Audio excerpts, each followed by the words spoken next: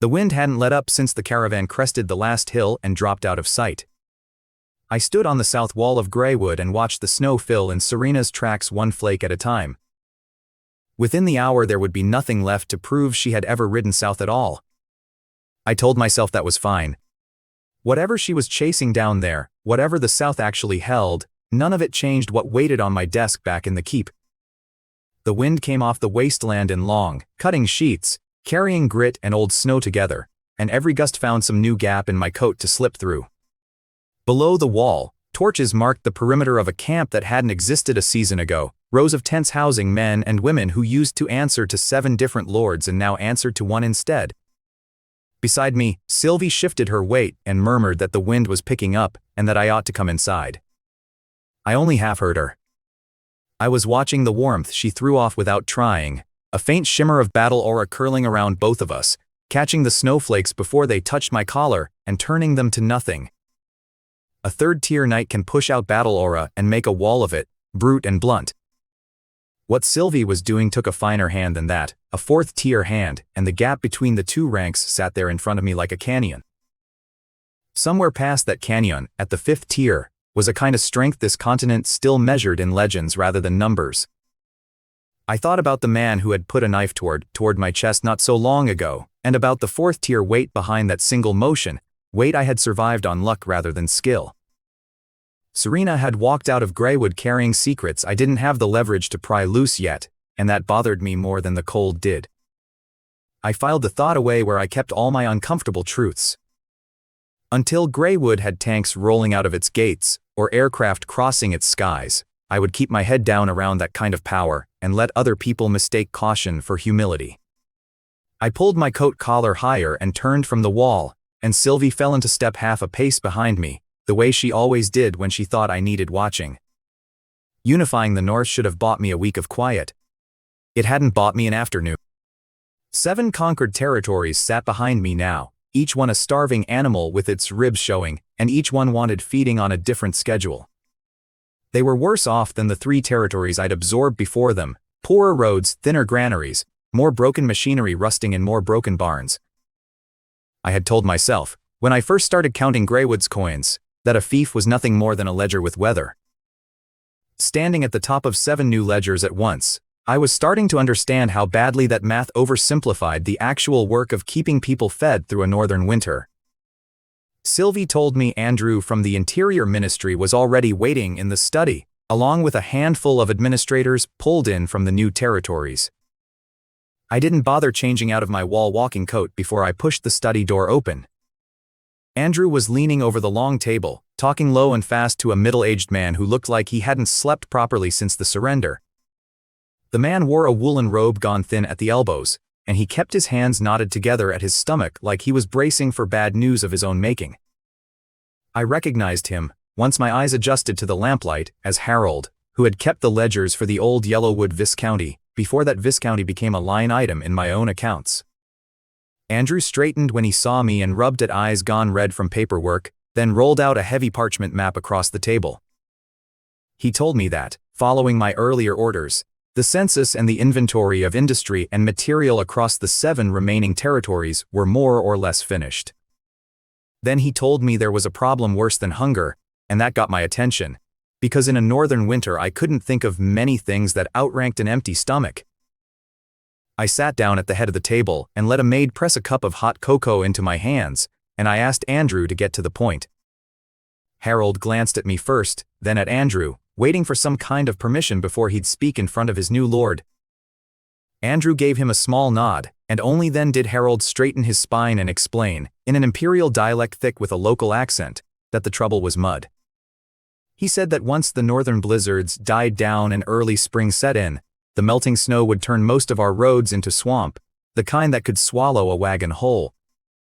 His finger traced a dotted line on the map that ran through Yellowwood Ridge, and he said that for decades every spring thaw had cut that district off from its neighbors for a month or more. He described black mud thick enough to bury a horse's legs to the knee, mud so heavy that even our best northern heavybreds couldn't drag an empty cart 10 miles through it. He added that he'd lost a brother that way once, not to the mud directly but to the fever that followed a week spent soaked through trying to free a stuck wagon, and his voice thinned out when he said it. Which meant, he said, that the grain and tools we had spent weeks carefully counting might as well not exist, because there would be no way to move them where they were needed. The room went quiet in that particular way rooms go quiet when everyone in it has remembered, all at once, how little control they actually have over the world. This was the compromise every civilization without paved roads eventually had to make with the ground under its feet. One bad season of mud could strangle an entire administration as effectively as an invading army. Harold kept his eyes on the map rather than on me, the posture of a man who had spent years reporting bad news to lords who punished the messenger rather than the weather. I made a private note to tell Andrew later that this particular clerk was worth keeping, mud and all, because a man who could name a disaster this precisely was a man worth having in a crisis. Andrew agreed with Harold and added, brow furrowed, that as Minister of Internal Affairs he knew exactly how good my cement was, better than most. He said the roads inside Greywood proper put the White Crystal Plaza in the capital to shame, and that they'd hold against spring thaw without a problem. The trouble, he said, his voice dropping into something heavier, was distance and speed rather than quality. He reminded me that our farthest holding, the old Blackrock Barony, now sat a full 180 miles from Greywood's gates. He listed the others in the flat tone of a man reciting from memory: Yellowwood Ridge, Ashford Hollow, Thornfield, 3 smaller holdings whose names I still hadn't fully learned, each one strung out along roads that turned to soup every spring without fail. If we relied on manpower alone, he said, men with shovels mixing limestone powder and clay and gravel by hand and hauling it bucket by bucket, it would take at least half a year to lay proper roads through all 7 territories. And if we pulled enough hands off the land to make that timeline work, he warned, spring planting would collapse, and a famine would follow close behind the mud. I took a sip of cocoa and let a laugh escape before I could stop it, low and short. I leaned back in my chair and looked at the two of them, Andrew wringing his hands and Harold looking like a man bracing for a lecture, and told them their arithmetic assumed we were still doing this with shovels. I asked Andrew who had told him we intended to mix cement by hand at all. The truth was that I'd been burned by this exact mud the spring before, and I don't repeat mistakes the ground has already taught me once. A man who's spent a previous life reading history books knows the oldest rule of empire building better than any noble on this continent: whoever wants to get rich builds the roads first. So I had made arrangements for this problem before I ever marched a soldier into those 7 territories. Andrew and Harold had no idea, and their faces showed it when I opened the drawer at my elbow and pulled out a finished engineering drawing, tossing it into the middle of the map without ceremony. The charcoal lines showed a strange marriage of wood and iron, something that belonged in no textbook either of them had ever read. A huge cylinder sat tilted on a 4-wheeled heavy carriage, its base wired into a gear train that locked straight onto the rear axle. Andrew leaned in, eyes narrowed with particular confusion of a smart man staring at something outside his training. To him it must have looked like an alchemist's failed experiment, all teeth and iron and no obvious purpose. I told him I called it an animal-powered gear-driven mixer truck, and I let the name sit there a moment before I explained it. I ran a finger along the gear trains sketched on the paper and reminded them both that Greywood already had solid gear-cutting capability, so there was no reason to waste human hands on work a machine could do instead. I explained that 4 northern heavybreeds would pull the carriage, and that the turning of its own wheels would drive the gears at its base, which in turn would spin the great drum riding on the bed at a steady pace. I told them the workers would only need to load cement clinker, sand, gravel, and water into that drum before the carriage ever left the yard. The ride itself, I said, the miles between the quarry and the roadbed, would do the mixing for free, better than any crew of men with shovels could manage. I told them the beauty of the design was that it charged nothing for its labor beyond hay and water, unlike every human alternative sitting in that room's projected budget. By the time the carriage reached its destination, the concrete inside would already be blended and ready, and all that remained was to open the gate at the back and let it pour straight onto the prepared bed. Sylvie, standing near the door where she always positioned herself in meetings like this, asked in a low voice whether the drum wouldn't crack open on rough ground before it ever reached its destination. I told her that was exactly why Copperhammer's crew had spent the better part of 2 months arguing over rivet spacing, and that if the thing survived its first month of actual road duty, it would survive the rest. Harold's mouth had come open somewhere in the middle of my explanation, and his breathing had gone quick and shallow. I watched him hunt for a flaw in the design, the way any man raised on hand labor would, some obvious reason it couldn't work. He didn't find one, and I could see the moment the gears fitting together on the page clicked into place behind his eyes as a closed loop with no weak seam in it. He asked, quietly, how long I had been carrying this drawing around before showing it to anyone, and I told him longer than he'd probably guess, because good tools take longer to plan than to build.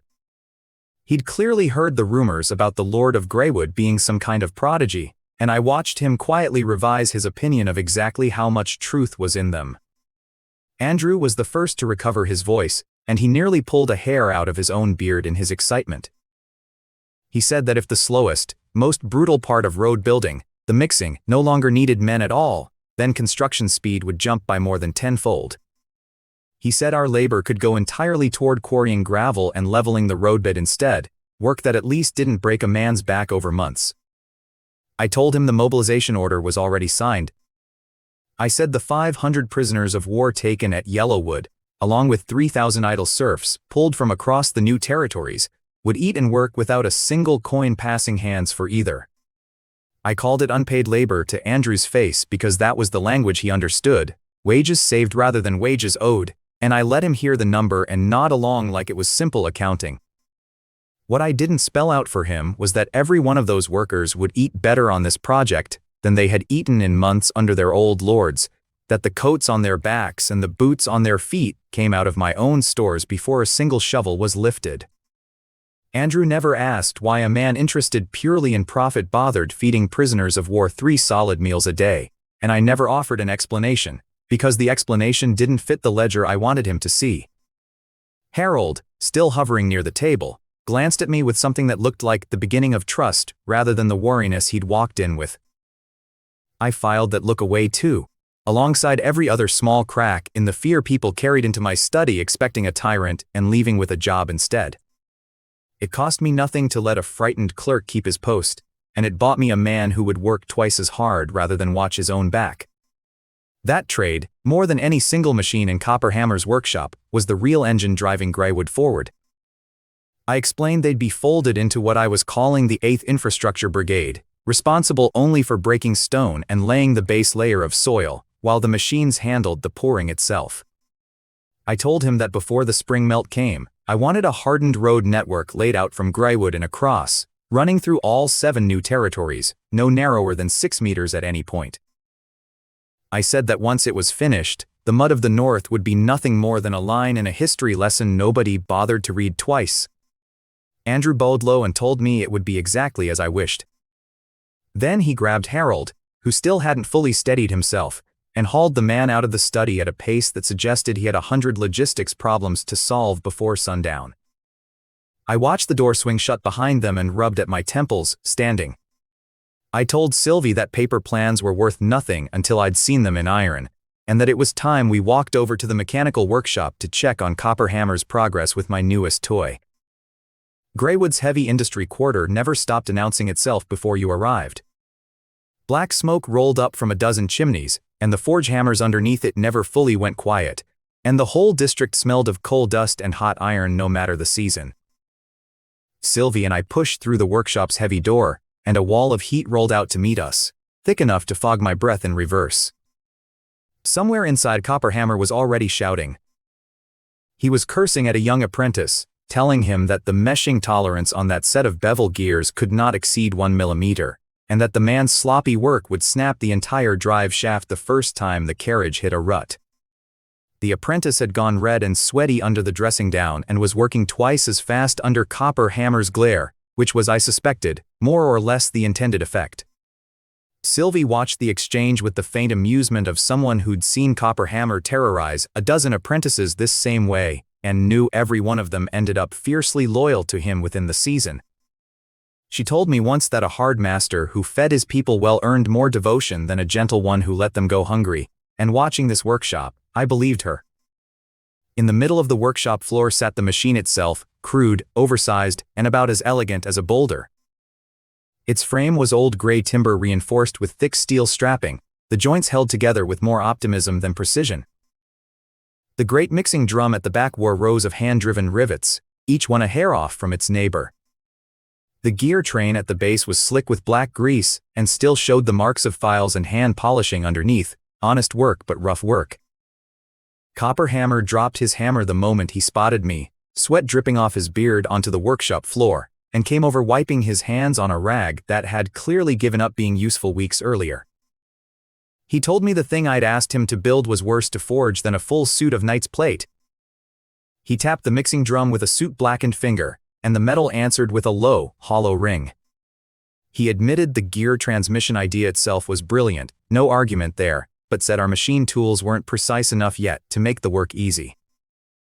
He said his crew had burned through nearly the entire remaining stock of high-carbon steel to keep the largest gears from shattering under a load measured in thousands of pounds. I stepped past him, not caring that the grease would ruin a pair of gloves worth more than most of his crew earned in a season, and turned the drive wheel myself. It answered with a grinding, tooth-on-tooth shriek, and the great cylinder above rocked, groaned, and turned half a revolution. Grease spattered across the front of my coat, and somewhere behind me Sylvie made a small sound that might have been a laugh she was trying to swallow. The resistance was heavy and the noise was ugly, but it moved, and that was the only thing I actually cared about. I told Copper Hammer he'd done well, and I meant it, and I asked him how many of these he could deliver in the first batch. He said that counting the prototype in front of us, he'd scraped together 20 units total. He said that number was the absolute limit of what his crew could manage working shifts around the clock. I told him 20 was enough to start. I said we'd send them straight to break open the transport line between Greywood proper and the new territories, and that once the roads were clear, the flow of goods back and forth would more than cover whatever steel we'd spent building them. Then something across the workshop caught my eye, a shape under a waterproof tarp in the corner too large to ignore. I asked whether that was the improved version of the crude steam engine I'd sketched out for him months earlier. He said it was, and scratched at the back of his neck before crossing over to pull the canvas free. He explained that his crew had followed my drawings and welded a bulky boiler onto a frame carrying several rows of heavy steel rollers. He admitted the thing was so bulky that beyond crawling forward at a snail's pace and flattening dirt underneath it, he couldn't think of a single other use for it. The boiler on its front end still ticked faintly as it cooled from its last test run, and the smell of scorched metal hung around it thicker than anywhere else in the workshop. Copper Hammer told me the boiler had cracked twice during testing before his crew learned how to reinforce the seams properly, and that the second crack had knocked one of his men flat on his back from 10 feet away. He said the man walked away with nothing worse than a ringing in his ears and a story he'd probably be telling for years, and I told Copper Hammer that was the kind of luck I wanted more of, not less. I asked whether that same worker had been compensated for the scare, and Copper Hammer admitted he'd given the man an extra week's wage out of his own foreman's stipend without waiting for my approval. I told him not to make a habit of paying for my mistakes out of his own pocket, and that from now on the workshop's hazard fund would cover exactly this kind of incident. Sylvie asked afterward, once Copper Hammer was out of earshot, when exactly I'd found time to set up a hazard fund for a workshop that hadn't existed a year ago. I told her that anticipating problems before they cost me good workers was cheaper, in the long run, than replacing them, and she let the answer pass without comment, though I caught the edge of a smile at the corner of her mouth. Copper Hammer looked briefly stunned that such a fund even existed, and I let him wonder, unanswered, how long I'd been planning for accidents his crew hadn't had yet. I looked up at the primitive steam roller, all exposed pipework and ugly welds, and my own expression slid into something closer to hunger than approval. I asked him whether pressing dirt flat was really all it was good for, because that was exactly the job I needed it to do. I told him he had 3 more days to finish adjustments, and that on the morning of the 3rd day, I wanted every machine we had, mixer trucks and roller both, driven out to the South Gate Square. I told him the old way of building roads in the north was about to be crushed under something with more iron in it than the whole Viscounty of Yellowwood had owned in a century. Copper Hammer thumped his own chest with a closed fist and told me he was proud to see this day arrive at all. 3 days later, before dawn, the road outside the south gate was already lined with people. 3,500 prisoners of war and conscripted serfs stood packed on both sides of the marked roadbed, dressed in coats and boots that were, notably, new rather than scavenged. I had ordered those coats issued myself weeks earlier, and told the quartermaster to bill it against road expenses rather than charity, because a workforce that lost fingers to frostbite in the first week was a workforce that cost me more in the long run than wool ever would.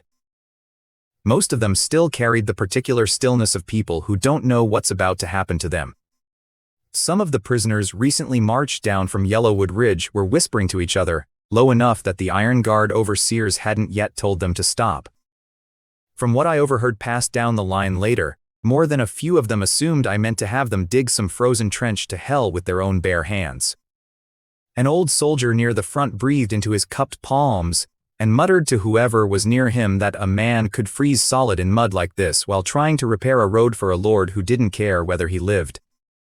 I noted, privately, that the fact he'd been fed and clothed and warmed for days beforehand hadn't done much to soften his opinion of me, and I decided that was fine, because I hadn't fed him for his opinion.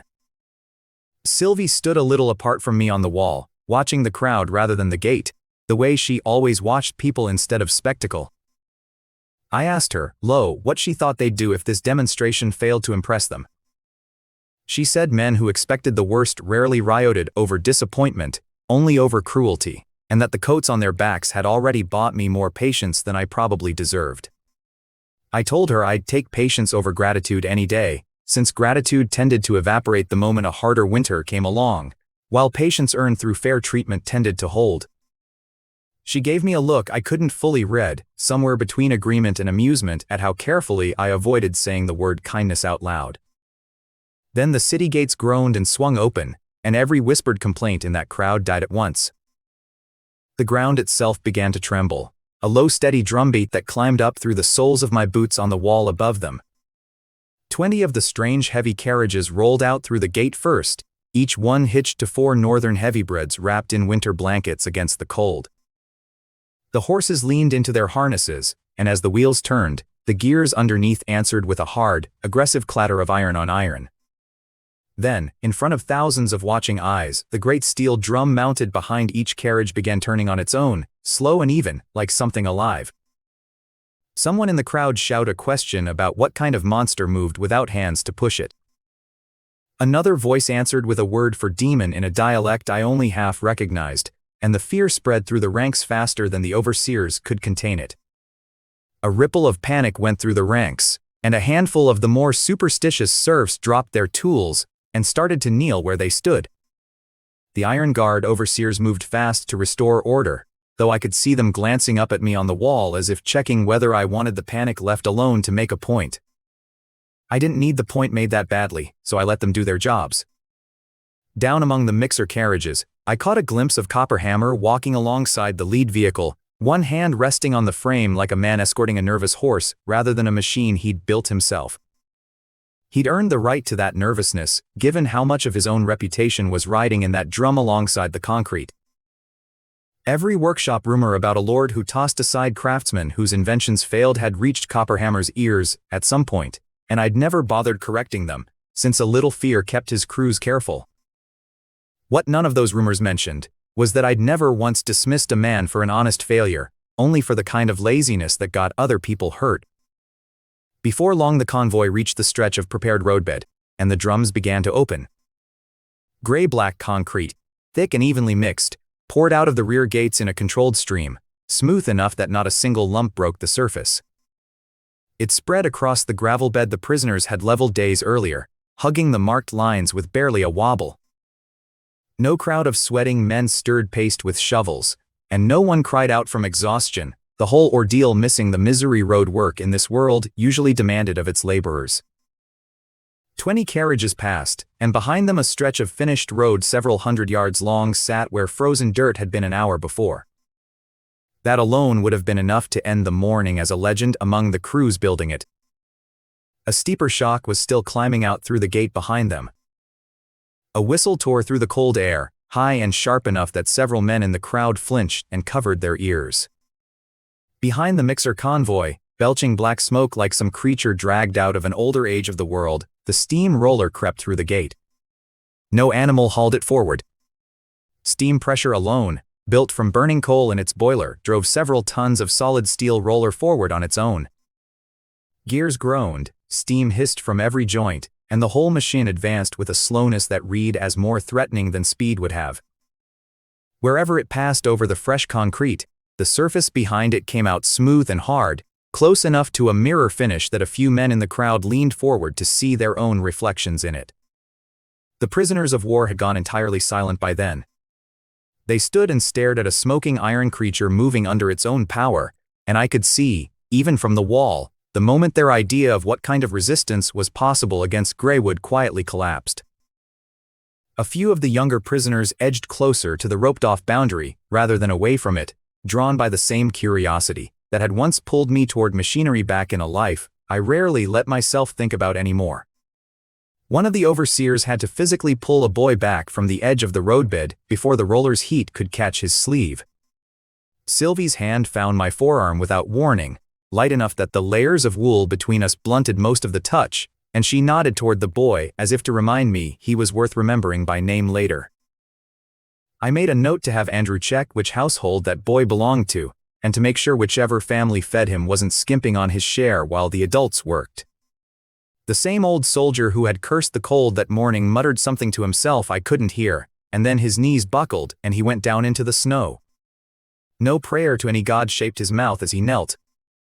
What I saw, even at that distance, looked like a man surrendering to something too large to fight.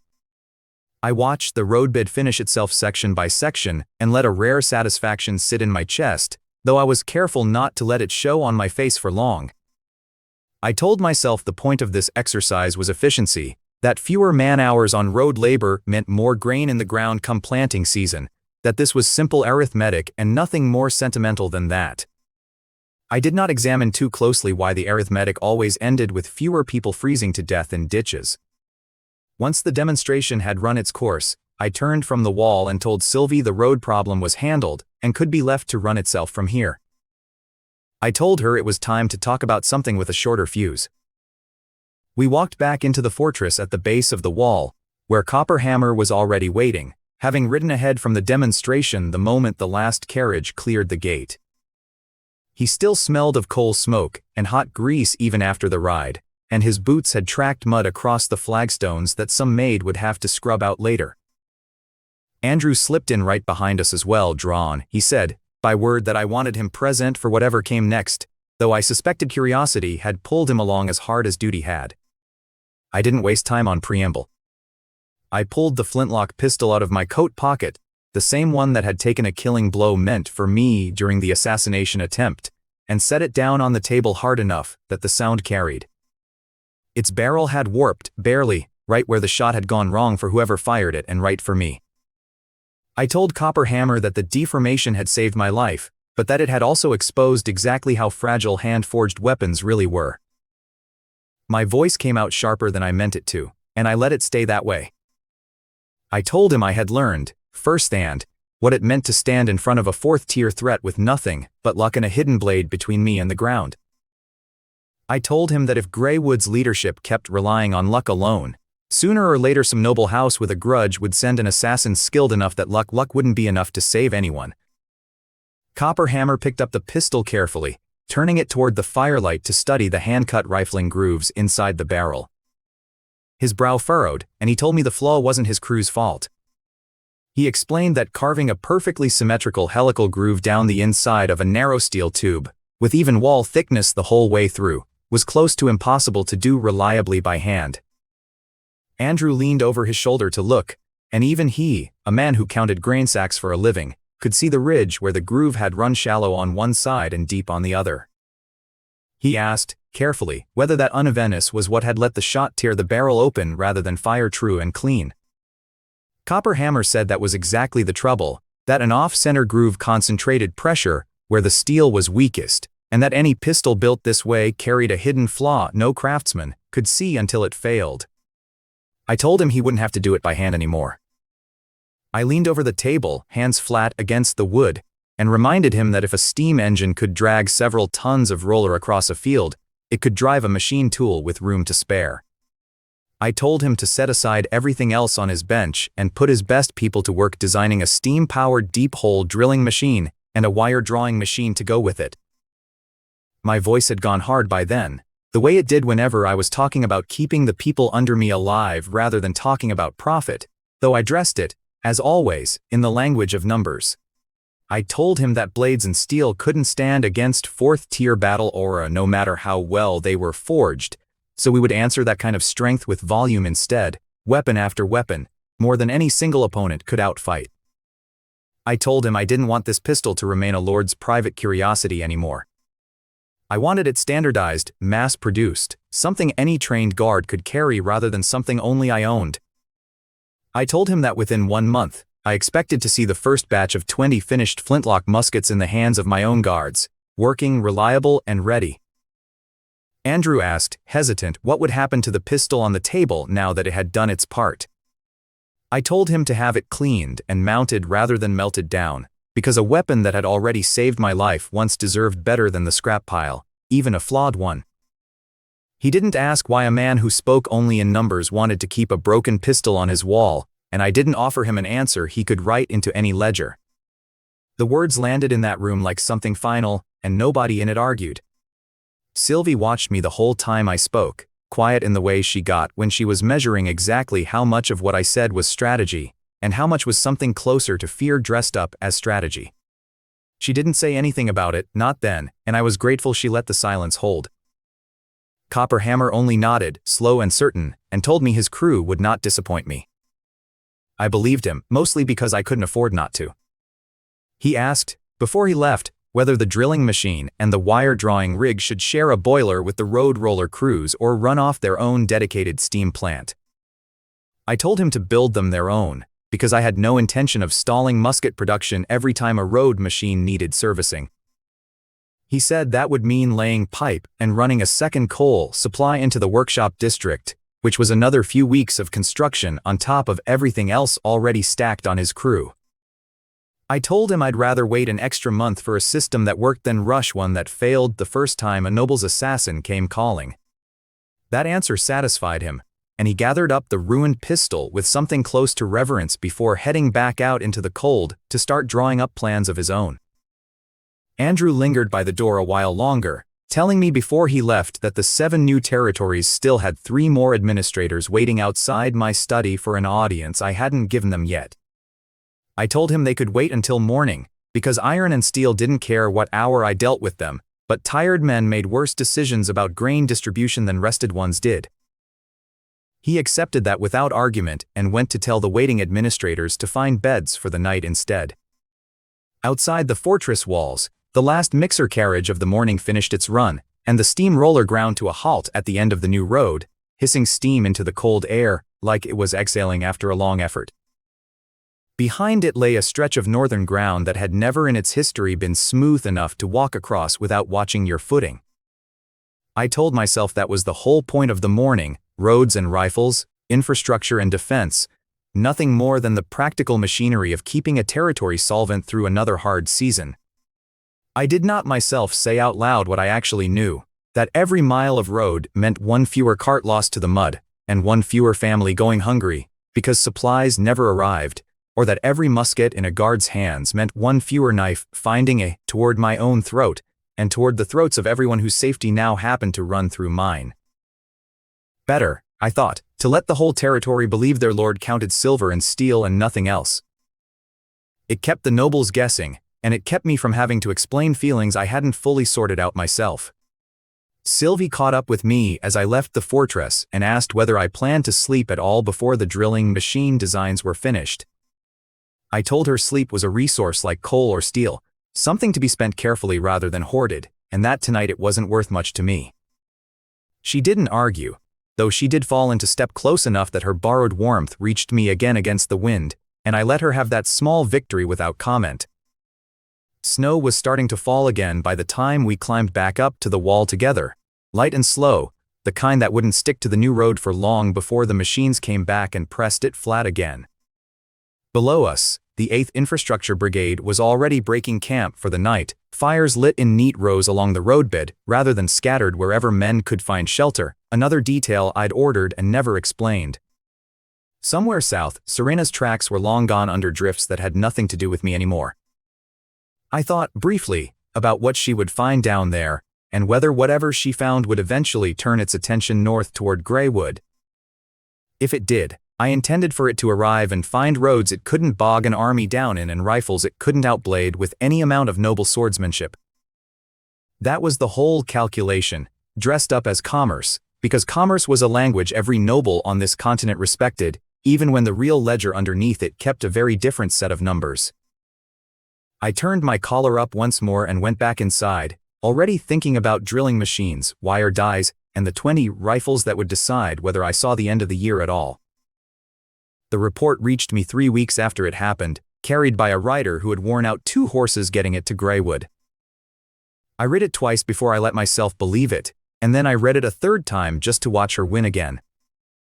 Even on the 3rd pass I caught myself checking the dates twice, as if the calendar might quietly change the outcome. Marcus is not a man given to embellishment, so when his sentences ran long I trusted every one of them. By the account Marcus wrote for me, the caravan had been crawling south for over a month by the time the snow gave way to rain. He said the mud on the trade road south of the capital swallowed wheels to the axle, and the 4 heavy carriages groaned like old men getting out of bed.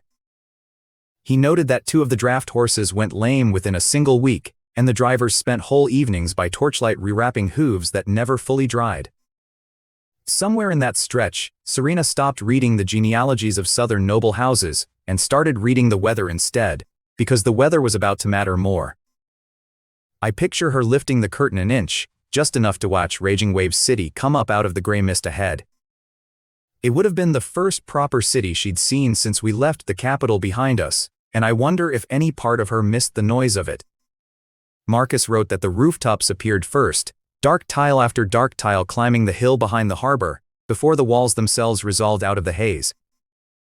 They call it the City of Gold and lies down there, and from what I heard afterward, both halves of that name turned out to be accurate.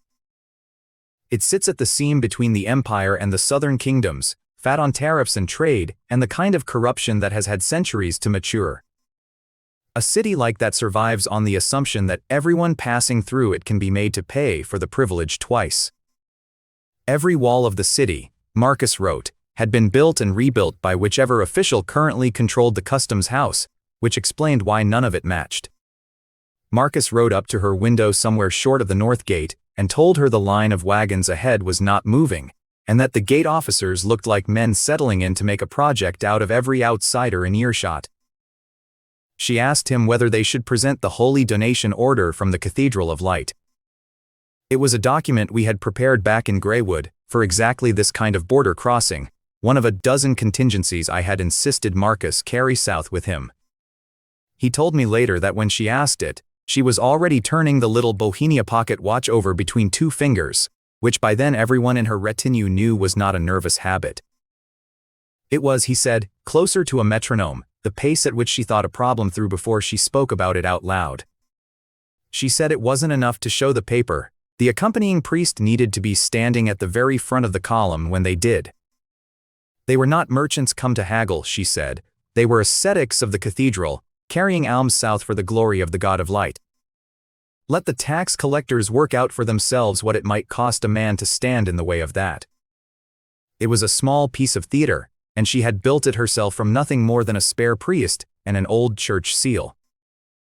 Marcus admitted in his report that he had not thought of the priest's placement himself, and that it embarrassed him a little, how obvious it seemed once she'd said it.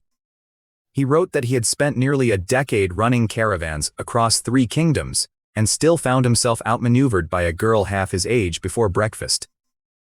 The caravan rolled up to the gate in the rain not long after, and from what Marcus described, the guards there had the look of men who enjoyed their small authority more than they should have. Rain cloaks, short iron-tipped clubs at their belts, and voices raised well before anyone had done anything to earn it. Marcus wrote that the queue of wagons stretched back nearly to the tree line, everyone soaked through and waiting on the mood of a handful of bored guards.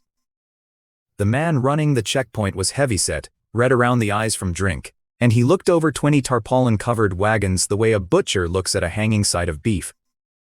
He announced a 30% tax on all foreign goods entering the city, and then, almost as an afterthought, a further 5 silver coins per wagon for supposed damage to the road stones. That second charge was invented on the spot, and everyone standing in the rain knew it.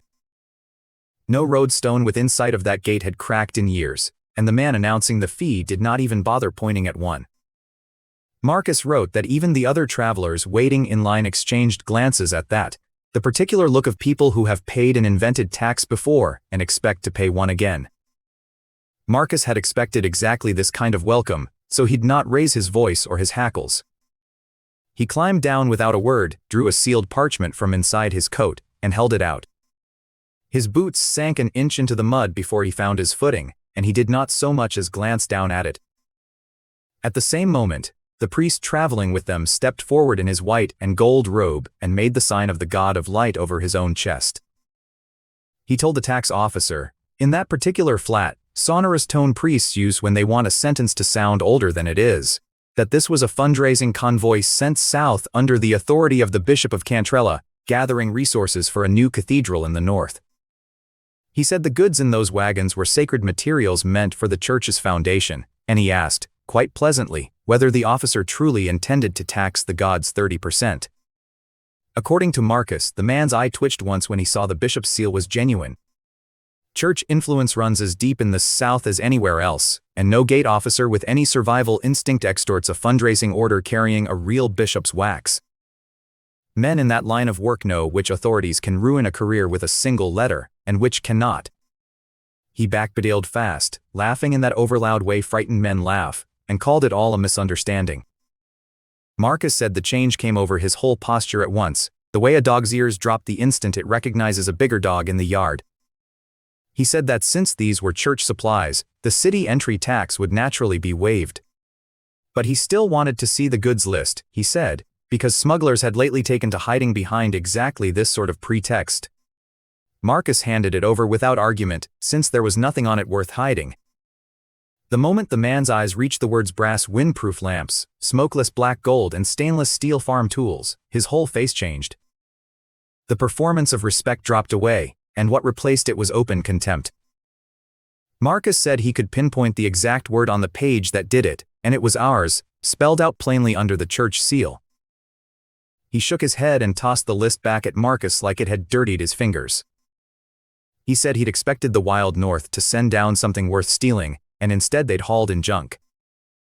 Then he turned to play to his own men, the way small officials do when they've found someone weaker to entertain the crowd at. He told them that a few months back, this cargo might have fetched a decent price on the inner city's black market. Not anymore, he said, and he made a show of laughing at the idea. The other guards obliged him with laughter of their own, though Marcus noted a couple of them looked more tired than amused. He pointed at the tarpaulins and told them the whole southern market was already drowning in second-hand goods shipped down from the capital, plus cheap imitations turned out by backstreet workshops. He said the so-called windproof lamps flooding the south leaked so badly they'd set a man's trousers on fire, and that the honeycomb fuel bricks choked worse than rotten firewood. He asked, loud enough for the whole gate to hear, whether they seriously thought they could sell that garbage to sharp southern merchants. Marcus told me he kept his expression flat through all of it, mostly because he had already guessed what was coming and did not want to spoil the moment early. His men laughed along with him on cue, the way subordinates always laugh at a superior's joke whether or not it deserves it. Reading that part of the report, I felt something cold settle in my chest, because I understood immediately what it meant. It meant the counterfeits had gotten there first. Someone had used our name as a shortcut to sell garbage, and it cost me nothing to be furious about that from 3 weeks and 1,000 miles away. Middlemen out of the capital, backed by the Golden Lion Duke's people, had been dumping inferior copies of our lamps and our fuel bricks across the southern market for months, and every one of those copies had failed exactly the way real garbage fails. By the time Serena's caravan reached the gate, the name of Greywood's own inventions had already been spent by liars pretending to be us. We had built the North's reputation one honest sale at a time, and someone in the South had spent it in a matter of weeks on cheap brass and worse fuel. It is a strange kind of theft, having your reputation stolen before your goods even arrive to defend it. Marcus wrote that he and the guild deacons traveling with them went pale hearing it, because they understood the shape of the problem as clearly as I did reading about it after the fact. In the mind of every southern buyer, our windproof lamp had quietly become a synonym for overpriced and unreliable. Rebuilding a name after that kind of poisoning usually takes years and an unreasonable amount of coins spent on nothing but persuasion. The tax officer was already waving the wagons through, more interested in watching them fail in the city than in delaying them further, when the carriage door opened. A hand in a black velvet glove pushed it wide, and Serena stepped down onto the mud using the fold-out step, unbothered by the rain or the filth underfoot. Marcus said her bearing did something to the crowd before she'd spoken a single word, the kind of stillness that comes over a rowdy gate when someone walks into it who has clearly never once doubted her own authority. Even the drunk officer stopped mid-laugh, he wrote, the way a man stops when he senses, without knowing why, that the joke has stopped being safe. She told the tax officer he was entirely right. She said the goods circulating in his market really were disgusting garbage. She agreed with him so readily that Marcus said the officer looked briefly relieved, as if the argument were already over and he had won it. Then she said that was only because the good people of the South had never once seen the genuine article. It was a small courtesy, letting him agree with her before she took the ground out from under him. She turned to Marcus and snapped her fingers, and told him to light it. I want to be honest about how I felt reading that line, because I built that lamp's design in my head long before any of them ever held one. I felt something closer to pride than I usually let myself feel about anything, and I am not in the habit of admitting that even to myself. I told myself afterward it was pride in the product line and nothing more, which even I did not fully believe while writing it down. Marcus, by his own account, did not hesitate for a second. He pulled a brand new brass windproof lamp from a crate in the lead wagon, and he told me it was a better piece of work than the prototype I'd sent south with the first shipment, because Greywood's workshops never really stop improving a design once it leaves my desk. He made no effort to shelter it from the weather. Every other lamp merchant at that gate would have cupped a hand around a flame out of pure instinct, and Marcus deliberately did the opposite. He unlatched the glass shield, struck a match against the damp air, and touched it to a wick soaked in the refined kerosene our chemists had spent a season perfecting. He closed the glass cover with one clean motion, and the flame inside steadied into a bright, even orange glow, right there in the open rain. The light fell across the tax officer's face, and Marcus said the man's sneer came apart all at once. It came apart the way wet paper comes apart, without any single moment you could point to as the cause. He held the lamp out and shook it, deliberately, hard, into the wind and the falling rain. No oil leaked from the seams. The flame did not gutter or die when the wind caught it. No black smoke poured out to sting anyone's eyes. It burned the way I had designed it to burn a full year earlier, in a workshop 3,000 miles north of that gate, on a night I barely remember now. The brass joints held tight everywhere a joint could fail, and the glass threw the light evenly in every direction, bright enough that it lit the astonishment on the officer's own face for everyone around him to see. He stammered that it wasn't possible, took a half step forward like his legs had moved before his mind agreed to it. He'd seen the Golden Lion Duke's counterfeits plenty of times, and every one of them did the same thing in weather like this, the flame leaping and thrashing in a strong gust, burning fuel twice as fast, sometimes cracking the glass outright. Marcus wrote that a few of the other travelers waiting behind them in line had drifted closer without meaning to, drawn by the light the way people are always drawn to something working properly. Serena watched him with what Marcus described as a small, unhurried, almost pitying smile. She told him that a true beacon was the kind of lamp that guided patrol men through a blizzard on the northern border, not a toy that failed the first time the wind picked up. She said what he'd been buying at inflated prices was nothing but clumsy forgeries out of the capital, or else the discarded rejects our own factory had already thrown out. Marcus wrote that the man's face went through several colors trying to decide which insult to be angrier about. She did not wait for an answer. There was nothing left for him to say, and she knew it before he did. She climbed back into the carriage and left him standing there in the rain holding the lamp, and her only further word to Marcus was an instruction to take them into the city, to the White Gull Tavern, where their rooms were already booked.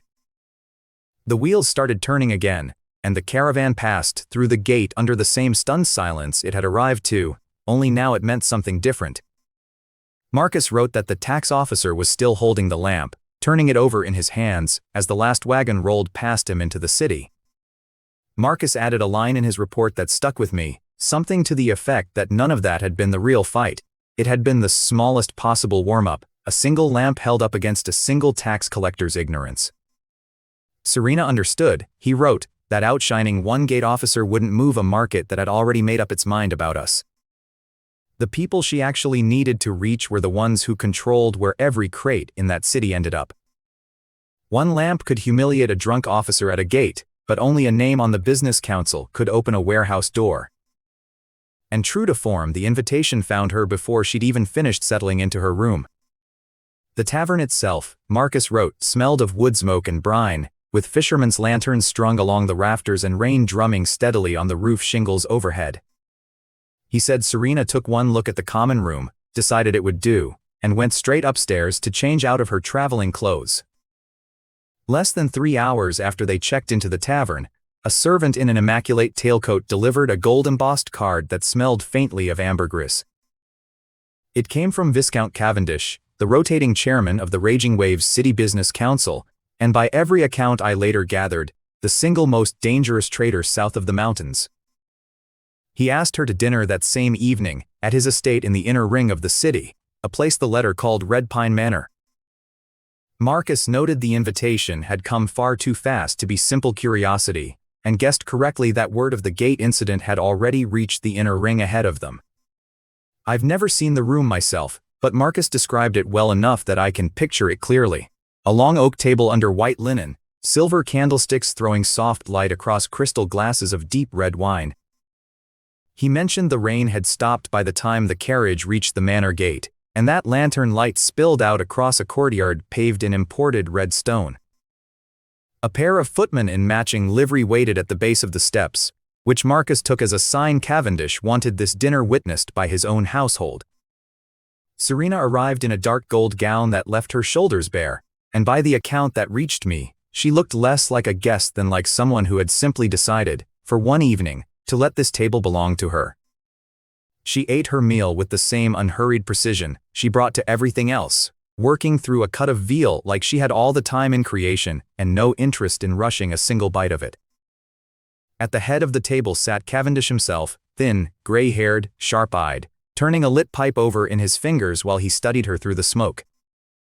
His fingers, Marcus wrote, carried the particular restlessness of a man who has spent decades reading opponents across a table for a living. He was studying, I imagine, a girl the capital had already written off, the disgraced second daughter of a fallen baron's house, come south with a wagon of goods nobody wanted. He told her he'd never expected the head of the Nightingale Merchant Guild, however that name was regarded in the capital's drawing rooms, to lower herself to visit a quiet water town like his. He said it in that rolling, ornamented southern style where every compliment is really a small, polite insult. I have met 100 merchants who talk that way, and every one of them thinks the flourish disguises the knife underneath it. He mentioned that the gate guards had told him about the windproof lamps and the new fuel she'd brought down. News in a city that size apparently traveled faster than the carriage that carried it. He said that 2 months earlier, he would have bought her entire stock at the highest possible ceremony, and he made a show of sighing over how unfortunate the timing was.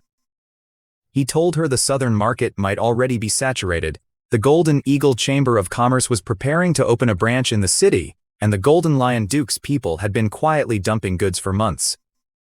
He said that even out of respect for whatever remained of the Bohemia family's old reputation, the best he could offer was a token purchase at 30% of the price her goods would fetch in the capital.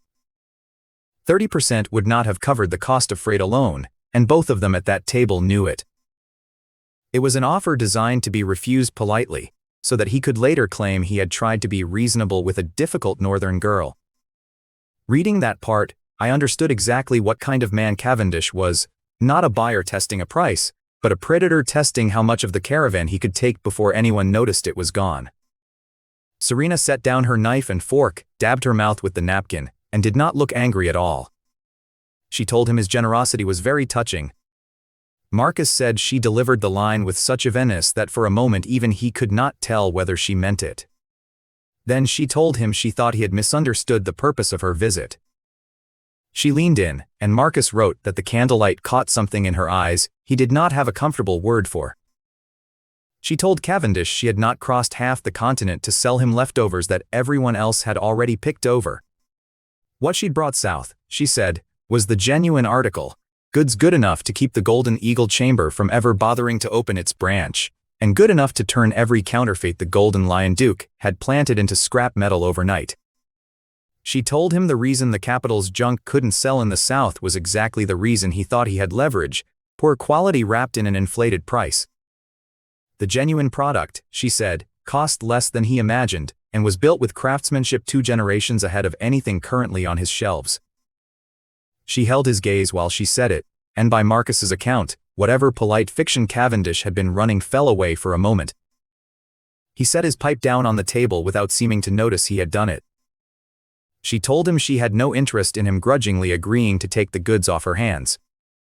What she wanted, she said, was control of the 3 duty-free warehouses in Raging Wave City, along with access to his distribution channels. In exchange, she offered him an exclusive supply line at a price 10% above what the goods sold for wholesale in the capital. Cavendish's practiced smile went still on his face. The pipe in his hand stopped moving. For the length of several breaths, neither of them spoke, and Marcus said the servants along the wall seemed to have forgotten how to move as well.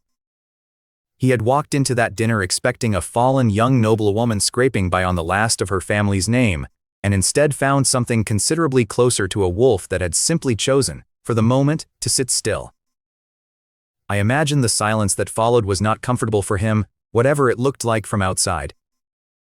He crushed out the rest of his pipe in the silver ashtray, harder than the gesture needed.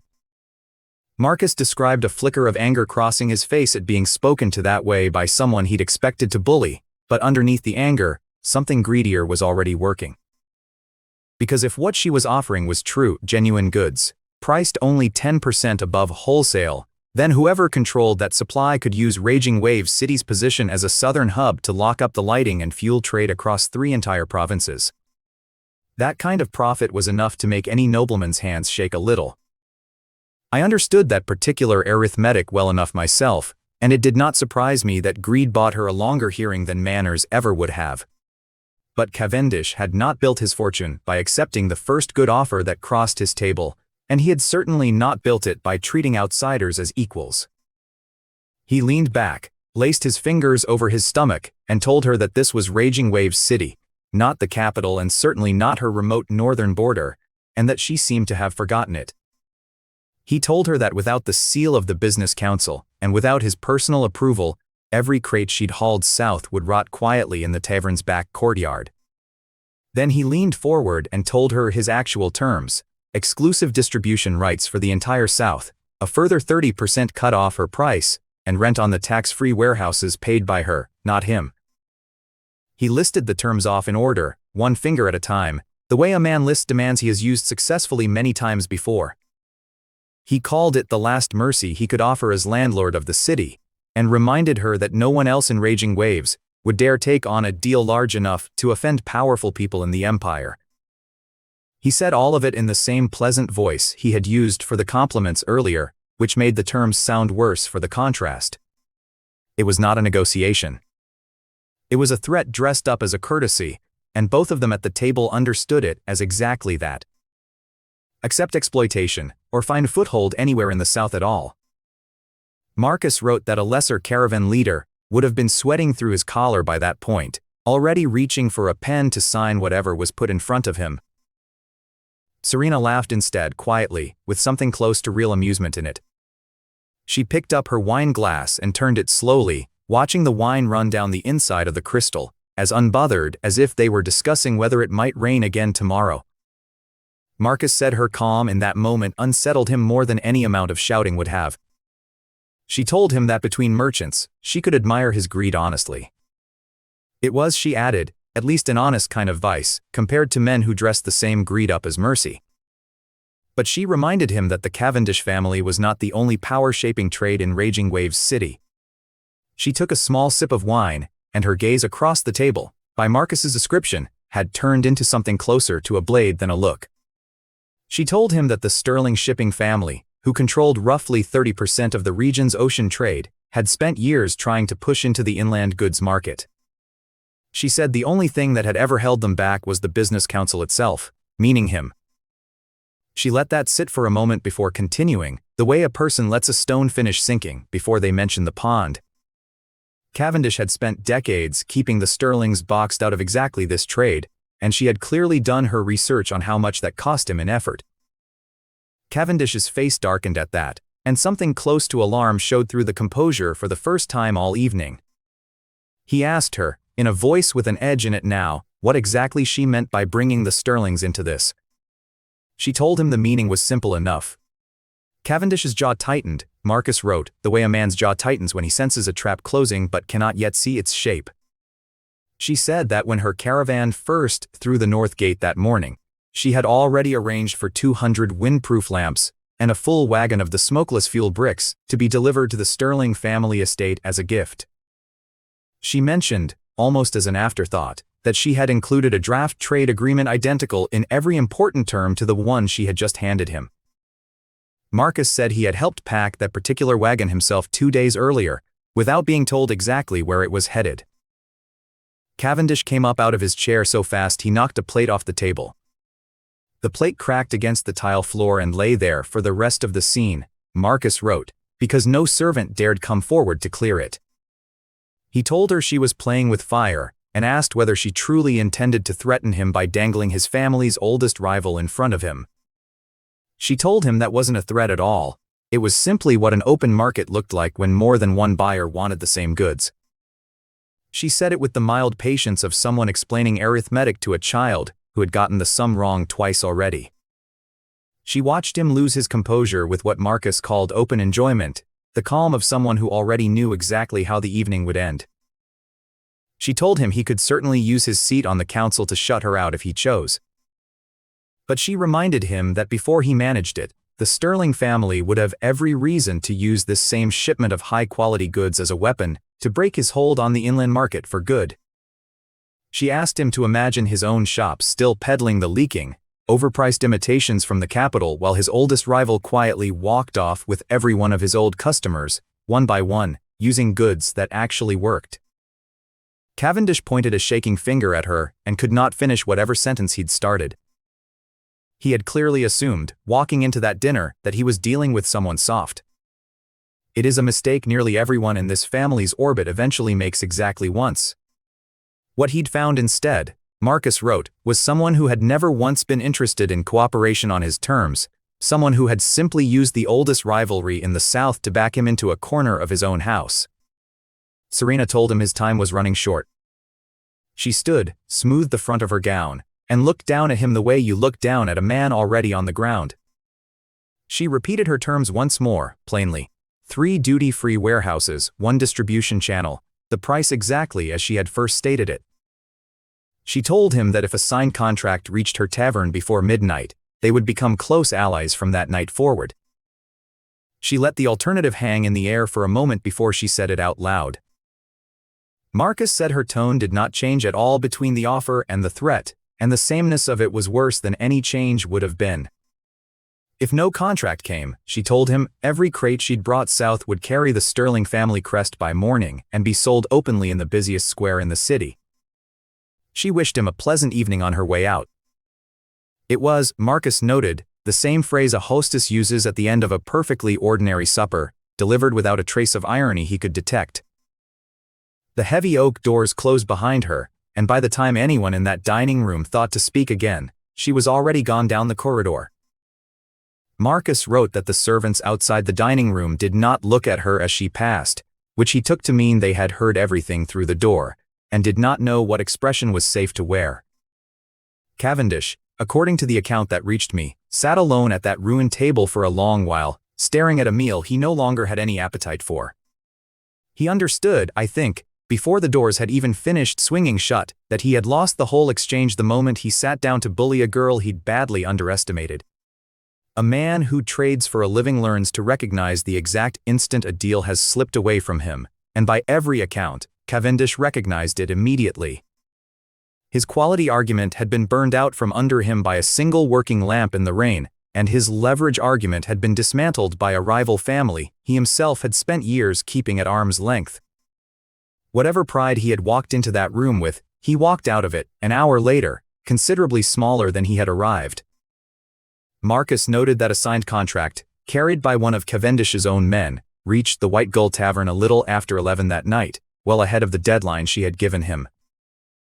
He wrote that the seal on the envelope was still warm when it arrived, which told him Cavendish had not slept on the decision at all. Reading Marcus's account by lamplight in my own study, months of road and rumor away from all of it, I found myself almost laughing out loud at my desk. The candle on my desk had burned down to a stub by the time I finished the last page, and I sat there a while longer without lighting a new one. I keep telling myself that Greywood succeeds because I price things correctly and let ledgers do the talking. It is a comfortable story, and mostly true, though it leaves out how much of our success depends on people who are willing to walk into a room and bet on themselves. But watching my sister take apart a Southern trade lord using nothing but one lamp, one letter to his enemy, and the simple fact that our workshops build things that actually work, I had to admit the family talent for making people feel expensive mistakes in real time clearly did not stop with me. Marcus's first dispatch out of Raging Waves City reached Greywood folded inside a shipment manifest, as if the clerk who copied it into our ledgers thought a report about poison belonged next to a column of numbers. It took me a moment to separate the two threads, the mundane and the murderous, before I understood I was reading a war disguised as an invoice. I read it that way anyhow, sandwiched between crate counts, because that was how Serena's world worked down south. I remember setting my pen down before I got to the second page, because some part of me already knew this was not going to read like an ordinary status update. The dull knock of the midnight bells over Raging Waves had barely faded, the account said, when Viscount Cavendish's own butler showed up soaked at Serena's door with a contract bearing the Commercial Council's gilded seal.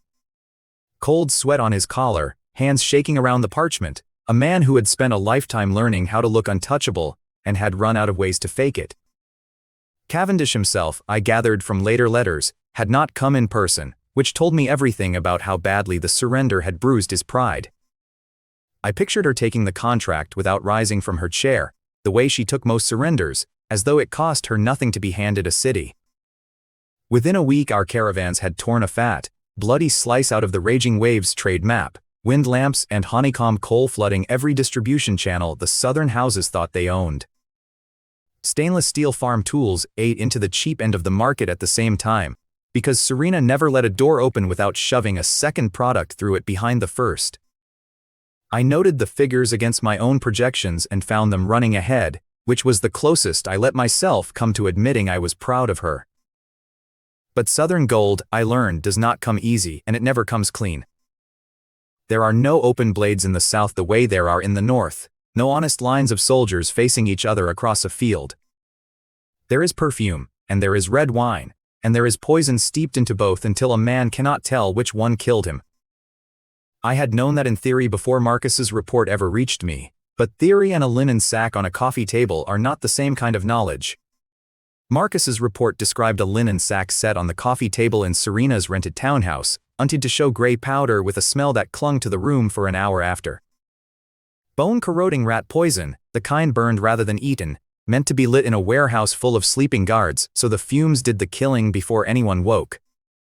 It had been hidden in the haystacks outside our third duty-free warehouse on the south side of the city, and it was only found because the Iron Guard scouts assigned there had learned, under Serena, never to trust a haystack that smelled wrong.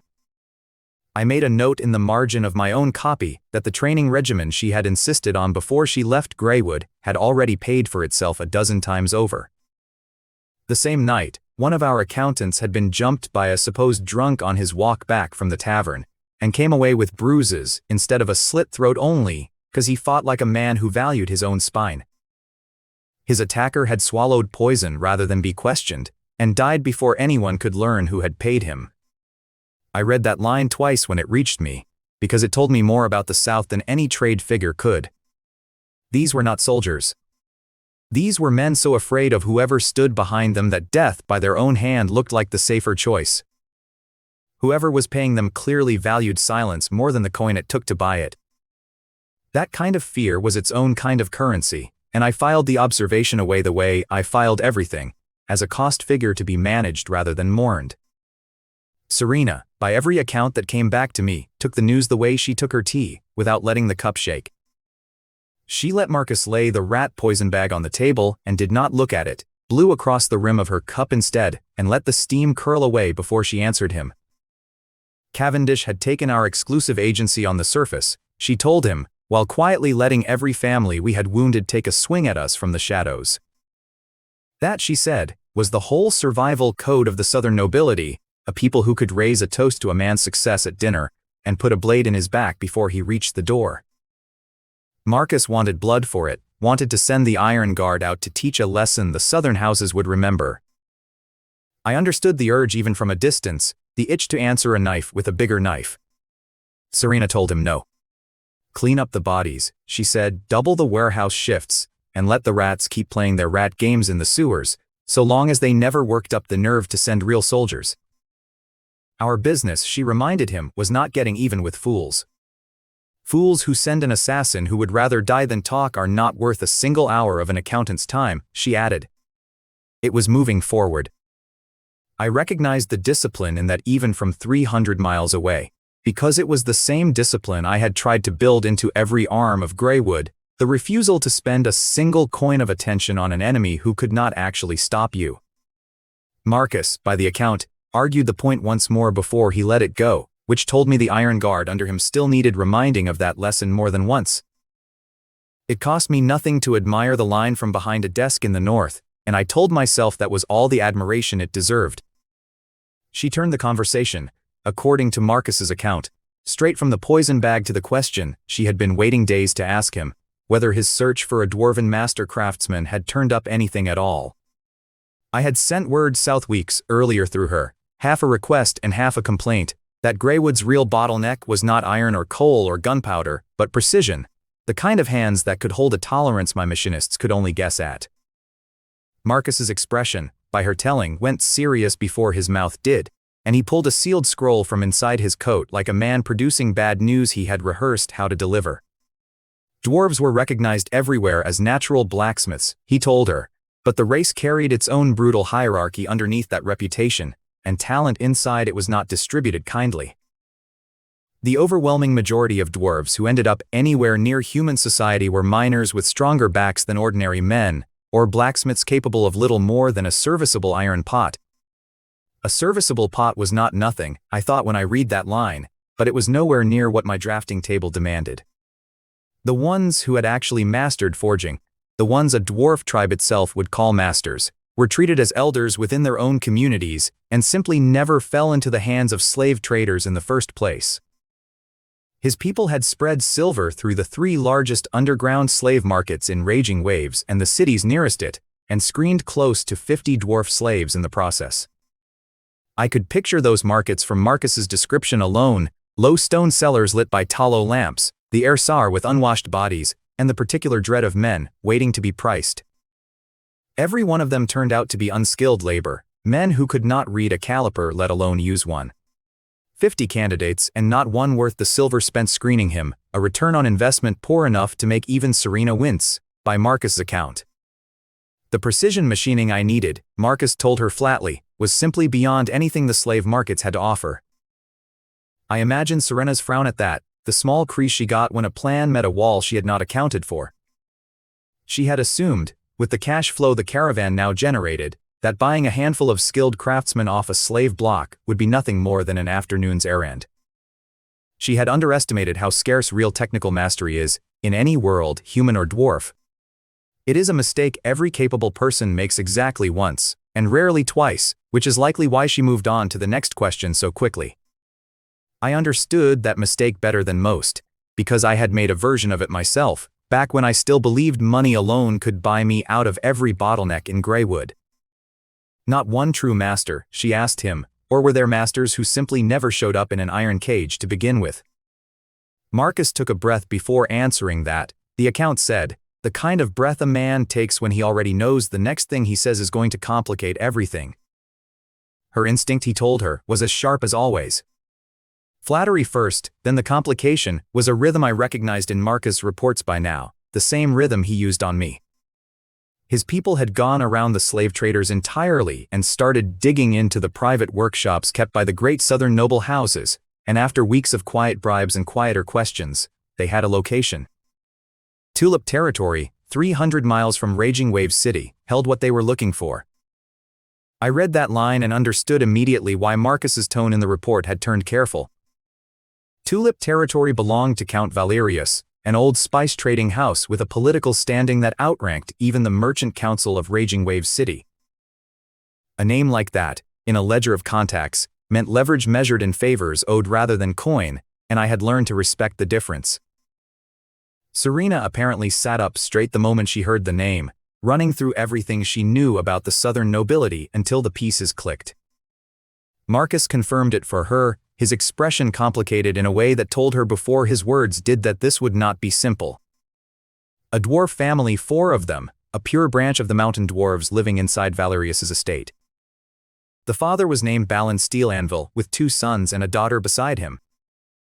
I turned that name over more than once while reading, the way a man turns over a coin he suspects might be worth more than its stamp suggests. Their informant inside the manor, a servant they had spent months cultivating, swore that old Balin had once held a seat among the chief grandmasters of his tribe, one of the keepers responsible for maintaining the ancient rune work that dwarven smithing still leaned on. The word grandmaster did something to Serena, by every telling I got of it, lit something behind her eyes that no amount of gold ever had. I understood the feeling even secondhand, because a name like that was exactly what my blueprints had been screaming for since the day I sketched my first cylinder bore and realized no human hand in Greywood could cut it to tolerance. A living, breathing precision instrument, the kind no lathe I had built yet could match, sitting 300 miles south of a city we already controlled. It was, I thought when I read it, the single most valuable line item Marcus had sent north in months, and I did not care that it could not yet be entered into any ledger. She asked Marcus their price without a pause, assuming, reasonably enough, that a slave bought for a fortune could be bought again for a bigger one. Prepare a gift worthy of account, she told him, because she intended to visit Valerius herself, and she would pay whatever he asked, coin or shares or anything else that moved him, to bring those 4 dwarves north. Marcus's answer, when it came, arrived with a wry twist to it that even survived translation into a written report. I could almost hear the pause he must have taken before he delivered it, the pause of a man softening a blow he knew was coming. That was the difficult part, he told her. They were not slaves at all. Serena's surprise, I was told, showed on her face before she could smooth it away, a rare enough thing that Marcus thought it worth writing down. Even Marcus, who had watched her negotiate half the merchant houses of the South into submission, apparently found that expression worth remarking on. Not slaves, she repeated, then what were they, inside a human lord's own territory? Honored guests, Marcus told her, or more precisely the Count's most valued advisors. Valerius, he explained, was nothing like the ordinary run of southern aristocrats. He had studied at the Imperial Academy as a young man, and had grown into an enlightened collector, the kind of nobleman whose passion for fine and rare things bordered on obsession. A collector of that stripe is a peculiar kind of adversary, generous with what he loves and ruthless about keeping it. 10 years earlier, the Balin family had been driven out of their tribe by an internal power struggle, and were close to starving in a southern swamp when Valerius found them and took them in. He had not chained them, Marcus's informant reported, and had not confiscated a single one of their forging hammers. Instead, he had built them a private smithy behind his own manor, the finest one in the South by local report, stocked with the richest rye beer and more roasted meat than 4 men could eat. The dwarves kept their full personal freedom inside his walls. No locks on their smithy door, according to the informant, and no guard posted who was not there for the dwarves' own protection rather than to keep them in. All Valerius asked in return was the occasional fine weapon for his household guard, or some clever trinket he could show off at his salons, and in exchange the family lived better than most human barons in the region. It was, by any fair reckoning, an arrangement most men would call generous rather than exploitative. Marcus's report said Serena went quiet for a long stretch after hearing that, the longest silence he had recorded from her in weeks. It was further from what she had expected than anything else in the whole search. If the dwarves had been suffering under a cruel master, she had a dozen ways to pull them free, with coin or with force, and she would have already been drafting which one to use. But they were not suffering at all. That single fact, I thought when I finally read this far, was worth more strategic weight than every other line in the dispatch combined. They were the honored guests of a shrewd, generous count who had saved their lives once already, and had never once given them a reason to leave. They had food, drink, respect, and safety, so what possible argument could pull them out of that comfort and drag them to a hard northern frontier to hammer iron in the cold? Greywood, by comparison, offered coal smoke, iron dust, and a climate that turned unkind for half the year, hardly a persuasive trade on paper. Trying to buy a craftsman who already has everything, she is said to have murmured to the rain outside the window, was close to the most foolish plan a person could attempt. Valerius was not short on money and would never sell his finest collection, let alone the family he had personally rescued, for a stack of gold coins from a stranger. Outright kidnapping was worse than foolish, she told Marcus, because it would amount to declaring war on the whole of Tulip territory. A war fought to steal a blacksmith was the kind of arithmetic that only ever looked good on paper, written by someone who had never paid for a war. My reputation for military strength meant something down there by then, she reasoned, but Greywood could not afford to make an enemy of a count before our southern trade routes had even finished setting their roots. Marcus asked, carefully by his own account, whether they ought to give up the search and look for some other dwarven line instead. I could picture exactly the look that crossed her face at the word give up, because I had seen its twin on my own reflection more than once. It is a family trait, apparently, one neither of us ever bothered to name until we saw it staring back from the other's face. She told him the word did not exist in her dictionary. Every person alive, she said, carried some bargaining chip they could not refuse, whether or not they knew it themselves. It was a philosophy I recognized as my own, handed back to me second-hand through someone else's letter, which is a strange thing to feel proud of. Gold and status had failed, so the only path left was to work out what these dwarves actually cared about, underneath the beer and the comfort and the respect. That search took her days rather than hours. A strange metal object arrived at her rented room not long after, delivered under enough secrecy that Marcus's report devoted a full paragraph to how it had been obtained. It was a piece meant for Count Valerius's own noble art salon the following month, the newest showpiece he intended to unveil to the assembled southern gentry. Borrowing a count's centerpiece without his knowledge was the kind of risk that could unravel every relationship we had built south of the border if it went wrong. Marcus had borrowed it, at considerable expense and greater risk, from the estate's steward for a handful of days, on the understanding that it would be returned before anyone noticed the gap on its display stand. It was a repeating crossbow, and by every description that reached me it was a repeating crossbow, like nothing built in this world before the dwarves touched it. Serena, according to the account, put on velvet gloves before she would even lay a hand on it, set it down on velvet cloth across her desk, lit 3 windproof lamps around it, and picked up a monocular glass to examine it the way I would examine a rifled barrel fresh off the lathe. The craftsmanship, I was told, was close to unbelievable. The metal body had been polished to a mirror finish without a single flaw visible to the naked eye. Even the rivets along the stock had been set flush enough that a fingertip could not find the seam, which is the kind of detail only another craftsman notices at all. The internal gear train responsible for winding the mechanism meshed with a precision that would have made my machinists weep with envy. I read that particular sentence 3 times, because a compliment like that, coming from Marcus, was not a thing he handed out cheaply. When she plucked the suspended bowstring, the report said, the gears turned with a sound as clean and musical as a well-tuned instrument, not a trace of hesitation or dry friction anywhere in the motion. Marcus, standing beside her, could not stop himself from admiring it aloud, calling it the work of a grandmaster, wondering what Greywood could accomplish if we ever owned forging skill like that. It is a fair thing to wonder, and I confess I wondered it too, reading his account by lamplight with my own half-finished sketches spread across the desk. Serena agreed with him on the craftsmanship, the account said, but her tone carried none of his wonder. What she carried instead, Marcus wrote, was something closer to regret laced with disbelief. She told him to look past the polish and study the actual design of the thing. A hand crossbow that took a master craftsman more than half a month to finish, she asked him, and did he honestly believe it hit harder or faster than the mass-produced repeating steel crossbows our own Iron Guard carried by the hundred? Marcus paused at that, by his own admission, and set the two side by side in his mind before he understood what she meant. It was a fair question and one I would have asked myself, given the chance to hold the thing. For all its beauty, the dwarven crossbow still fired on the oldest principle there was, string tension and nothing more, dressed up in more moving parts than the job required. The gear assembly had been made needlessly elaborate, and gold ornamentation had been layered onto it that did nothing for its function and everything for its price, until the whole weapon weighed far more than it should have for what it did. Let one grain of sand find its way into those fine gears on a muddy battlefield, she told him, and the masterpiece would jam solid and become scrap in a soldier's hands at the worst possible moment. A weapon that could not survive its own mud was not a weapon at all in my book, only an expensive way to die on schedule.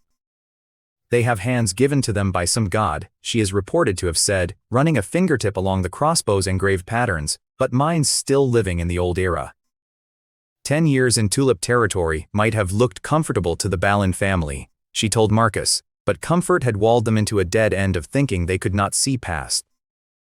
Valerius was a good employer by any southern measure, she granted, but he remained, underneath the art collecting and the fine manners, an entirely conventional nobleman. A good employer with a narrow imagination will still starve a great mind, she added, just more comfortably than a cruel one would. Every problem he had ever set in front of his dwarves amounted to a sharper sword, a more ornate suit of armor, or an exquisite, useless toy exactly like the one on her desk. She thought, by her own account relayed through Marcus, of the sketches she had watched me pin to the workshop walls in Greywood Town. Ugly iron monsters that vented black smoke and yet could lift thousands of pounds of steel on nothing but pressure and coal. Metal tubes that used the violence of burning powder to hurl a shaped bullet clean through a plate of steel that no sword could scratch. Those sketches had cost me sleepless nights and burned candles I never bothered to count, and reading them described secondhand through Marcus's pen felt strange, like watching my own reflection walk into someone else's room. Set against that scale of ambition, against a vision built for an age of engines and rifling, what Balin's steel anvil was doing behind Valerius's manor looked to her like carving a delicate flower from clay in the bottom of a cramped ditch. It was not a step forward at all, she thought. It was the whole difference between refining a craft that had already found its ceiling and breaking through into something the craft had never imagined existed.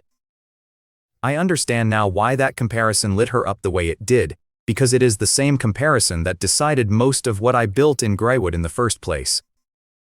Reading that passage, I had to set the report down for a moment and remind myself that admiration was not a line item and had no place in a ledger. Her eyes, Marcus wrote, went sharp all at once, the look of someone who has found the loose thread that unravels an entire lock.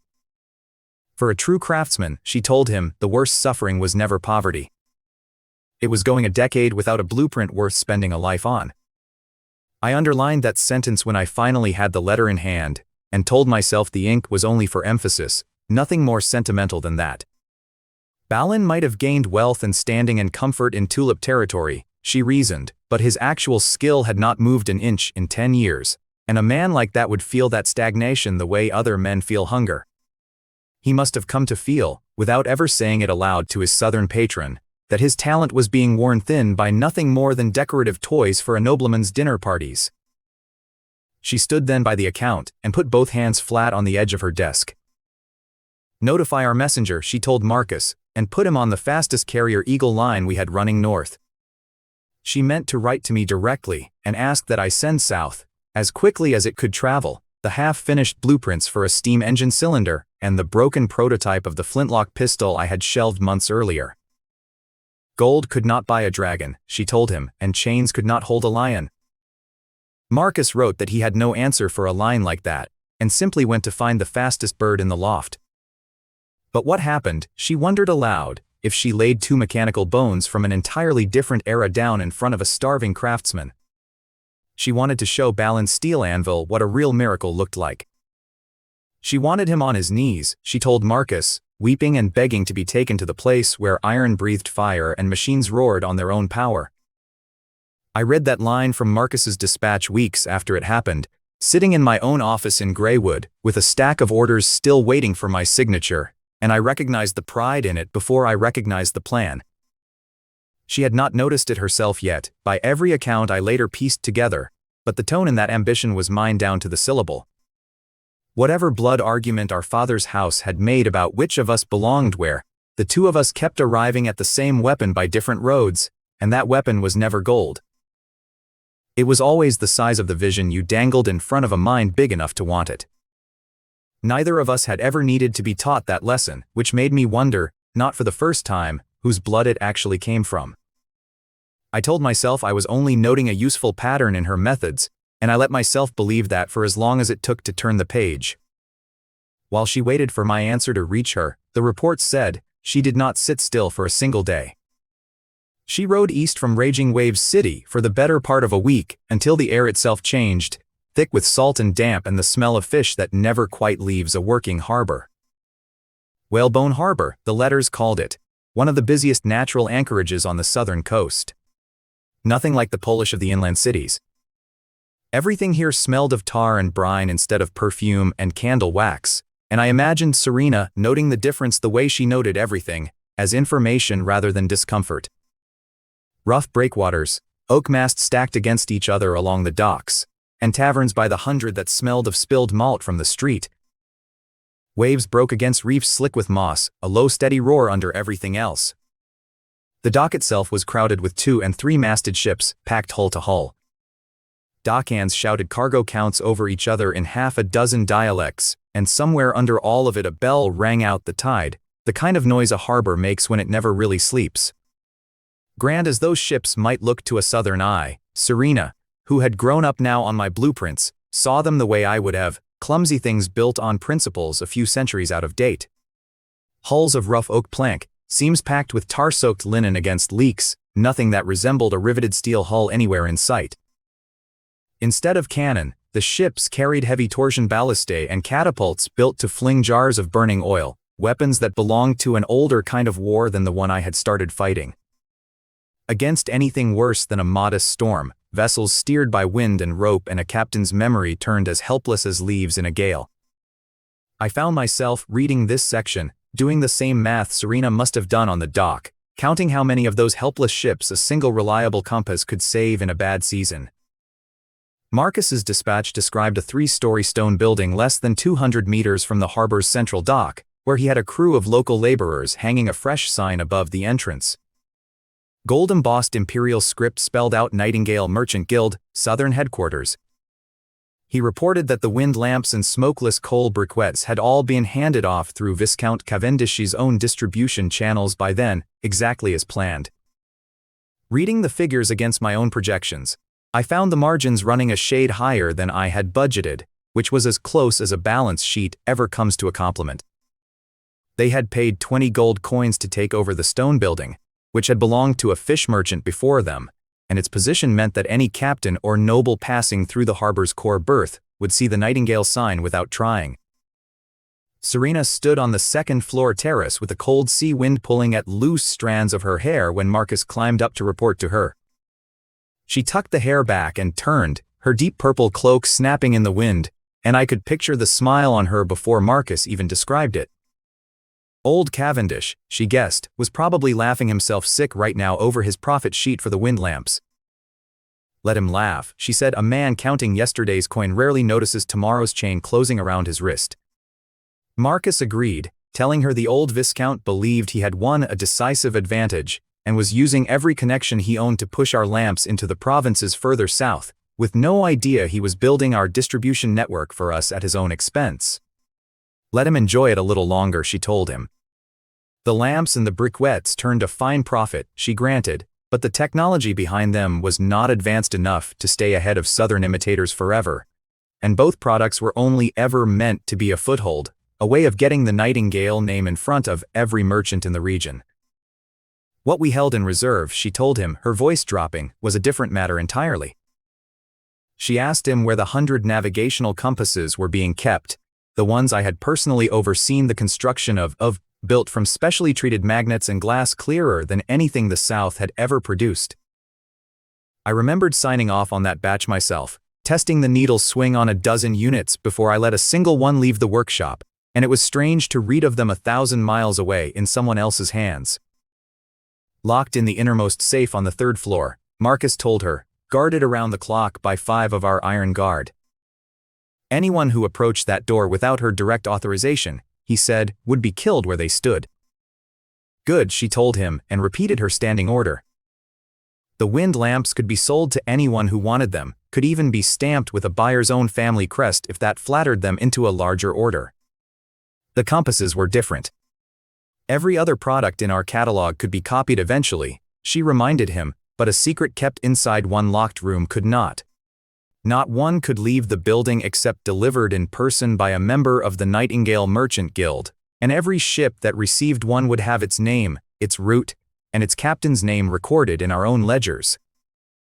Marcus asked, confused, why they would not simply sell the compasses wholesale through the great southern shipping families the way they had moved the lamps, and take the faster profit that approach would bring. Every southern fleet currently navigated by memory and by the eyes of trained stargazers watching the sky, she reminded him. In a spring fog, in driving rain, 3 ships out of every 10 never made it home. 3 in 10 was not a figure I had known before that letter, and once I read it I could not stop turning it over against every cargo run we had ever sent south. A compass like ours was a second life to men who sailed those waters, she said. And it was precisely because it was a second life that she refused to let anyone else hold the reins to it. She unrolled a rough chart of the southern seas across the desk and ran a finger over it while she asked Marcus what the nobles and captains of the South feared most of all. He thought it over and told her it was being lost. The waters were riddled with reefs and unpredictable currents, he said, and spring fog alone could linger for half a month at a stretch. Once a ship lost sight of land and its stargazer lost the stars, the crew would run out of food and fresh water long before help ever found them, and the sea would take the rest. The gold lost every year to ships that simply vanished, he said, would be enough to buy half of Raging Wave's city outright. Fear, properly aimed, she told him, was worth more to us than any amount of that lost gold could ever be. Exactly, she told him, tapping several key ports on the chart. Sell the compass to the Cavendish family or the Sterling family outright, she said, and they would become the new lords of the sea, with every reason to turn on the Nightingale Guild the moment it suited them. Keep the source in our own hands instead, she said, and the Guild itself would become the one fixed point every captain in Whalebone Harbor had to answer to. It was the same lesson I had built the Wind Lamp franchise on, dependency dressed up as convenience, and I recognized it the moment I reached this passage. She wanted every proud captain and every greedy noble in the South to understand, she told him, that surviving a storm depended on neither divine mercy nor the size of a man's sails. It depended on whether he followed the rules the Nightingale Merchant Guild set for him. 100 compasses, she said, would let them weave a net of information and wealth across Whalebone Harbor that no one down there could hope to slip free of. We had no decisive military strength in the South yet, she reminded him, and my muskets were still sitting half-finished on a drafting table in Greywood, so until my messenger returned with fresh instructions, this stone building was the strongest fortress the Guild owned. She lifted her tea and looked out at the sea a while longer before she gave her last order of the day. Send out the invitations, she told Marcus. The 3 most respected free captains working out of Whalebone Harbor, and Baron Eric of the Sea Song family besides. 4 names, carefully chosen, enough to spread word through every crew in the harbor within a day without inviting the whole city to watch. Tell them, she said, that the Nightingale Merchant Guild had prepared a small miracle waiting for them at the Blue Tavern that night, one that would free every last one of them from the Stargazer's extortion for good. I did not get the full shape of that evening until much later, in a second letter that trailed the first by weeks, but even from the fragments Marcus sent ahead I could already see the pattern setting. My sister was not simply selling lamps and coal in the South. Every dispatch that reached me added another brick to a structure I was only now beginning to see the full shape of. She was building the same thing I had built in Greywood from nothing, a foundation of trust and dependency laid one careful compass and one careful ledger entry at a time, until an entire coastline would wake up one day and find it could not function without us. And 300 miles inland, behind a count's comfortable walls, a dwarf who had not touched a real problem in 10 years was about to be handed the first honest one of his life, wrapped in a broken pistol and a half-finished cylinder, carried south on the fastest wings we had. Marcus's dispatch reached me weeks after the fact, folded inside a longer report about the southern caravan. I had to read the relevant paragraph 3 times before I understood what my sister had actually done. My first reaction, before anything else, was an accounting of the risk she had taken with an asset I still needed. Only after that did the rest of me catch up to what I was reading, the part that is her brother rather than her employer. She had walked into a private forge under an armed count's own roof with nothing but a stolen box and a stubborn theory. No guard escort, no letter of introduction, nothing but her own voice and whatever nerve she had brought with her from home. I was not there. I want to be honest about that before I tell it, because everything past this point is reconstruction. I have built enough of these reconstructions by now to know how much of my own voice slips into other people's mouths when I write them down. Marcus's careful notes, a line or two from Serena herself, written later in a letter that undersold the danger by half, and my own sense of how these two people would have spoken to each other. I have read enough dispatches from that house to know the shape of the room she walked into, even if I never stood in it myself. Count Valerius kept his forge inside a private wing walled in black stone, thick enough to swallow the sound of hammers from the rest of the estate. No servant wandered past that wing without a reason, Marcus wrote, and the 2 guards posted at its outer door had learned long ago not to ask what went on behind it. That kind of silence around a room is its own kind of warning, the sort I would have wanted noted in any report crossing my desk. Marcus described the heat first, how it hit him like a wall the moment the door opened, a furnace breath that did not belong next to the manicured gardens outside. He said his shirt was damp through before he had crossed 3 steps into the room. He was still wiping sweat from his brow when he wrote the report, if the ink smudges near that paragraph are anything to judge by. 2 apprentices worked a bellows built for men twice their size, and the account said their arms shook with the effort of it.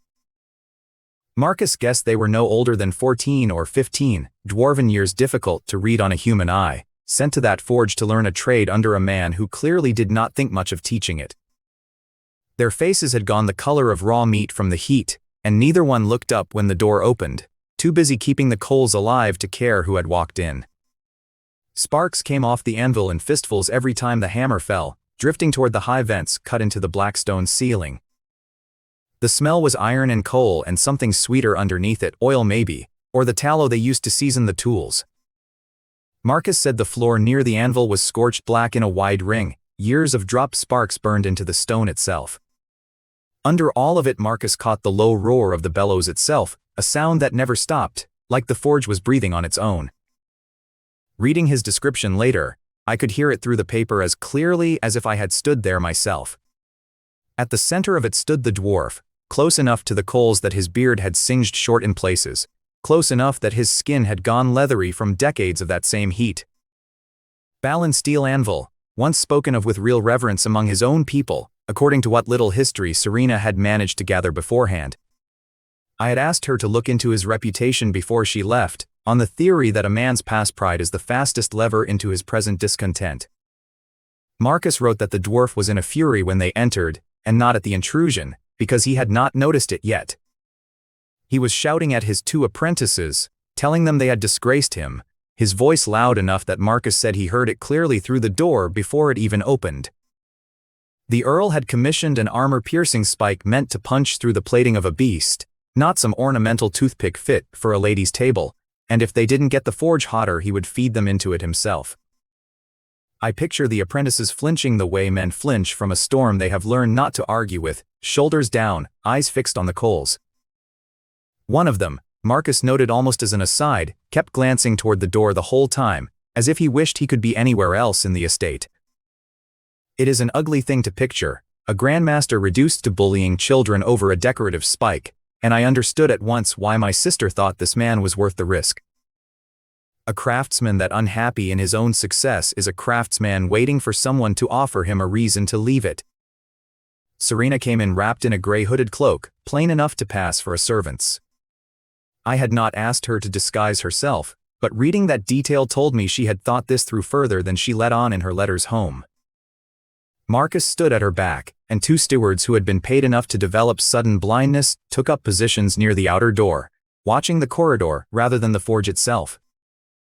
I have wondered since what those 2 stewards thought they were guarding against, a nobleman's temper, or something worse, if anyone came looking for the girl they had let through. Whatever coin she paid them, I doubt it covered what would have happened to any of us if Valerius had learned of the visit that same afternoon. She walked past the ore piles without slowing, boots crunching over loose slag that Marcus said no one had bothered to sweep in weeks. Past a rack of dwarven work that Marcus described as beautiful and useless in the same breath, fine cold steel shaped into things too delicate to survive contact with an actual battlefield. Decorative hinges, a letter opener with a handle carved like a running stag, the kind of craftsmanship that belonged in a glass case rather than a war. Every piece on that rack, Marcus wrote, was flawless in a way that made the waste of it painful to look at. She went straight for Balin, and she did not stop when she reached him, which I gather rattled Marcus more than anything else that happened that day. He told me later, in a line I still remember from the dispatch, that he had never seen anyone walk toward an angry dwarf with a hammer in his hand as though the hammer were furniture. Balin did not turn around. His back stayed to the door, hammer still moving, as if whoever had entered was beneath the trouble of looking at. He told her without so much as glancing over his shoulder that interrupting a master midwork was an offense with consequences. The Count's own law forbade anyone but himself from setting foot inside this room, and she had perhaps 10 seconds to leave before his hammer found her skull instead of the anvil. It was not an idle threat, coming from a man built like a smaller mountain, holding a tool heavy enough to reshape metal. Marcus said he put a hand on his sword hilt right then, early, well before the moment that actually mattered, because he did not trust the dwarf's temper any more than the dwarf trusted an intruder. I would have wanted him to draw the line even earlier, if I am honest, but a sword drawn too soon in another lord's house solves nothing either. She didn't leave.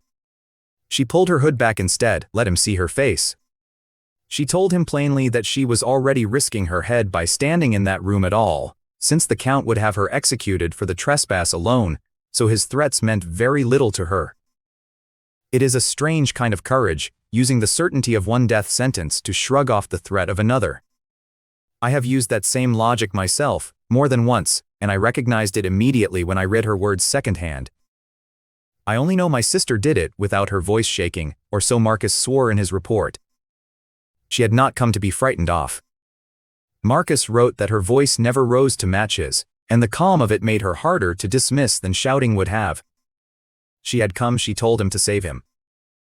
To save a talent she believed was rotting away inside a very comfortable cage. A cage lined in gold is still a cage, she added, which Marcus wrote down as though he thought it worth remembering word for word. That got his attention in the worst possible way. The hammer stopped moving entirely for the first time since they had entered the room. He laughed at her, a big room-filling laugh, the kind of laugh a man uses to put a person back in her place. Marcus wrote that the apprentices flinched at the sound of it too, expecting it to turn into something worse in the next breath.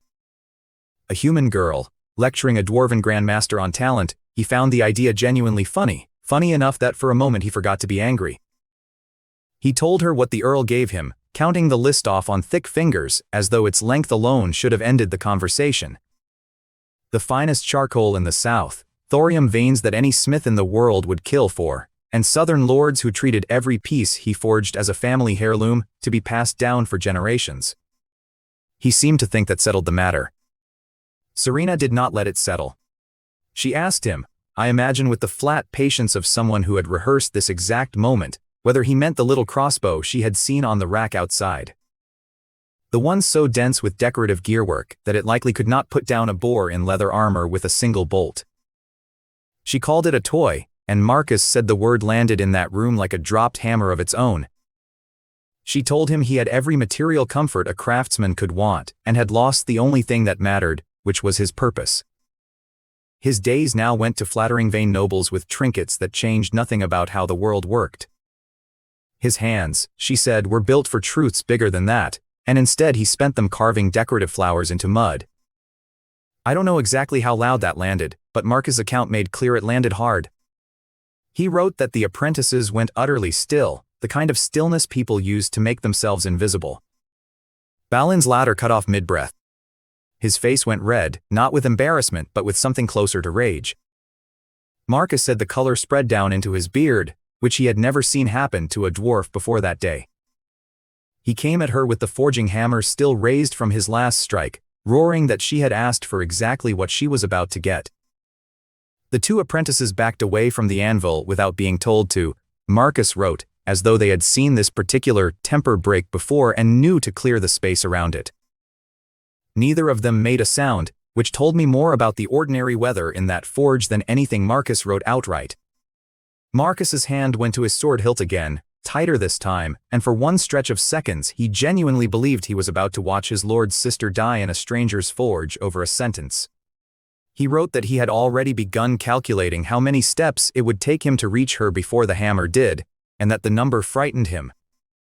She did not step back. She stood exactly where she had been standing, hands still folded in front of her, as though the raised hammer were a detail she had already accounted for. Whatever else I think about my sister's judgment, I have never doubted her nerve, and this dispatch only confirmed it. She told him, hammer and all, to look at something before he decided to kill her. From beneath her cloak she produced a wooden box wrapped in heavy tarpaulin, tossing it down at his feet like she had all the time in the world. Inside was a sheet of parchment dense with calculations and cross-sections, alongside a battered, cracked length of iron that reeked of spent powder. That second object was not a prop. Marcus said the smell of it alone was enough to make Balin's nostrils flare, spent powder being a scent no dwarf in that region would have met before. It was the original flintlock, the one I had built and fired myself against the fourth-tier assassin, cracked casing and all, sent south with her for exactly this purpose. I had not expected that pistol to travel this far from where it was made, and I confess reading its reappearance in Marcus's dispatch was its own small jolt. The charge stopped cold, the hammer coming to rest an inch or two from where it would have landed. Balin had trained once on old runic mechanisms, work far more demanding than what Valerius now paid him for. The moment his eyes crossed the parchment his whole posture changed. Marcus said he went still in a way that seemed unnatural for a man who had just been swinging a hammer at someone's head, the hammer arm dropping to his side as if he had forgotten it was there. He asked her, in a voice gone quieter than before, what exactly this was. Even his own apprentices seemed startled by the change in his tone. Marcus wrote, as though they had never heard their master ask a question that carefully. She told him it was called a cylinder, an industrial heart, she called it, that turned the expansion of boiling steam into motion that never had to stop. The numbers on the page, she said, came from her lord's own calculations, worked out with obsessive precision. If the inner wall of the thing could be machined to a tolerance as fine as 1/100th of a millimeter, it would pull harder than 100 warhorses harnessed together. No enchantment in it anywhere, she told him. She said the word plainly, the way one might announce a fact rather than defend a claim.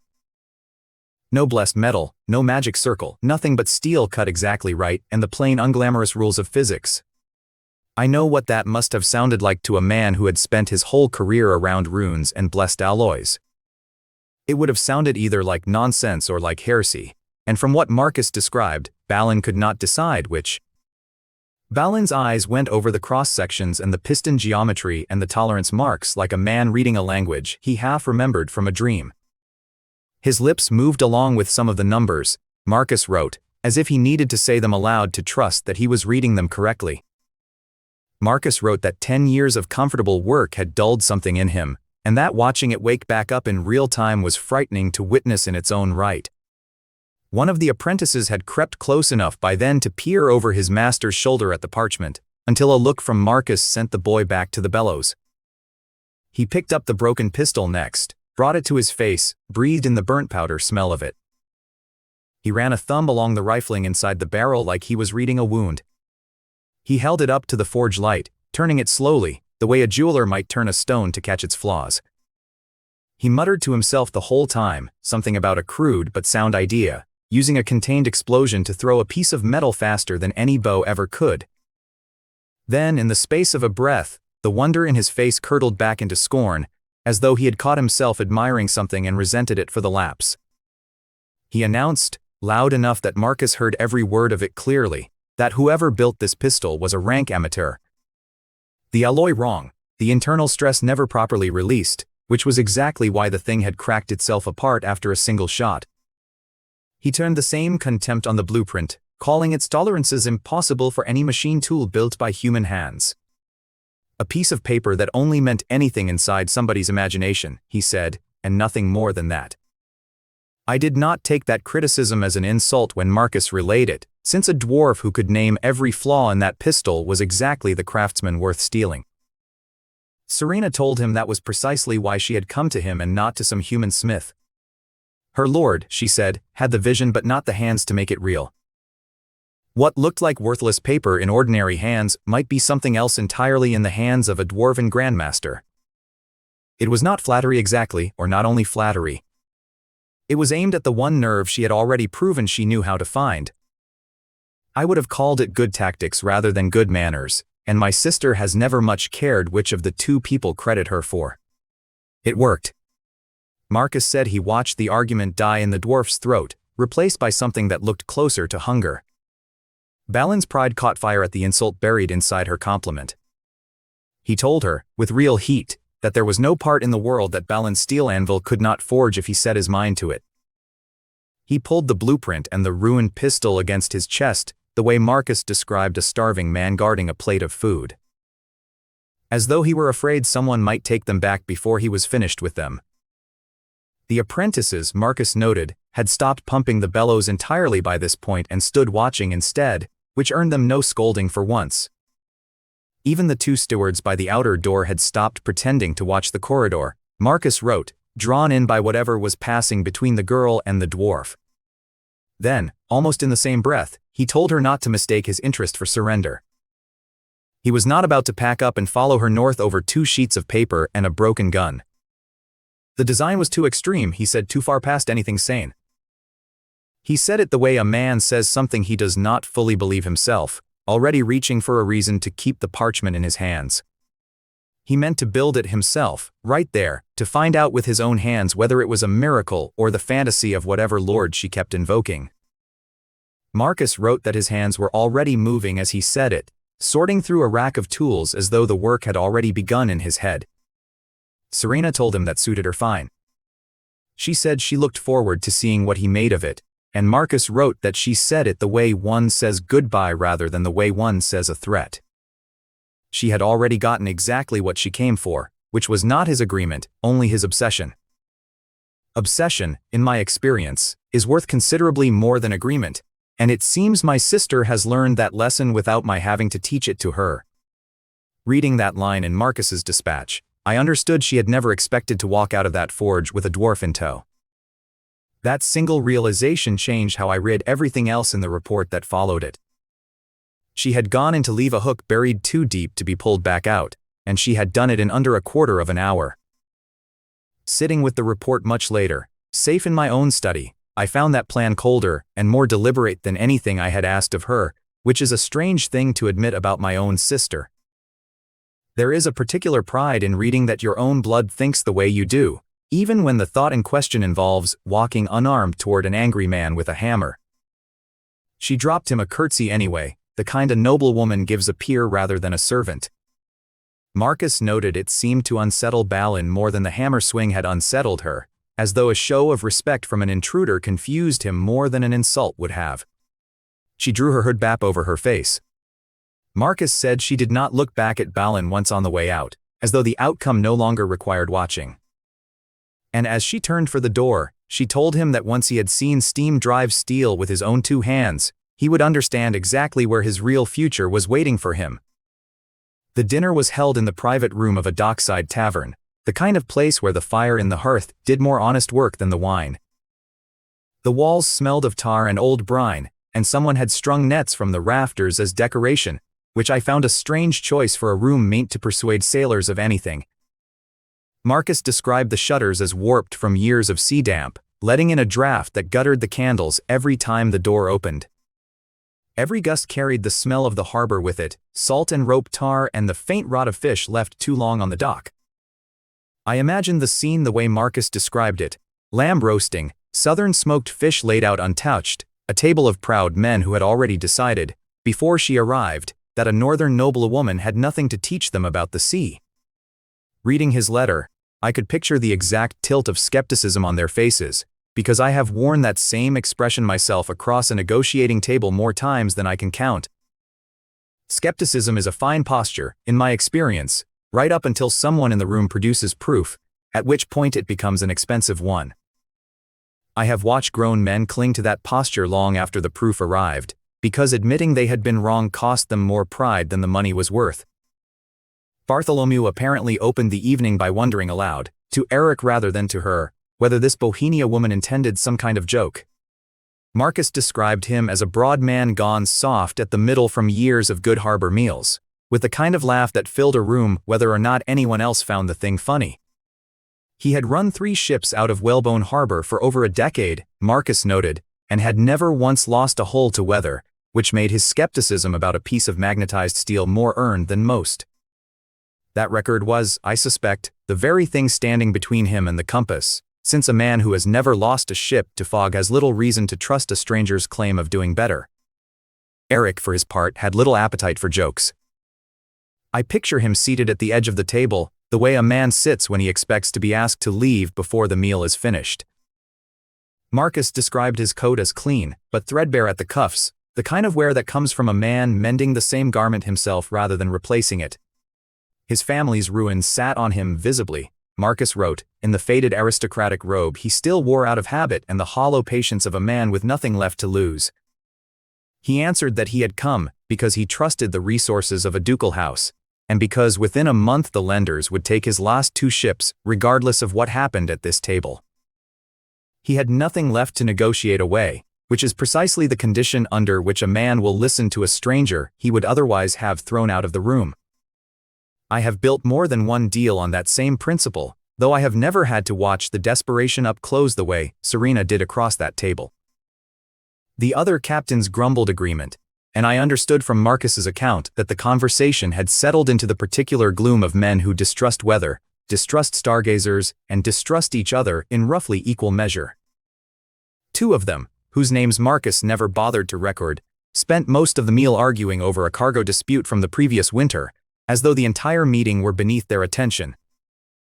Marcus wrote their names down eventually, once the evening was finished, but by then I had already come to think of them as the other 2, which is likely how history will remember them as well.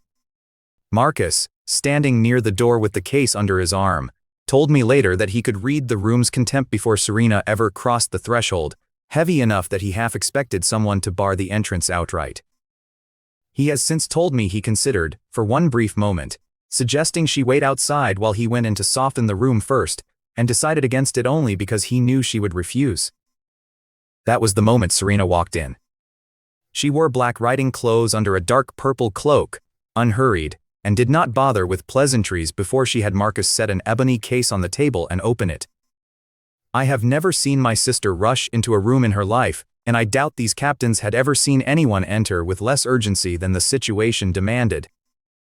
It is a habit I recognize because I share it, arriving late enough that the room has already exhausted its patience, and calm enough that the room mistakes your calm for confidence it has not yet earned. Inside sat a brass disc no larger than a palm, its face lined with parchment marked in fine black ink, and at its center a thin iron needle balanced and quivering. I built that needle myself, though none of them knew it, out of magnetized steel treated the way my old world would have called ordinary, and this one called impossible. There is something quietly funny to me now, rereading Marcus's letter, in imagining a roomful of hardened captains staring at a piece of metal I magnetized alone in a workshop, while thinking of nothing more romantic than how to price it. I remember the evening I finished that first needle, testing it against a scrap of parchment marked with the 4 directions, and feeling nothing more dramatic than satisfaction at a problem solved on schedule. I had no notion, setting it aside that night, that it would end up deciding the fate of a bankrupt baron's shipping line 3 months later in water I have never sailed. Bartholomew, according to Marcus, laughed outright, calling it a fine trinket for a lady's jewelry box, and asking whether they were meant to trust their lives to the temper of a needle. A couple of the other captains laughed with him, more out of relief than conviction, the way men laugh when they want permission to keep believing what they already believed. Marcus wrote that the laughter died faster than Bartholomew's own had, which told him at least 2 of the men at that table had already begun to doubt their own doubts. Eric, watching all of it, allowed himself nothing more than a slow exhale, the kind of restraint a man learns only after losing everything he once let himself hope for out loud. Eric said nothing, but the small hope he had walked in with visibly dimmed. Marcus wrote that the Baron's hands, folded in his lap through most of the meal, tightened around each other whenever Bartholomew laughed, as though he alone understood how little laughter this room could afford. Serena did not argue with them. She only asked whether the fog outside was thick enough tonight that a mast 10 paces off would vanish from sight, and whether their stargazers were, at that very hour, doing anything more useful than praying. Nobody answered her, which Marcus took as answer enough. Even Bartholomew's laugh had gone quiet by then, replaced by the particular stillness of a man recalculating an opponent he had misjudged. Marcus said the shift in his posture alone was worth watching, shoulders squaring the way they might before a negotiation with another captain rather than a conversation with a guest he had dismissed minutes earlier. He wrote that the silence lasted long enough for the fire to pop twice, and that Bartholomew's grin had already started to fade before she said another word. She proposed a wager instead of a demonstration, and I have read that section of Marcus's letter more times than any other. Every time I read it I find myself editing her proposal in my head, the way I would edit any contract that crossed my desk, and every time I find nothing I would have changed. There is no clause I could add that would have made the terms safer for her, without also making them less persuasive to the men she needed to convince, and she seems to have understood that balance without anyone teaching it to her. She would take the compass out in an unmarked rowboat, with no stargazer aboard and no coastline visible, into water 3 miles past the breakwater. If she could not bring the boat back safely using nothing but the needle, she would hand Baron Eric 1,000 gold coins outright, and withdraw the Nightingale Merchant Guild from Whalebone Harbor forever. The room went cold at that, Marcus wrote, in the particular way a room goes cold when everyone in it understands exactly how much has just been staked. I have read that line and thought of every ledger I have ever balanced against a debt I could not quite afford to lose, and I understood exactly what that cold meant from the inside. 1,000 gold coins was not a number anyone in that room could shrug off, and withdrawing the guild entirely meant Eric's last hope would vanish along with her.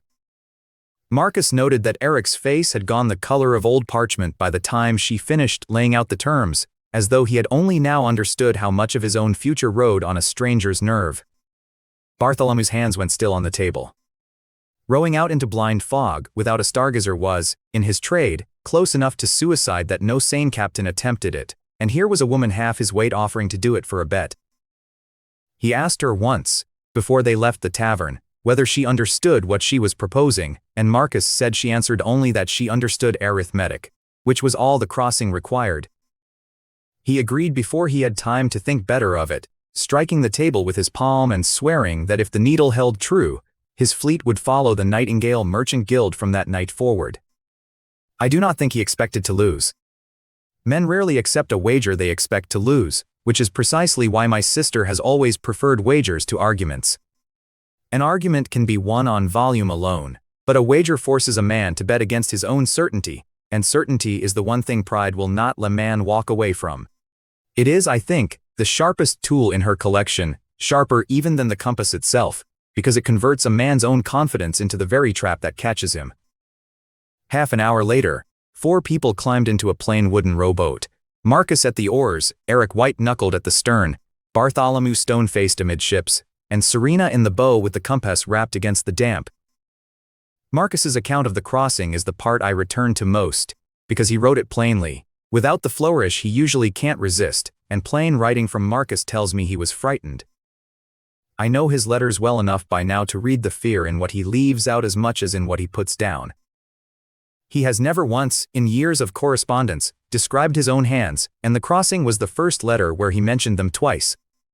The second mention came near the end, where he wrote that his palms ached from gripping the oars long after the boat was tied off, an ache he attributed to rowing and I suspect owed at least as much to nerves. Marcus checked the oars twice for soundness before they pushed off, an old habit from a father who had drowned 2 friends on a boat he never properly inspected. He has told that story to me only once in passing, and I have never forgotten the flat way he told it, as though the habit of checking had long since replaced the grief. The port lights disappeared behind them within 200 paces. After that there was only gray in every direction, no wind steady enough to judge by, no sound but oars and the slap of water against the hull. Marcus wrote that the fog closed around the boat the way a curtain closes around a stage, swallowing sound as thoroughly as sight, until even the creak of the oarlocks came out muffled. The lamp at the bow threw a small circle of orange light onto the water and nothing beyond it, so that the four of them rode inside a single lit room adrift in gray. Droplets gathered on every surface within minutes, on the oars, on Eric's collar, on the rim of the ebony case Serena kept wrapped against her chest. Even Marcus's voice, when he called out the stroke count to keep himself steady, sounded flattened by the damp, as though the fog absorbed conviction along with sound. Bartholomew gripped the gunwale until his knuckles whitened, and more than once he asked, to no one in particular, whether the current was carrying them north or south. He told me once, much later, through Serena, that losing his sense of direction at sea felt like going blind while still able to see, which struck me as about as honest a description of fear as a sailor is likely to give. I have never been lost at sea, but I have sat in rooms where every number on the ledger stopped making sense, and I think it is a cousin of the same feeling. Marcus, at the oars, told me he kept his eyes on Serena rather than the fog, on the theory that her face would warn him before her voice did if anything had gone wrong. Her face, he wrote, gave him nothing to work with, which he eventually decided was itself the most reassuring thing in the boat. Eric begged to turn back at the 2-mile mark, certain that another stroke of the oars would put them past any hope of finding their way home. Marcus wrote that his voice cracked on the request, and that none of the other men in the boat offered him any comfort, because none of them had comfort left to spare. Her face did not change, Marcus said, which he found harder to watch than fear would have been, because it told him she had already accounted for exactly this moment before the boat ever left the dock. She told him instead, in a tone Marcus did not mistake for cruelty, that fear was a fine thing to feel and a poor thing to steer by. Serena told Marcus to stop rowing instead. The boat drifted, and she asked Bartholomew, in front of everyone, to point toward the harbor using nothing but his own instinct. He closed his eyes, listened for some difference in the sound of the waves, and pointed confidently over his left shoulder. Marcus said he held that pose a long moment, chin lifted, as though the years behind him could vouch for the accuracy of his own arm. I imagined the rest of the boat went quiet in that moment, waiting on an old man's arm the way a courtroom waits on a verdict.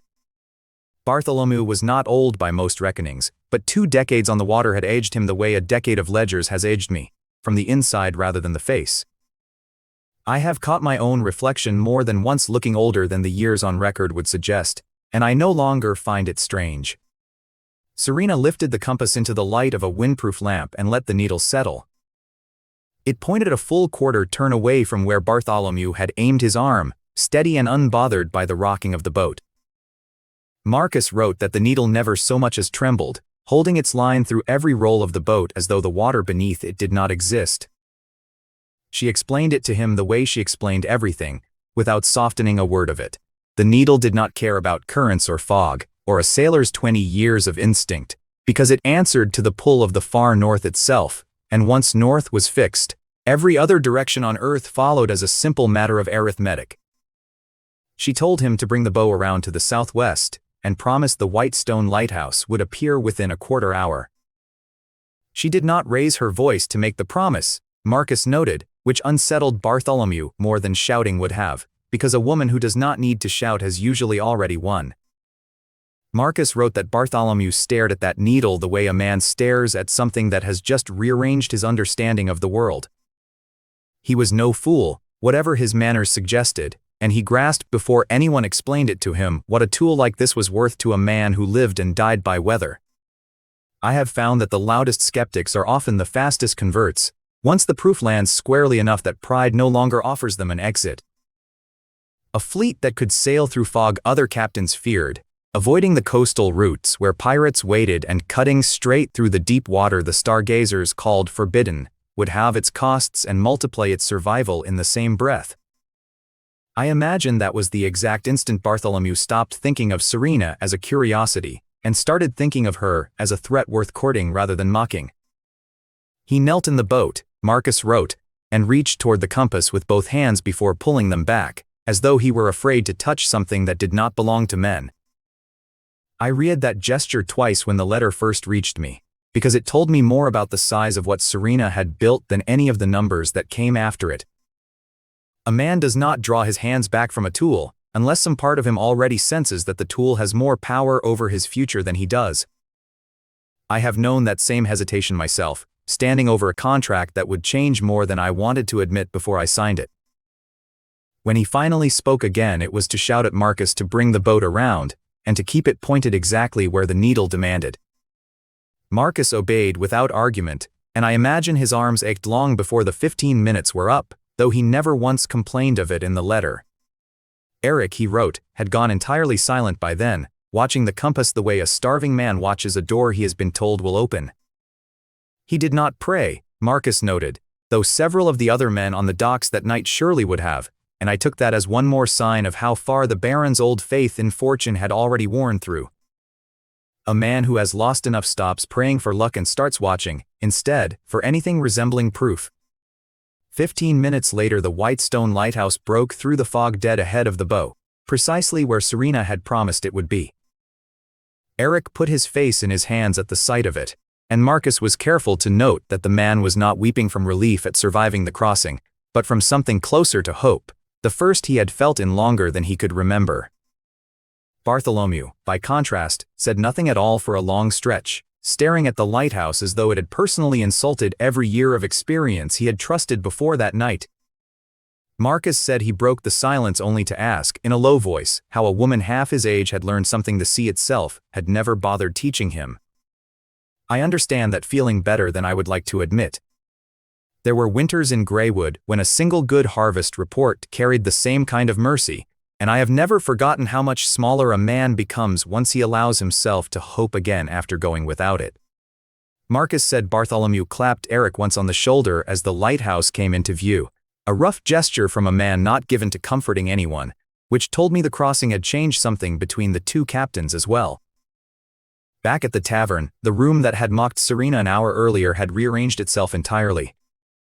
Bartholomew and the other two captains stood before her like men reporting to a superior officer rather than negotiating with a guest. Marcus said none of them sat back down at the table, choosing instead to remain standing through the rest of the conversation, as though sitting would have implied an equality none of them believed still existed. Eric went further, dropping to one knee with a hand over his heart, in a gesture Marcus described as too raw to be performance. Marcus wrote that even the tavern keeper had stopped pretending to clear plates and stood watching from the doorway instead. The lamb had gone cold on the table by then, and no one in the room paid it any more attention. I find it a small, useless detail to fix on, and yet I have thought of that cold lamb more than once since reading the letter, as a kind of marker for how completely the evening had turned. They asked her price outright, and Bartholomew offered numbers that climbed by the second, ending with an offer of half his flagship's earnings for 3 years, if she would sell him 3 compasses outright. Eric offered every warehouse the Hage family had left as collateral for the same. I can only imagine the arithmetic running behind her eyes, while they bid against each other without her having to say a word, because it is the same arithmetic I run whenever a buyer starts negotiating against himself. Marcus said she let the bidding climb for a full minute before she so much as raised a hand, and that the pause alone told him she had never once considered accepting either offer. Serena let them talk themselves out before she answered, and her answer, when it came, cut through the room the way Marcus described a blade cutting through rope under tension. The compasses were not for sale. Not for any price, not to any buyer, no matter how much gold or how many ships were laid on the table. I understood, reading that line, exactly what she was protecting, because she and I had argued the shape of this plan before she ever left Greywood. I remember telling her back then that selling outright was the faster money, and I remember her telling me that faster money was rarely the same as better money. I did not entirely agree with her at the time, and I told her so in the letter I sent back, though I admit now that the fog crossing bet proved her instinct sound long before my objections ever reached her. A compass sold once earns as a single payment and vanishes from your sight the moment it leaves your hands.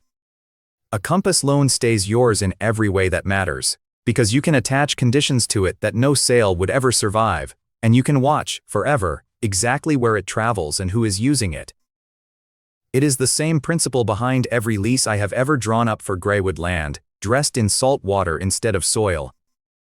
Ownership retained through renewal terms is worth more than ownership surrendered for a single fat payment, a lesson I learned from my own tenants long before Serena learned it from her captains.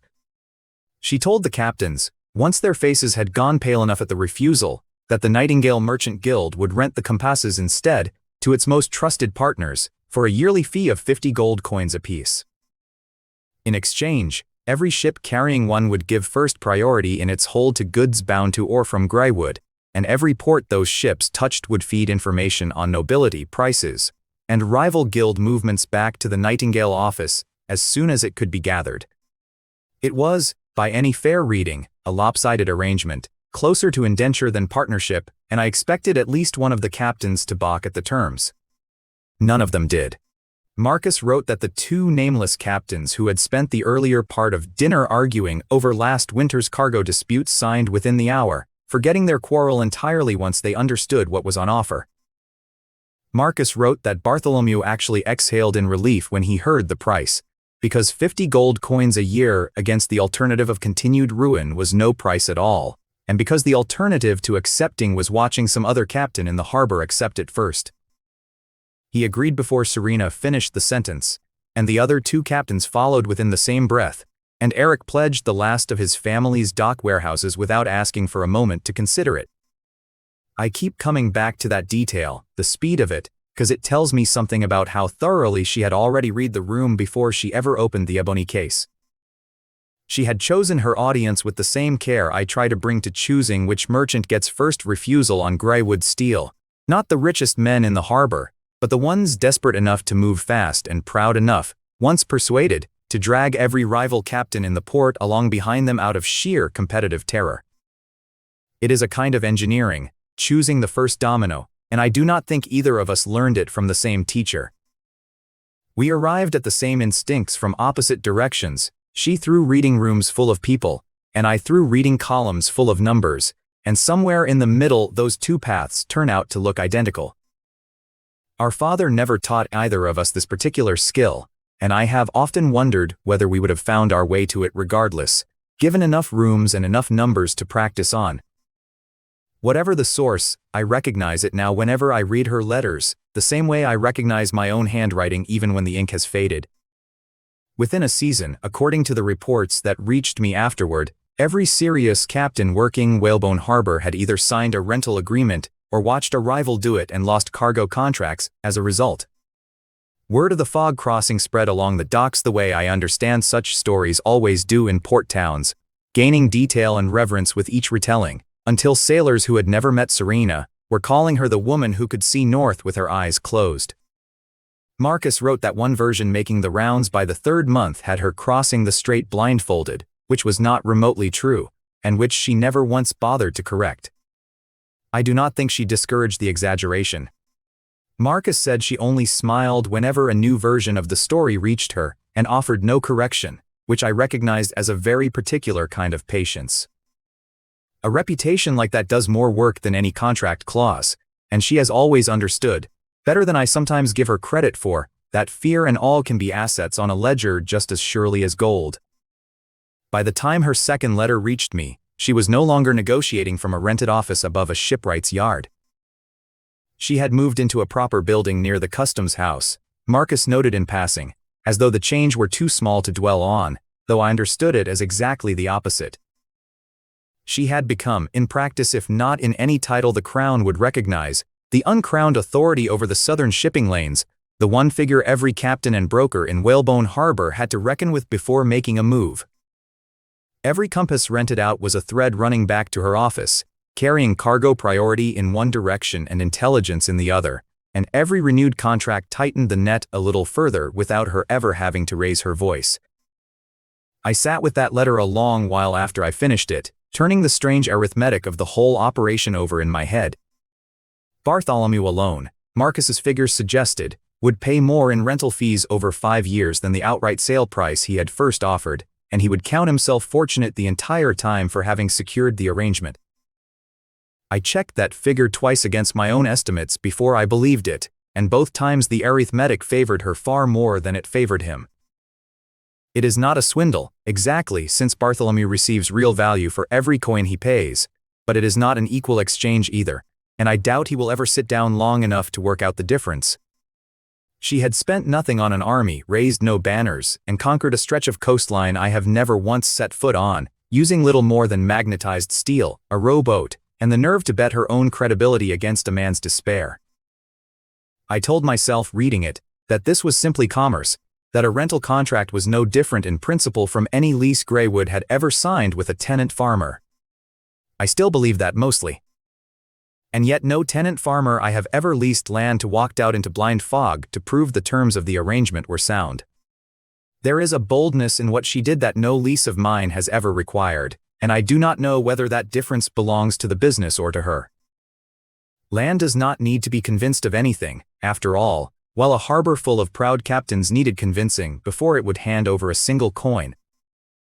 But I keep the letter folded in the same drawer where I keep the earliest maps of Greywood, the ones drawn before there was much of anything worth mapping, because something about the shape of what she built down there feels of a piece with what I started up here, however far apart we were standing when we built it.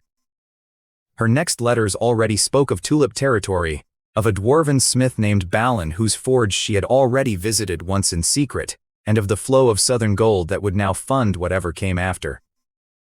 I read those lines and carried a particular unease at watching someone move faster than I had planned for, which is not the same as disapproval, though the two can look alike from the outside.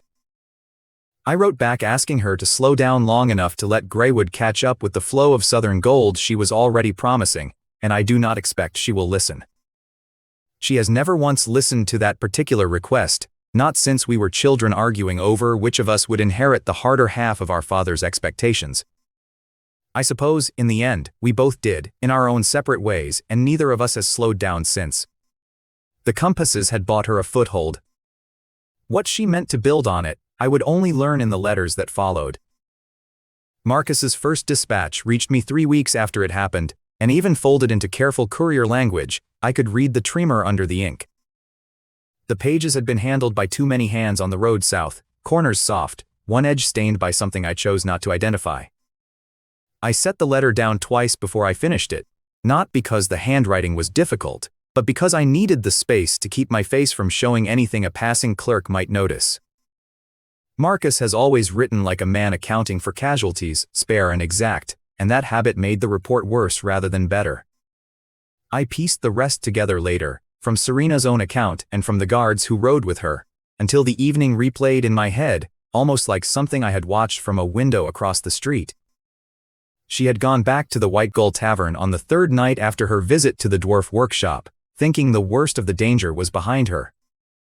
The lamps along that street had been lit early against a coming rain, and by every account the evening had carried enough calm to let her guard down by a fraction. The street outside had been ordinary and quiet, the kind of quiet that precedes nothing good in a story like ours. Then came the hooves, a low drumming that built into a wall of sound, and 200 of Count Valerius's private soldiers closed around the tavern in armor stamped with the tulip crest. The merchants and caravan hands drinking inside went still the way animals go still before a storm, none of them foolish enough to reach for a blade. A cup of ale sat forgotten on a nearby table through all of it, no one alive in that room willing to spend the attention to drink from it. Marcus wrote that the door did not open so much as it stopped existing, kicked apart by a burst of battle aura strong enough to splinter oak like kindling. The bang of it against the wall must have sounded, to anyone inside, like the building itself had decided to give up. He and the other iron guards had their swords out before the dust settled, forming a wall of bodies around Serena, without anyone giving the order. None of them had trained for that moment specifically, and none of them hesitated either, which told me more about the loyalty running through that unit than any drill report ever could. Against a corridor packed with heavy crossbows, a handful of longswords amounted to a polite gesture rather than a defense. Count Valerius walked in through the ruin of his own making, and I gathered from every description that reached me that he had not dressed for the occasion so much as for the hunt, his coat still marked with old bloodstains, a barbed riding whip hanging loose in one hand.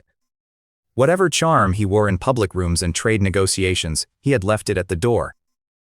He addressed her by her family name and her rank, laying out how much he had heard about her, in a tone that made the compliment sound like an accusation. His boots left dark prints across the floorboards as he crossed the room, unhurried, a man who had never once in his life needed to rush toward anything he wanted. He told her, in that same silken register, that he understood the Nightingale Merchant Guild had built its reputation in the South on discretion and fair dealing. Then he told her that he had not expected a woman with such a reputation to reach into his own household and try to buy away his most valuable craftsman with a stack of borrowed blueprints. Serena answered the way I trained every agent of mine to answer when caught flat-footed, claiming ignorance, admiring the forge master's skill from a respectful distance, nothing more. She did not get to finish the sentence. The whip came down across the cheap table in front of her before the words were even out, and the crack of it filled the room the way a gunshot fills a church. Splinters went in every direction, and one of them, or perhaps the very tip of the whip, opened a thin line along her cheek. Reading that line in Marcus's letter, I sat with the pen still in my hand for longer than the sentence deserved. Marcus wrote that she did not flinch outwardly, though he could see her knuckles go white where her hands were folded in her lap. The Count told her to spare him the performance she had used to fool Cavendish, and reminded her she had no standing to negotiate with him at all. His tone stayed pleasant through the whole insult, and that pleasantness made the words land harder than shouting would have. He asked whether she thought her people had been careful, and answered his own question before she could, describing how the steward she had bribed inside his household had lost his fingernails the night before and been left in the kennels with the hounds. He said she was not only stealing property that belonged to his family, she was trampling on the dignity of the Tulip name in front of his own people. Reading that detail about the steward, I made a note that a man willing to maim his own household staff over an information leak was a man who would eventually maim someone I valued more. I understood reading it later exactly what kind of contest this was. It was never a dispute between two merchants over a contract. Contracts get argued over paperwork, not whips, and Valerius had made certain the distinction landed before anyone had a chance to mistake one for the other. It was a demonstration of what a rooted southern earl could do to a caravan led by a disgraced noblewoman with a few dozen guards at her back, and how little effort it would cost him to do it. He gave the order to take her, and to kill anyone who resisted. Every crossbow in the room came level at once, and for a stretch of time that Marcus described as the longest of his life, nobody in that room breathed easy. Sweat ran down his temple while his sword hand stayed locked in place, ready to spend his own life buying Serena the half-second she would need to run. He wrote afterward that he had already begun composing, in his head, the words he would send to Greywood if that half-second never came. She raised a hand, wiped the blood from her cheek with 2 fingers, and told him to wait. She understood, better than anyone in that room, that a fight now meant a grave now. What she needed was to become too valuable to kill, and she had exactly 1 card left to play. She told the Count that if she died in Ragestorm City, the compass supply he depended on would stop arriving, and that Greywood's response to her death would not be something he could contain quickly. He turned back toward her, and whatever restraint he had been holding on to thinned further, and he asked whether she was threatening him. She told him no, she was requesting compensation, and she offered him half of the exclusive right to lease or sell the navigation compass across the entire southern kingdom for the next 5 years, free of charge. The mention of the compass rights did what threats could not. I know exactly how much that alchemical device is worth to a family whose fortune runs on overseas spice trade, because I built the pricing model myself, and Valerius would have known its value even better than I did, sitting as he did on half the southern coastline. Half of that monopoly would let his house swallow several rival shipping families whole. I could recite the exact figure Serena had signed away without touching a ledger, and I did, more than once, in the days after that dispatch arrived. The room went still for what felt, in Marcus's telling, like half a minute stretched out of shape. The Count lowered the whip first, then looked her over slowly, the kind of look meant to remind her exactly what she was to him in that moment. He allowed that half the priority rights amounted to decent compensation, and that he could spare her life and let her caravan keep trading in his territory. The word decent, coming from a man who had carved a line into my sister's face over a rumor minutes earlier, was the kind of insult that only the powerful bother delivering with a straight tone. Then he leaned close enough that only she could hear him, and laid out the rest of the terms in a voice gone quiet and flat. He told her the dwarf craftsmen had been born as artisans of his territory and would die there as bones in his soil, and that if she came within reach of that forge again, or tried to smuggle a single one of them south, the next thing delivered to Greywood would be her head, salted and boxed. There was no negotiating a treaty signed at whip point. Every so-called negotiation of that kind is a bill of sale with better manners, and I have signed a few of those myself, on the other side of the table. She had no cards left to play, so she closed her eyes, drew one long breath, and gave him the nod he wanted. She told him the paperwork would reach his residence the next morning. He turned, and his soldiers folded away from the tavern the way they had arrived, a black tide going out as fast as it had come in. What they left behind was wreckage, and a merchant princess sitting alone on a broken couch with a face gone the color of old paper. Cups lay shattered across the boards, and the smell of spilled ale mixed with something coppery that nobody in the room wanted to name aloud. Marcus told her they had paid too high a price, staring at the wood shavings on the floor, his voice heavy with a shame that was not his to carry. He was thinking, as I was when I read his account, of how much of Greywood's coming years of profit rode on those compass rights. He could not have known, sitting in that ruined tavern, that I would read the same page and feel something entirely different from the loss he was mourning. On paper the loss was clean enough to calculate, a fixed percentage against projected revenue over 5 years, and some part of me did the sum before I had finished reading the page. The rest of me, the part I keep further back, was already deciding what Valerius would owe for the mark on her cheek. Serena opened her eyes at his words, and whatever grief had been sitting there was already gone, replaced by something colder and far more patient. She asked him whether he truly believed an earl, however powerful, could keep a room full of dwarves who had already seen the truth locked away forever. She stood, walked to the shattered window, and watched the direction the Count's men had ridden, a thin, unkind smile settling on her mouth. Cold night air came through the broken frame, and stirred the loose hair at her temple, and she let it, as though the chill suited what she was feeling. She told him the dwarf master's temper was harder than the hardest stone in that mountain range, and that a man who ruled by whip and threat would only earn himself more contempt from artisans who valued craft over fear. She said that once the dwarf master finished building the steam cylinder from my blueprint and heard it roar to life under his own hands, he would understand exactly which lord in this world deserved his loyalty. She said he would come to us on his own, that we would not need to poach him at all, that he would break down the gates of that forge himself to reach Greywood. Her fists closed hard enough that her nails cut into her palms, and she told Marcus that everything lost today was only on loan. She promised that once the muskets went into mass production, she would lead the Iron Guard south herself, and take it all back from the Tulip family's treasury, with interest attached. And she promised, in words Marcus repeated to me word for word, because he thought I should hear them exactly as spoken, that she would return the humiliation tenfold before this was finished. I believed her.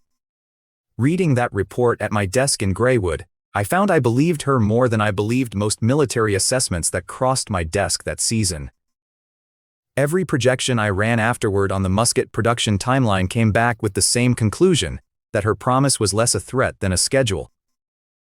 I also filed the name Valerius somewhere in the back of my mind, in the drawer reserved for debts I intended to collect in full. The second dispatch came only days behind the first, and it told a different kind of story, one with less blood in it and more calculation. Even with the compass rights cut in half and the dwarves out of reach, Serena's push south had done most of what I sent her to do. The Nightingale Merchant Guild's trade lines were already running like capillaries through Rage-Storm City, and every port worth naming, and wagon after wagon of southern goods rolled north toward Greywood on a schedule Marcus kept with the discipline of a clockmaker. Every wagon that crossed the Greywood got logged, weighed, and cross-checked against the manifest before it ever reached a warehouse, a habit I insisted on long before Serena's caravans made it necessary. But losing the dwarven prize she had meant to hand me stayed lodged in her like a splinter she refused to let anyone remove. So in her last days in the south, before the caravan turned north for home, She took every coin still under her control and let it loose on the black markets and slave auctions of that region. She told Marcus that if they could not bring the dwarves home, they would fill Greywood with everything else the South had to offer instead, and she said it the way a general issues an order that admits no argument. Marcus and the rest of the Nightingale network spent those final days turning the underground trade of Ragestorm City and its satellite towns inside out. I have never set foot in the Abyss black market myself, and from what I read of it, I have no wish to. Marcus described a warren where sunlight never reached the ground, air thick with the smell of rot and cut-rate potions, stalls selling things no honest ledger would ever record. He wrote of lanterns hung so low that tall men walked bent at the neck, and of vendors who priced everything in whispers, rather than posted numbers. Coins changed hands there without a single word spoken aloud, buyer and seller trading nods and hand signs like a language built entirely for people who trusted no one. Serena walked those aisles behind a silver half-mask, 10 iron guards at her back, her expression, by every account, unreadable. Marcus reported to her as they walked, ledger in hand, that they had swept the market clean of every high-grade material worth carrying north. He listed deep-sea blue-blood silver, venom sacs drawn from fire lizards, and 3 full crates of shadow grass pulled out of the southern swamps, materials that simply did not exist anywhere in the north. Every crate had been weighed twice before loading, once by the vendor and once by Marcus himself. Since a merchant this far from home trusts no scale he has not tested with his own hands. He told her that with stock like this, Ed and his alchemy workshop could push the explosive compound up 2 full grades in strength. Reading that line back at my desk, I could already picture Ede's face when the crates arrived, the particular greed he reserves for rare reagents rather than gold. She allowed herself something close to satisfaction at that, looking over the lead-lined boxes stacked on the cart. Industrial progress runs on more than good ideas, and I have said as much to every engineer under my roof more times than I can count. Talent without supply is a fire without fuel, brilliant for exactly as long as it takes to burn through what little it started with. Without the raw materials to match the design, even the best blueprint is a recipe with no ingredients in the pantry. Everything Marcus had gathered was another rung on the ladder Greywood was climbing. She asked him next about slaves, turning to face him directly. He answered carefully, aware of how close an assassin's blade had once come to my throat, and told her they had passed over the orc laborers, strong but simple, and focused instead on races with senses sharp enough to be worth the coin. He pointed her toward an iron cage set apart from the rest, one that carried the low, wild smell of an animal den. Inside crouched a dozen or so lean, human-shaped figures, their bodies covered in gray or silvered fur, watching the humans outside with yellow eyes full of fear and something close to hatred. A low growl ran through the cage whenever a stranger's shadow crossed the bars, more warning than threat, the sound of animals who had learned exactly how little a growl could buy them. Marcus named them as rainforest werewolves, caught by slave traders working the deep jungle south of the port cities. He explained they carried no supernatural gifts and would lose any straight fight against a trained soldier, but that their sense of smell and hearing ran several times sharper than any human scout's. That single fact alone made every coin spent on that cage worth it, since the one weakness no wall or watchtower has ever solved is the assassin nobody hears coming. Trained properly, he said, they would make sentries capable of catching even a 4th-tier assassin trying to move unseen. Serena told him to buy every one of them, and to make it known that any who pledged loyalty to Greywood would walk free of slavery entirely, granted the standing of ordinary citizens. She paid out the gold without a second thought, understanding, the way I do, that loyalty is built from a mixture of firmness and genuine care rather than from either one alone. Where slave traders had offered these people nothing but the whip, my habit of feeding and housing every worker under my banner would do more to bind them to Greywood than any chain could. I have never troubled myself to explain that policy to anyone who questioned it, because a loyal sentry is worth 10 times his purchase price, and a starved one is worth nothing at all. It costs less in the end to earn a man's loyalty than to keep replacing the men who resent you, and every ledger I have ever kept proves it. She had turned to leave when something in a smaller cage, this one strung with gold wire rather than iron bars, caught her eye. Inside sat 2 girls, small and delicate, with fox ears rising from their hair and thick tails wrapped around their knees. They were fox-blooded demi-humans, a bloodline prized across the South less for any skill than for the kind of ornamental beauty that draws the attention of exactly the wrong sort of noble. One of them flinched every time a passerby paused near the wire, as though flinching had kept her alive this far, and she saw no reason to stop now. Both girls were shaking, pressed together in the corner of the cage, eyes wide with a fear that had nothing performative in it. Marcus told her, not unkindly, that beyond their looks, fox-blooded people carried no combat ability and little physical strength, that they would not even qualify to run the sewing machines in one of our textile halls. Serena stepped closer to the cage instead of walking away, and I picture her studying those two girls with the kind of calculation that Marcus, for all his loyalty, could not have followed. She has always had that particular gift, seeing three uses for a thing everyone else has already dismissed as worthless. She reminded him that I spend most of my waking hours shut in the study, working through territorial business long past the hour any sensible man would have gone to bed. Aside from soldiers and household staff too plain-minded to notice anything beyond their duties, the only woman close enough to watch over me day to day was Sylvie, and Sylvie's whole attention lived on the edge of a blade. Sylvie would sooner memorize the range of every crossbow in the district than remember which tea I preferred on a cold morning, and both of us had long since made peace with that division of labor. She told Marcus that whatever fox-blooded people lacked in strength, their senses for poison and danger ran sharper than a werewolf's instincts, and that on top of it, they carried a natural gift for careful, pleasant service. She turned and gave the order plainly, telling him to buy them as well, and once they reached Greywood, to put them through the most rigorous loyalty training and anti-assassination drilling the guild had available. After that, she said, they would be placed in the Lord's mansion, taught to prepare tea, to keep blueprints in order, and to ease the tension from my shoulders after a night bent over paperwork. Marcus, by his own account, went still for a moment before asking whether she truly meant to send them to serve me directly. She told him that was exactly her meaning, that I stood as the absolute center of everything Greywood had built, that my mind alone was worth more to the territory than 10,000 iron guards, and that Sylvie, however devoted and however capable with a sword, had never learned to look after the small daily needs of another person. She said it as though the logic required no further defense. Knowing my sister, she had likely rehearsed that argument in her head 3 times before saying a word of it aloud, the way she rehearses every pitch she expects resistance on. She added, and this is the line Marcus wrote down almost verbatim because he found it worth repeating, that the two girls would carry themselves as ordinary maids in name, while in truth standing as the last line of defense placed at my side.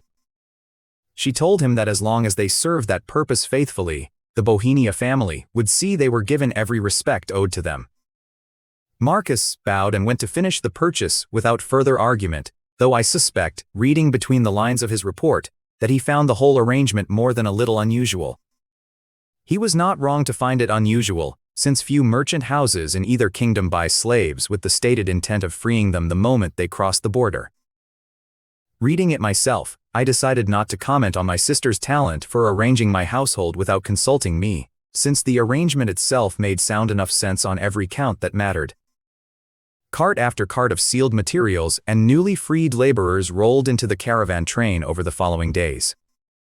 The werewolves rode in the rearmost wagons, watchful even in chains that would soon come off, while the 2 fox-blooded girls sat pressed together near the front, still too frightened to speak above a murmur.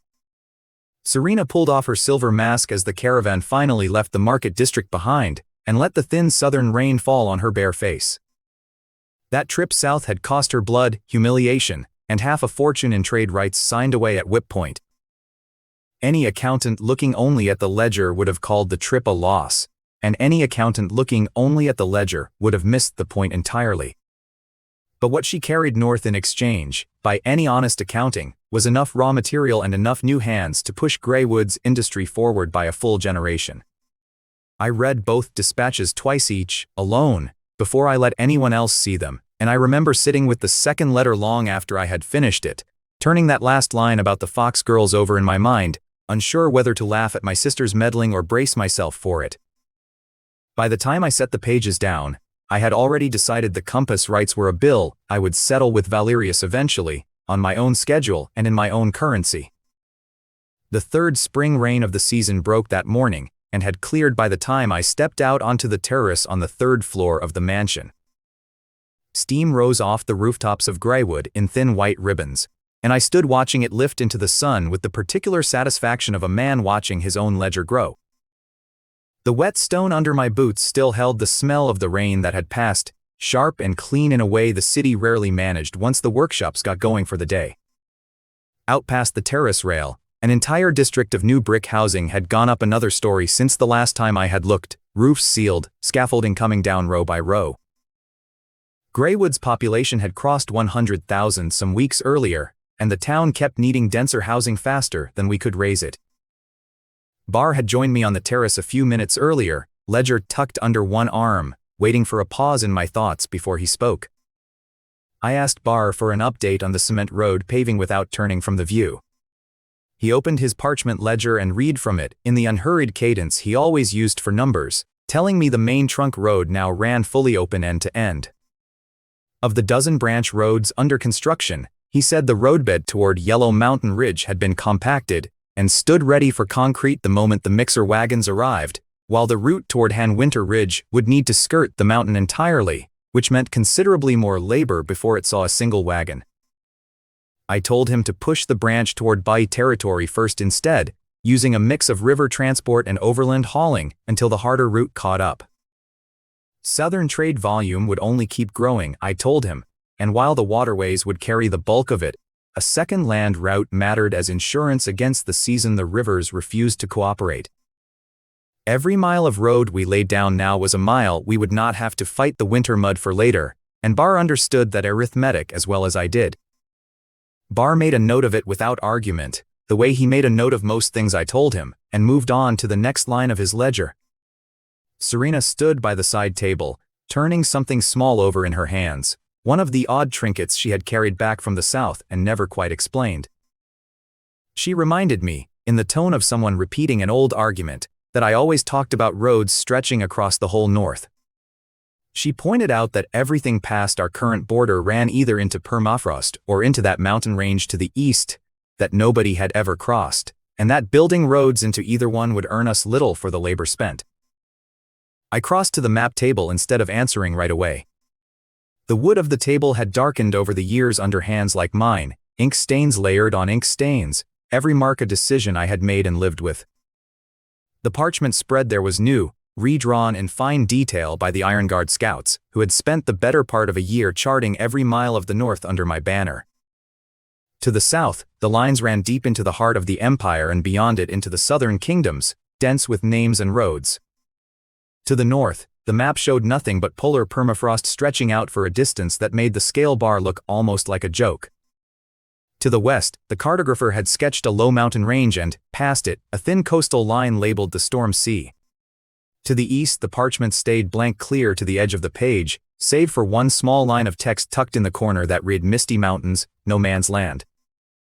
I let my eyes rest on that blank corner longer than the rest of the map combined, the way a man's attention snags on the one unpriced item in an otherwise complete inventory. Every other border on that parchment had a number attached to it somewhere in Bar's ledgers: tax revenue, garrison strength, trade volume, and this one had nothing at all. I set my finger on the paper and traced the rough shape of that eastern range, asking aloud how high those peaks actually ran, and what might be waiting on the far side. Sylvie, standing near the doorway, offered that she had once heard a traveling bard sing about a land beyond the eastern mountains where the sun rose first, home to dragons and phoenixes in the old songs.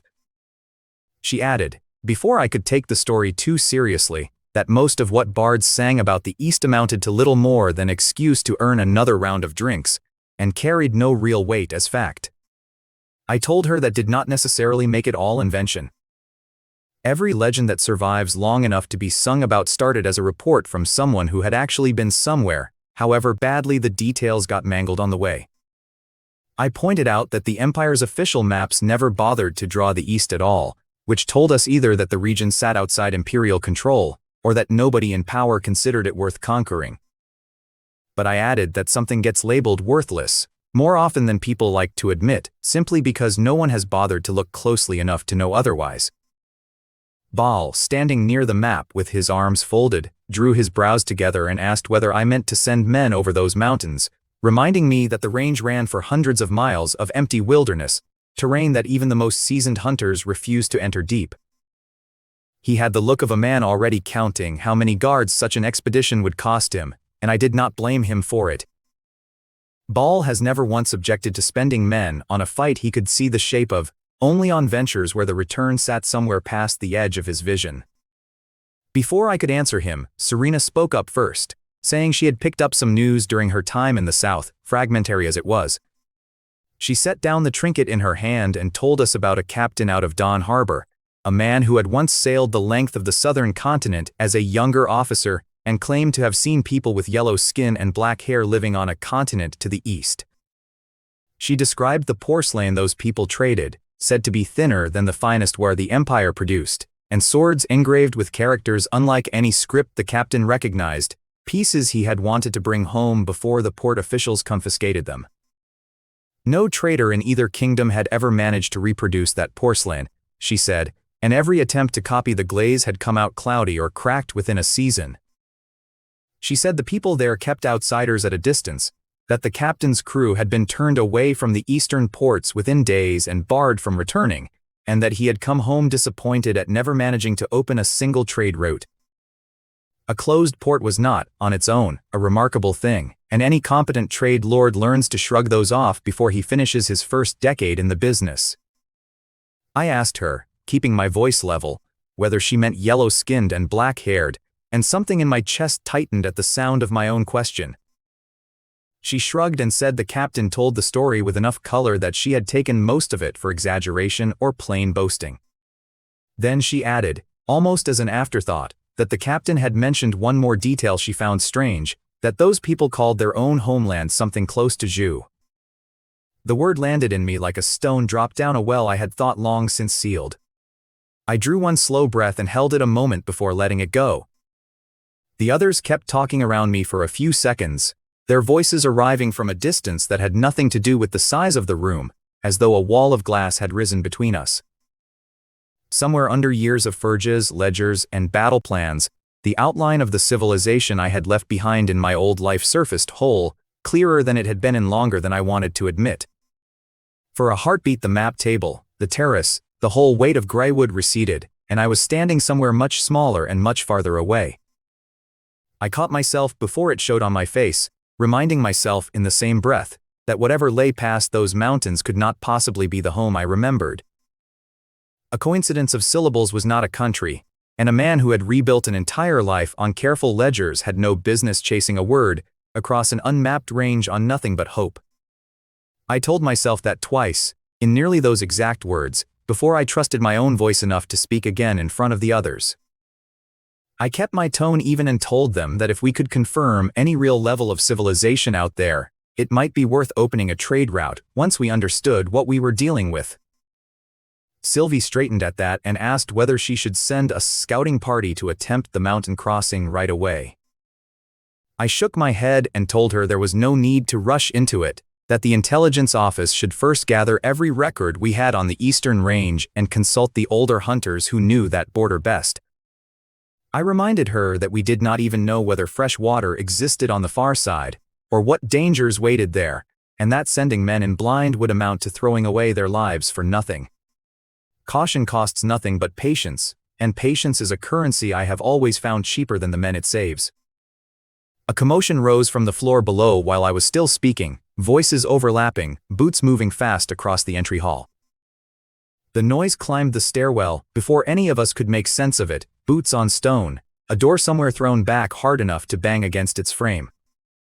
Within moments a sergeant of the Iron Guard came up the stairs at a run and snapped a salute the instant he cleared the landing. His chest was still working from the run, and a fine sheen of sweat stood out along his hairline despite the cool morning. He reported that a patrol along the eastern border had found several people at the edge of the forest below the mountains, dressed in unfamiliar clothing and speaking a language none of the patrol recognized.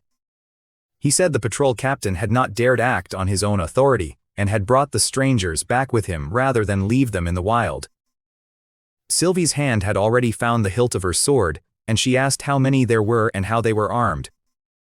It was a reasonable question from a woman whose entire job was assuming the worst until proven otherwise, and I let her ask it before I asked mine. The sergeant answered that there were 2 women and 1 man, all dressed in torn silk with no iron weapons among them, only a few short knives, and that the man carried wounds consistent with a fall somewhere on the mountainside. He added that the patrol captain had described their faces as different from anyone local, rounder in shape, with a yellow cast to their skin. Every eye in the room turned my way at the same moment, and I understood, without anyone saying it aloud, exactly what all of them were thinking. Nobody in the room said anything for a couple of seconds. Even Baal, who rarely let anything cross his face, had gone quiet enough that I could hear the rain still dripping off the eaves outside. Serena turned toward me first, her eyes wide with something between disbelief and recognition, and started to say that what the captain had described south of here. I was already moving before she finished the thought, telling the sergeant to take the 3 of them to the drawing room without frightening them further. I told him to send for Cecilia to see to the wounded man first, and to raise the garrison to second-level alert as a precaution. The sergeant repeated the orders back once and was already turning for the stairs before I finished the second sentence. Sylvie fell into step beside me and asked whether I suspected this was some form of armed scouting party sent ahead of a larger force. I told her they might just as easily be refugees fleeing some disaster of their own, and that regardless of which it turned out to be, a lord who opened his door wide earned more respect than one caught peering through the crack of it. And underneath that answer sat the part I did not say aloud, that I intended to see these 3 faces for myself before anyone else in Greywood had the chance to shape my first impression of them. I walked out through the mansion gate with that thought still settling, rainwater standing in shallow lines along the stone path, the air carrying the mixed smell of wet earth and cut grass. Behind me I could hear Sylvie giving quiet orders to the gate guard, her voice steady in a way that told me she had already decided how this would go if it turned out to be trouble. I looked east toward the mountain range, half buried under low cloud, the same range I had been tracing on a map not 10 minutes earlier. And somewhere under the calm I was holding on my face, one thought kept circling back on itself, insistent and impossible to ignore. Speak of a thing long enough, and apparently it comes looking for you. The story of how Lei Jinshu came to Greywood was not one I witnessed myself, and I want to be honest about that from the start. What follows is a reconstruction, built from 3 sources over the following months: her own account, given to me in fragments as her grasp of the common tongue improved, the patrol captain Aiden's written report, and my own guesses filling the gaps neither of them thought worth mentioning. I was not there for any of it until the moment she walked through my door, and everything before that moment I pieced together afterward, the way a man reconstructs a building from its foundation stones. Where the mortar is missing, I have filled it in with the shape of the stones around it, and I trust the reader to know where memory ends and inference begins. 3 days before I met her, in a capital city on the far side of a mountain range that had no name on any map I owned, a girl of 17 sat on a stone step and refused a bowl of porridge. Her maid, a young woman named Ah Yuan, knelt in front of her and begged her to eat, but Lei Jinshu only stared past her at a gray sky and said nothing. 3 months of mourning clothes and shuttered rooms had worn Ah Yuan down as well, though she hid it better than her mistress did. She had been, until 3 months earlier, a favored daughter of an empire called the Great Zhao Dynasty, trained from childhood in music and calligraphy, and the kind of court etiquette that takes a lifetime to unlearn. That training had been meant to make her useful to a husband someday, a fact she had accepted without much thought until the day it stopped mattering at all. Then a general on the northern frontier had raised a rebellion, and a court minister named Zhao Chongxian had used the chaos as cover to purge everyone who might one day stand against him. Her crime, as far as she ever understood it, amounted to a sachet she had stitched as a girl and given to a prince who later fell out of favor. A child's gift, offered without political weight of any kind, was enough on its own to earn her a place on a list of names meant for the executioner. The charge did not need to make sense, because by then the emperor was too sick to leave his bed, and every order leaving the palace carried Zhao Chongxian's seal instead of his. The death warrant for a minor princess took less time to draft than it takes to finish a cup of tea, or so she told me later, with the flat delivery of someone who had stopped being surprised by it.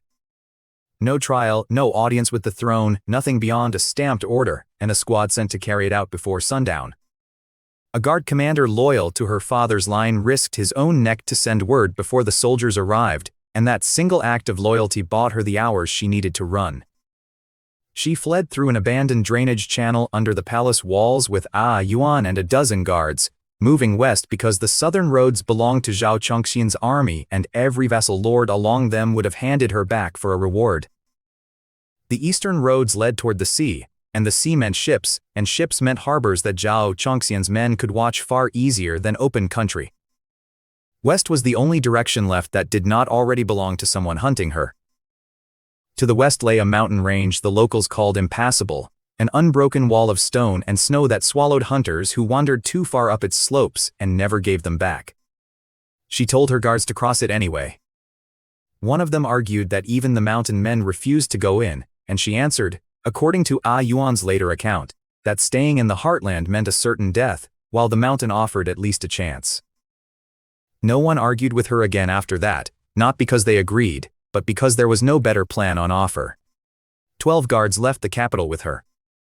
None of them had proper mountain gear, only the padded winter coats issued for a capital, where snow rarely lay on the ground past noon. The wind at altitude cut through that padding within a day, and by the second night 3 of the men had lost feeling in their fingers.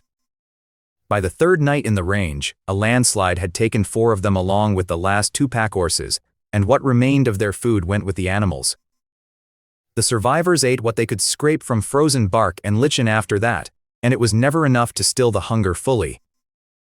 On the 7th day one guard lost his footing on an ice ledge and did not get up again, and she was the one who closed his eyes and took the dagger and flint from his belt before they moved on, because grief was a luxury the mountain did not allow. Yuan asked her, more than once as the cold ate through their clothes, whether they would make it out at all, and each time Li Jinshu answered with a single word, yes, though her own hands were cracked and bleeding from gripping a knife hilt she could no longer feel. She told me once that she stopped counting the guards who fell after the 8th, not out of coldness, but because counting made the losses feel like a ledger instead of people. They walked another 3 days on nothing, melting ice in a kettle for water, crossing a final ridge so narrow and wind-scarred that both of them had to crawl along it on hands and knees. Han Yang went first across that ridge, testing each hold before waving the 2 women forward, favoring the leg that had already begun to swell beneath his trousers. At the bottom of that ridge, she told me, the world went green. Yuan wept at the sight of trees, real trees with leaves instead of frost, and Li Jinshu stood over with her hands on her knees and did not let herself cry, because she still did not know if the ground beneath the trees would kill them in some new way. Han Yang sat heavily against a rock and pressed both hands to his bad leg, saying nothing, his face gone the color of old wax. She looked back once at the white peaks behind her and understood, without anyone telling her, that her father was almost certainly dead by then, and that a man she had never much liked was probably sitting in his chair. The palace she had grown up in, the gardens, the tutors, the whole ordered life that had once bored her, existed now only in her own head, and nowhere else she could reach. None of that mattered anymore, she thought, because she was still breathing, and breathing was the only inheritance left to her. The 3 survivors of her party, herself, Yuan, and a wounded guard named Han Yang, spent half a day working down the last slope and reached the edge of the forest at dusk, and that was when they heard hooves.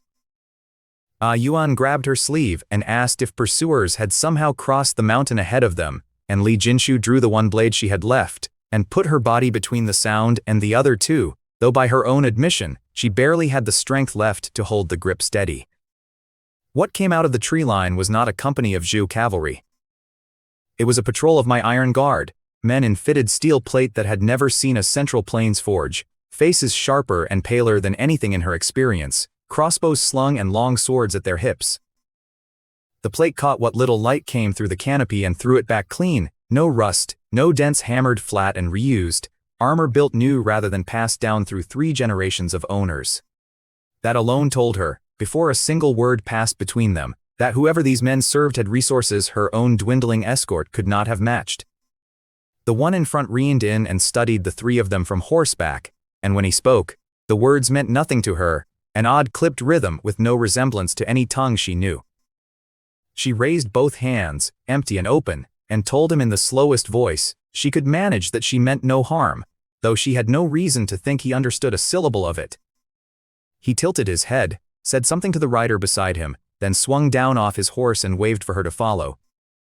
The other riders kept their crossbows lowered, not raised, a detail she noted at the time without knowing quite what to make of it. She hesitated, weighing the odds the way anyone would in her position, and decided that a man who wanted her dead would not have bothered dismounting, would simply have ridden the three of them down where they stood. She sheathed the dagger and nodded, and that was the choice that put her on the road to Greywood.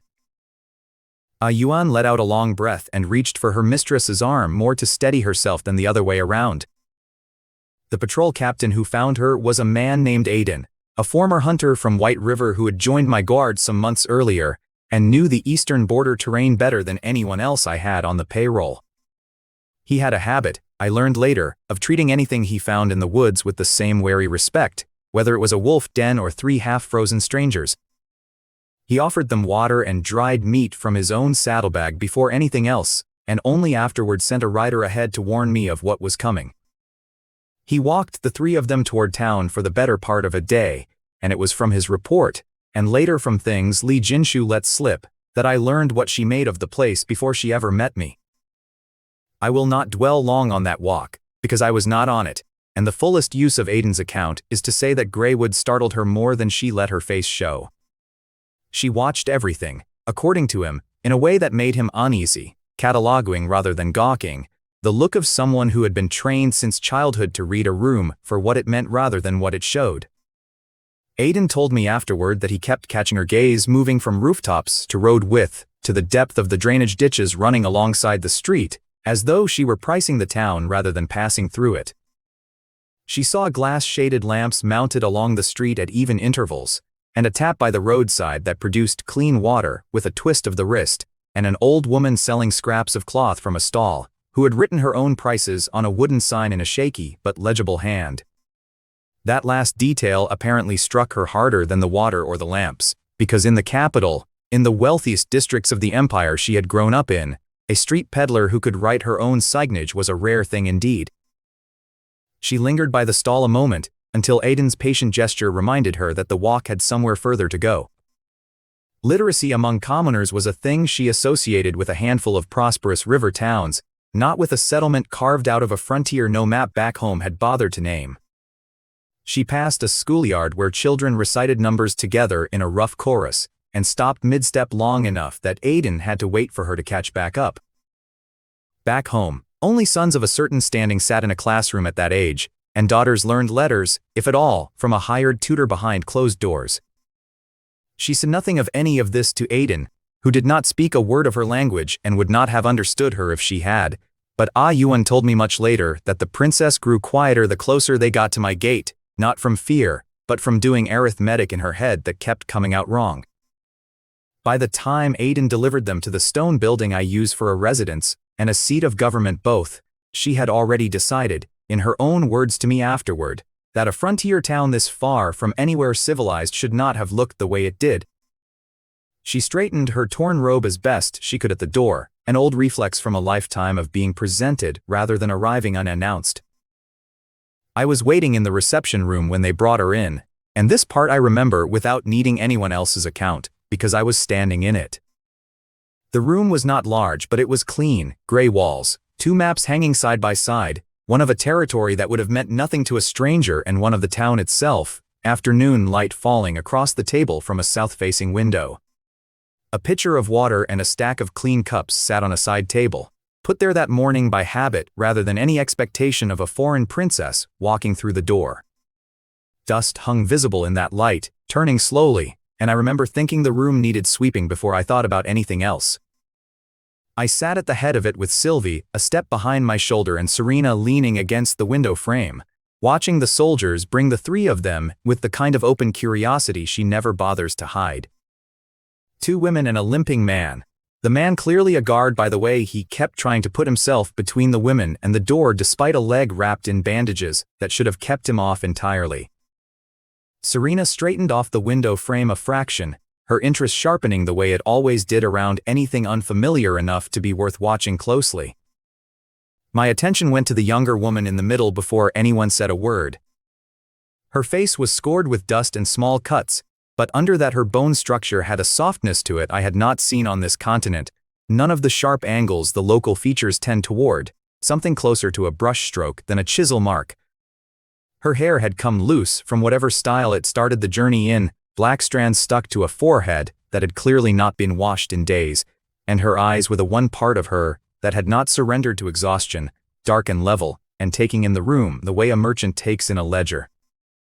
The robe she wore had been fine once, dark blue with a gold cloud pattern stitched along the hem, and even torn and mud-stained it carried the unmistakable weight of something no common household could have afforded. Something in my chest turned over, though I kept my face from showing it. I opened in the imperial common language, welcoming her to Greywood, giving my name and my title, the standard address I would have given any foreign dignitary dragged in off the road. She did not follow a word of it, and her brow drew down as she turned to murmur something to the maid beside her. The tone of it stopped me cold, a cadence I had not heard spoken aloud in years, not since a life I had spent a long time trying not to think about.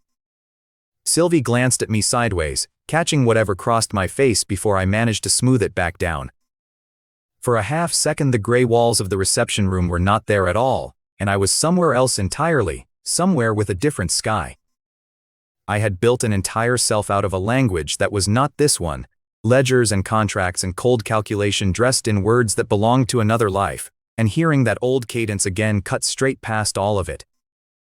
Something rose in me that I could not have named cleanly even if I had wanted to, and I made a decision on the spot rather than think it through. I bowed a little, reaching back through memory for a language I had not used since before I became Lorien Bohemia, and asked her, haltingly, whether she came from Zhu. The room went still in a way I have not felt often since. Her head came up and her eyes went wide, lips parting on a breath she did not finish, and for a long stretch neither of us said anything at all. Her maid stared at me with her mouth open, as though I had grown a second head in front of her. Han Yong's hand had drifted, without any conscious decision on his part, toward the hilt of the short blade the guards had let him keep. Then Li Jinshu spoke, her voice not quite steady, asking how I could possibly speak the language of the Central Plains. I was caught off guard myself, more than I let show, because I had never expected the two tongues, hers from her world and mine from a life I had left behind, to sit close enough together that either of us could bridge the gap. Those old syllables came back to me like seeds that had been sitting dormant in the ground for years, needing only the smallest amount of water to sprout. Every tone I got wrong reminded me how far I had drifted from the man who once spoke this language without thinking about it at all. I chose my words with care, telling her that many years ago I had met a traveler from the East who had taught me a little of the language, that I could follow her accent well enough even though some of her words did not match what I remembered.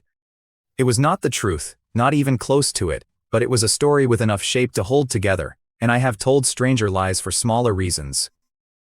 Whatever doubt crossed her face at the explanation, she set it aside without comment, which told me she had learned long ago to hold questions until a safer moment. She studied me for a long moment, then lowered herself into a bow with the kind of precision that no amount of ragged clothing could disguise, the bearing of someone raised from birth to carry herself a certain way regardless of circumstance. She gave her name and title, Princess Li Jinshu of the Great Zhao dynasty, explained that her father lay gravely ill, that a minister had seized the throne out from under him, that she had fled the capital and crossed the western range and had arrived, by accident rather than design, at my door. She asked for shelter, and promised that if she ever found her way home again, she would repay the debt many times over.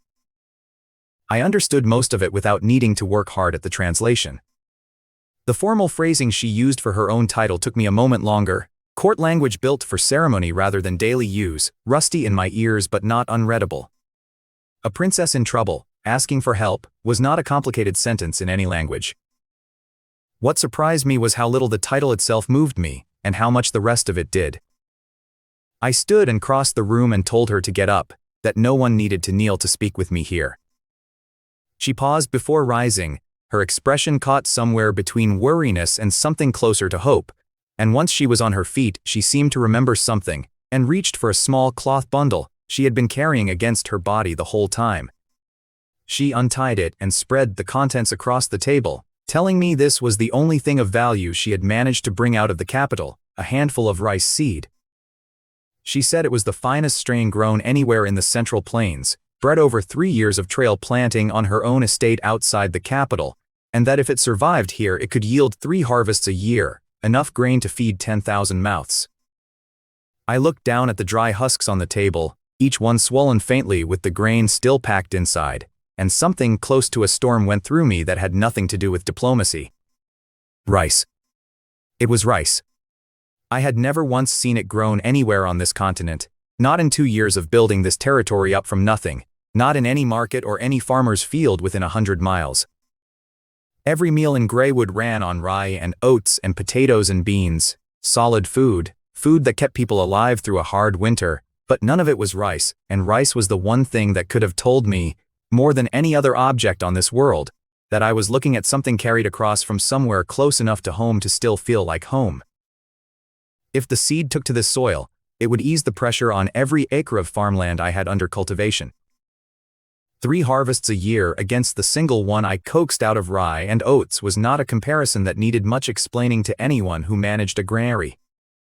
But under the accounting, under the cold math I run on instinct now, sat something plainer and harder to admit, which was that I wanted, more than I wanted to say out loud, to eat rice again. I had spent 2 years eating bread with thick soup and roasted meat, food I could not complain about by any reasonable measure, and still some small unfed part of me had gone hungry the entire time without my knowing exactly what it was hungry for. It is an odd thing to grieve a taste rather than a person, but grief takes whatever shape is available to it. A bowl of plain steamed rice, nothing else on the plate, was a thing I had not let myself think about in longer than I cared to admit.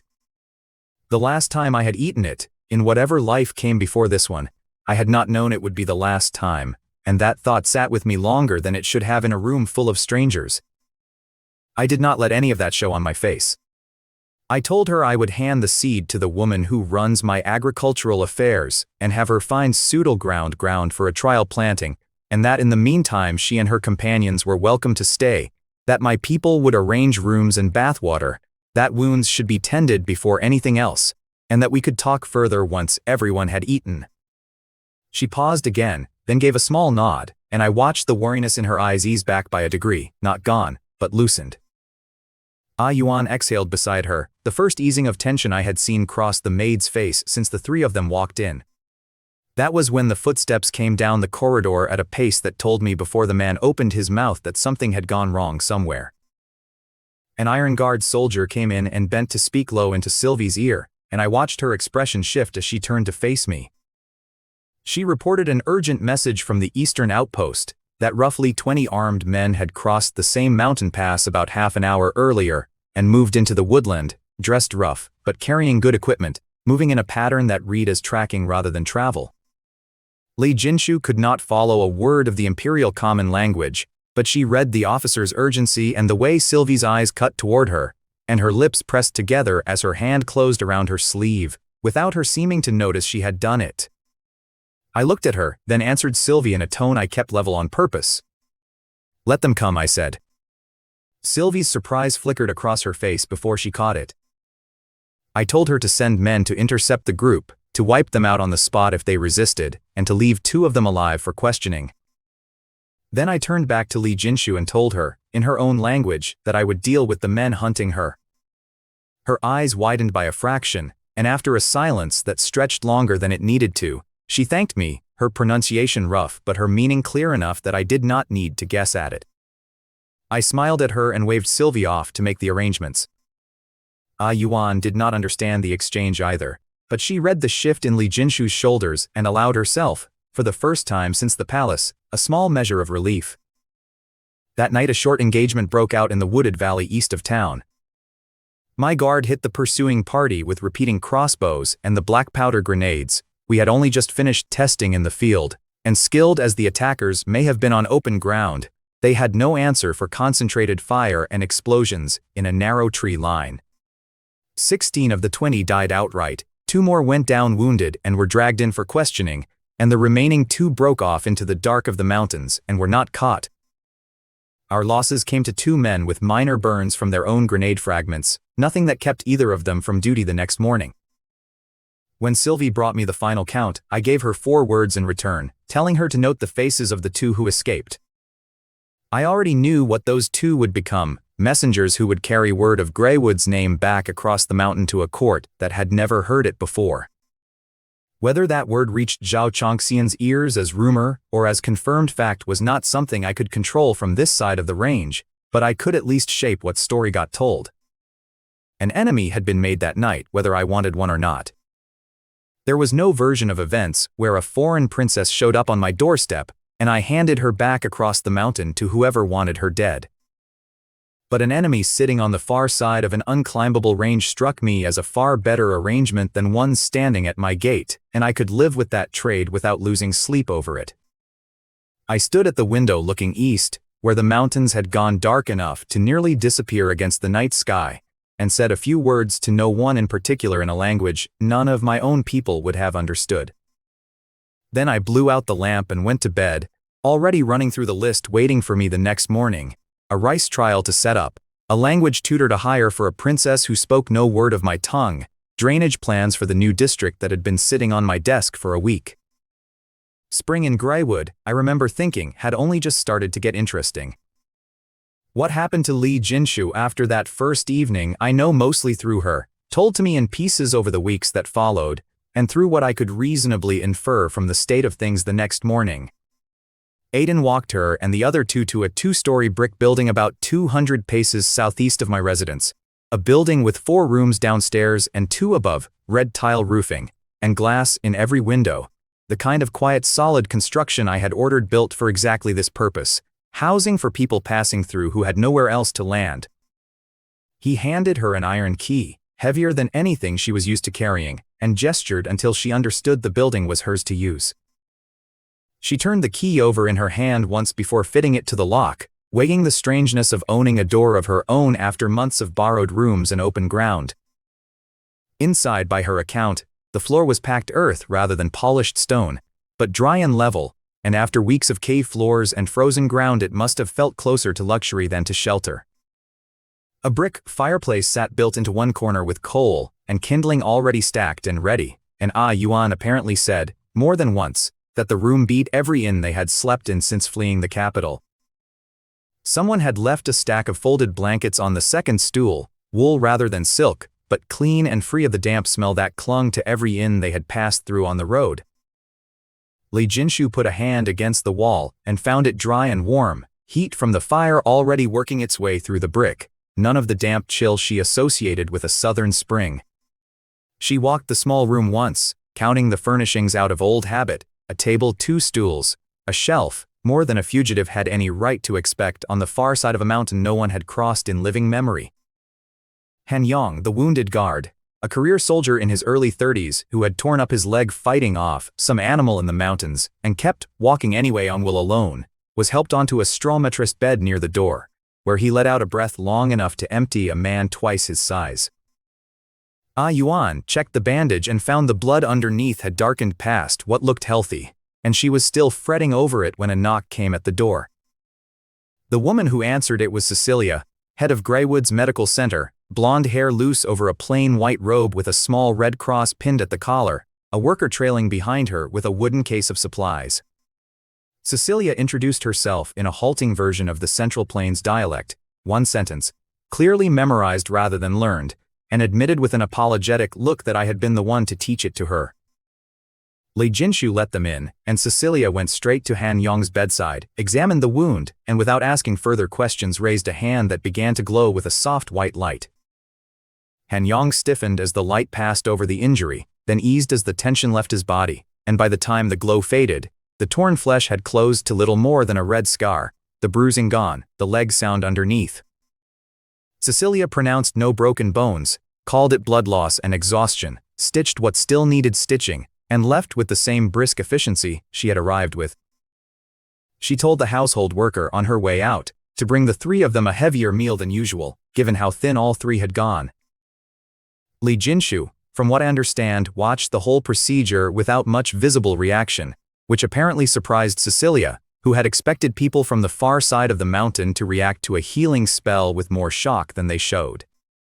She had grown up around court physicians who worked with needles and bitter root, not with light pulled straight out of a person's palm, and yet some part of her had already decided this land ran on rules she would need time to learn rather than fear outright.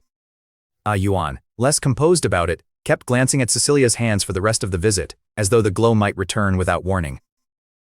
Later that night, Han Yang and Yuan debated what they had just seen, comparing it to talisman magic and monastic blessing rites they knew from home, settling on nothing conclusive, while Li Jinshu sat by the fire and mostly listened. Dinner arrived not long after: thick white bread, a stew heavy with potato and carrot and a few strips of salted meat, and a jug of warmed goat milk, not a large portion, but enough between the three of them to leave no one hungry. Yuan tore a piece of bread into the stew and declared the meat in it a welcome change from thin broth, and Li Jinshu drank from her own bowl slowly, letting the heat and the salt sit on her tongue, admitting to me much later that she could not remember the last time hot soup had reached her mouth. Han Yang ate in silence, methodically, the way a soldier eats when he has learned not to trust the next meal to arrive on schedule. Once the meal was cleared away and the household worker had shown them how to feed the iron stove, Li Jinshu had her first real chance to look the room over. She noticed a pipe running along the wall, thicker than a thumb, ending in a curved brass fixture shaped something like a goose's neck, the same kind of fixture she had seen worked by strangers on the street that afternoon. She knelt and turned the handle, and after a few hollow knocks in the pipe, water came out clear and cool, no grit, no smell, pooling in the basin below. Yuan crouched beside her and cupped a handful, startled to find it drinkable without boiling. She drank another mouthful before Li Jinshu waved her off the tap, half amused despite the exhaustion still sitting in both their bones. Li Jinshu shut the tap and sat with that fact for a while, because she knew of running water only as a privilege reserved for the imperial gardens back home, fed down from a mountain spring through a bamboo pipe network her own dynasty's engineers had laid generations earlier for the sole benefit of the palace and a handful of noble households. That a border town this far from anywhere civilized ran water into an ordinary household changed her understanding of what she was looking at, because it meant, as she put it to me later, that whoever built this place buried a network under the ground more extensive than her own empire's palace waterworks, and had done it not as a luxury for the powerful, but as something owed to anyone living within the walls. She walked to the window and looked out at the street below, where lamps along the road came on one by one as evening settled, oil-fed light behind glass shades, the glow strung together into a soft amber line down the paved street. No watchman struck a gong, no curfew bell rang anyone indoors, no soldiers walked the road on patrol that she could see. A pair of children ran past below her window chasing something she could not make out, unbothered by the hour, unafraid of anyone stopping them. The whole town sat quiet without sitting in the dark, and quiet without sitting in fear, which struck her, by her own later account, as the strangest thing she had witnessed since crossing the mountain. Back in the capital, curfew meant soldiers at every crossing and lantern light rationed by decree, order kept at the point of a spear rather than assumed as a matter of course.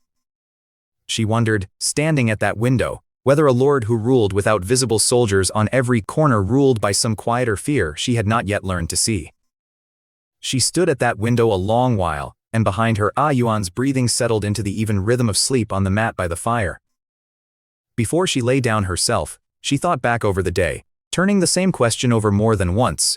What kind of man was I, this lord who spoke her own tongue in a broken accent, who understood at a glance what a handful of rice seed was worth, and who had ordered a company of armed men killed on her behalf with no more visible feeling than if he were swatting flies? She put out the lamp, pulled a rough but clean and sun-dried blanket to her chin, and lay looking at the ceiling with that question unresolved. By her own account, she slept more soundly that first night in Greywood than she had slept in the 3 months since the coup began. No waking with a start, no long hours staring into the dark, only rest. I did not learn any of that until much later, but I did see the result of it the next morning, in the composed and rested way she carried herself when she walked out to meet me. The next morning I was up before most of the town, as I usually am, and I sent Aiden to fetch her once breakfast was done. She woke, by her account, to sunlight through the glass and the sound of roosters and distant hammer work from the forge district, and lay still a moment taking stock of how well she had slept before getting up. For the first time in 3 months, she told me later, she woke without immediately reaching for the dagger she had kept under her pillow the whole way across the mountain.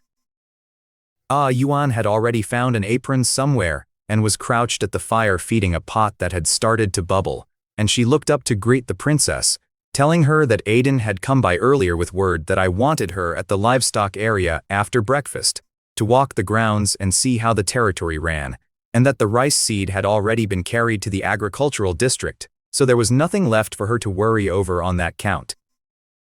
Li Jinshu washed her face at the tap, the water a little cooler than the night before but no less clean, and ate the white bread and honeyed oat porridge the household worker brought up, warming herself through by the time the bowl was empty. Yuan ate with open satisfaction, remarking under her breath that a remote frontier posting fed its guests no worse than the palace had, and Li Jinshu told her to mind her tongue, though not unkindly.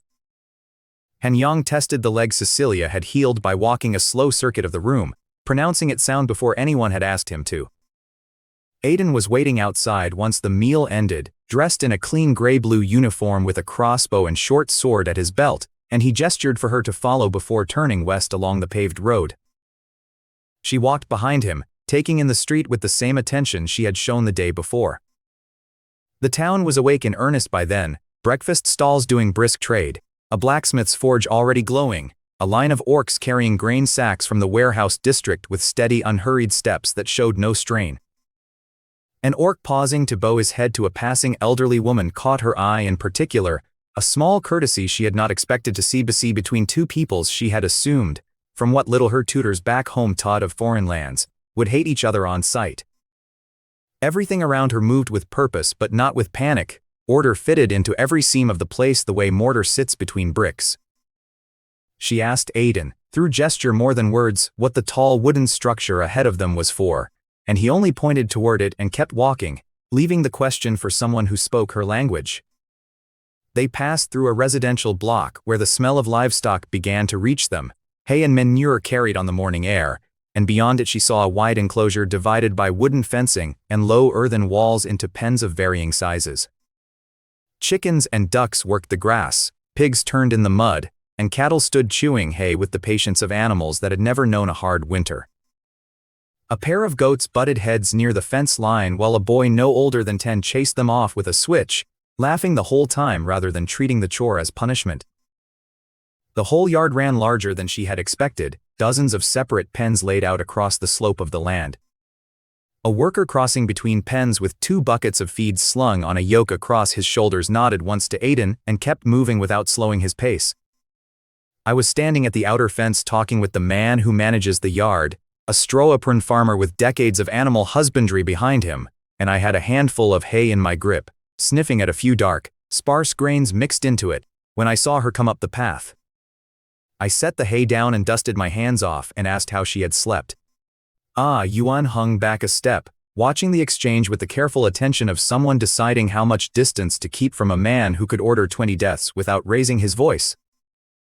She told me she had slept well, that the quiet of the place agreed with her, and I told her that was good to hear and turned to the fence, telling her since she was here I would show her the livestock operation.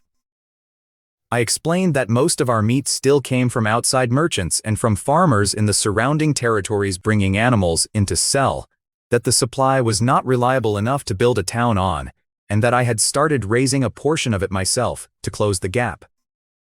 I led her past the chicken coops and the duck sheds and the pig pens, stopping in front of a row of low hutches where dozens of black and white rabbits, ears drooping, fur thick, huddled together over their feed. I told her these were meat rabbits, quick breeders, cheap to feed, ready for market inside 2 months, though we did not yet have enough of them to supply the town at any real scale. She asked, through me, how many litters a season the does managed, and I told her the number without needing to check my own records. I pulled a handful of alfalfa from the pile at the edge of the pen and tossed it in, and the rabbits crowded around it at once. One kit, smaller than the rest, hung back until the others cleared a path, and I found myself watching to see if it would get its share before I caught myself doing it. She studied the layout, the dry grass bedding, the water trough set in the corner, the drainage channel cut for manure, and told me the arrangement looked nothing like what she knew from home, where most households kept their own animals separately, and where gathering so many together in one place was rare. She explained that free-range livestock spread disease easily, that a single outbreak could wipe out an entire village's herd in a season. It was the first time since her arrival that she had offered an opinion unprompted, and I noted the shift without commenting on it. I pointed her to a small shed beside the chicken coop and told her that was the quarantine pen, that any newly bought or sick animal spent days there under watch before we let it near the main stock, and that manure got collected and composted before it ever reached a field, so nothing went to waste and nothing fouled the water table.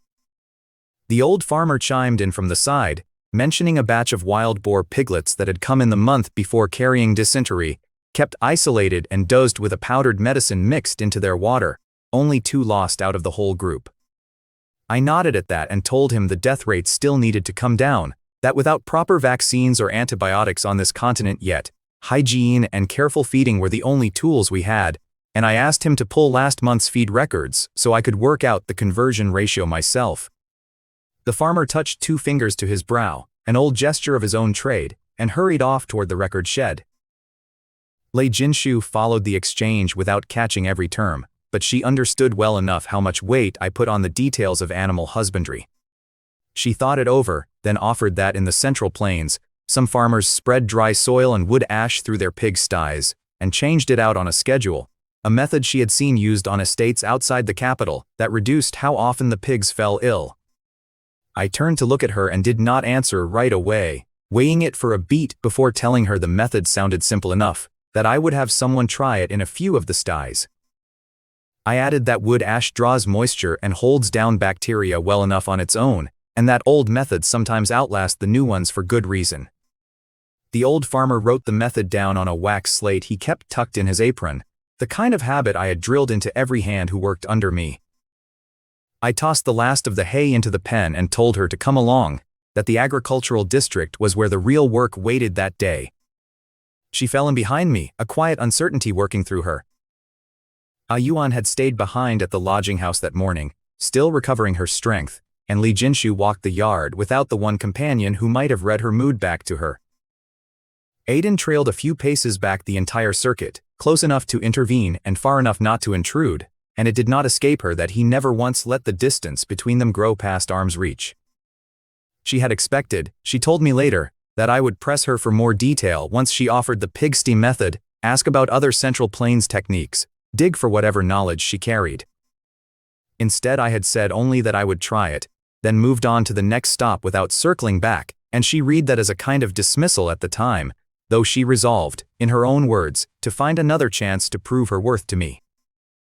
The road through the agricultural district ran cleaner than the livestock yard behind us, water running steadily through the irrigation channels, wooden sluice gates creaking as they passed.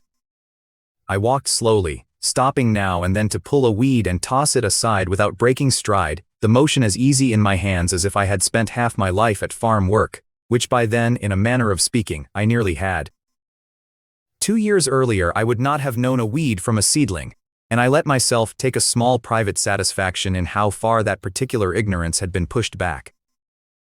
I asked her, in an offhand way, whether people in the Central Plains paid close attention to season and soil and water when they planted.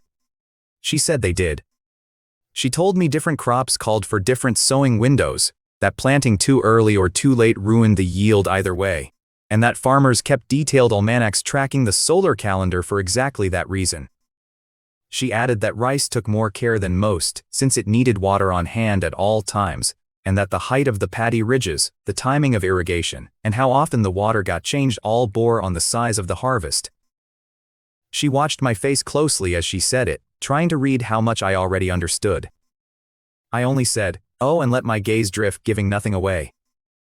We followed the canal past a vegetable field and through a line of waist-high fencing into an open stretch of cleared ground. Farm workers turned soil there with hand tools, and a cart loaded with ash and manure sat parked nearby waiting to be spread as fertilizer.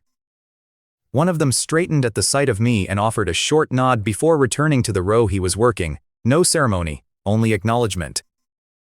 At the center of the clearing, set on level ground, stood a row of wide wooden basins filled with water, and out of each one a few clumps of pale green shoots pushed up above the surface. Li Jinshu recognized them at once, the rice seed she had handed over only the day before, already sprouted overnight.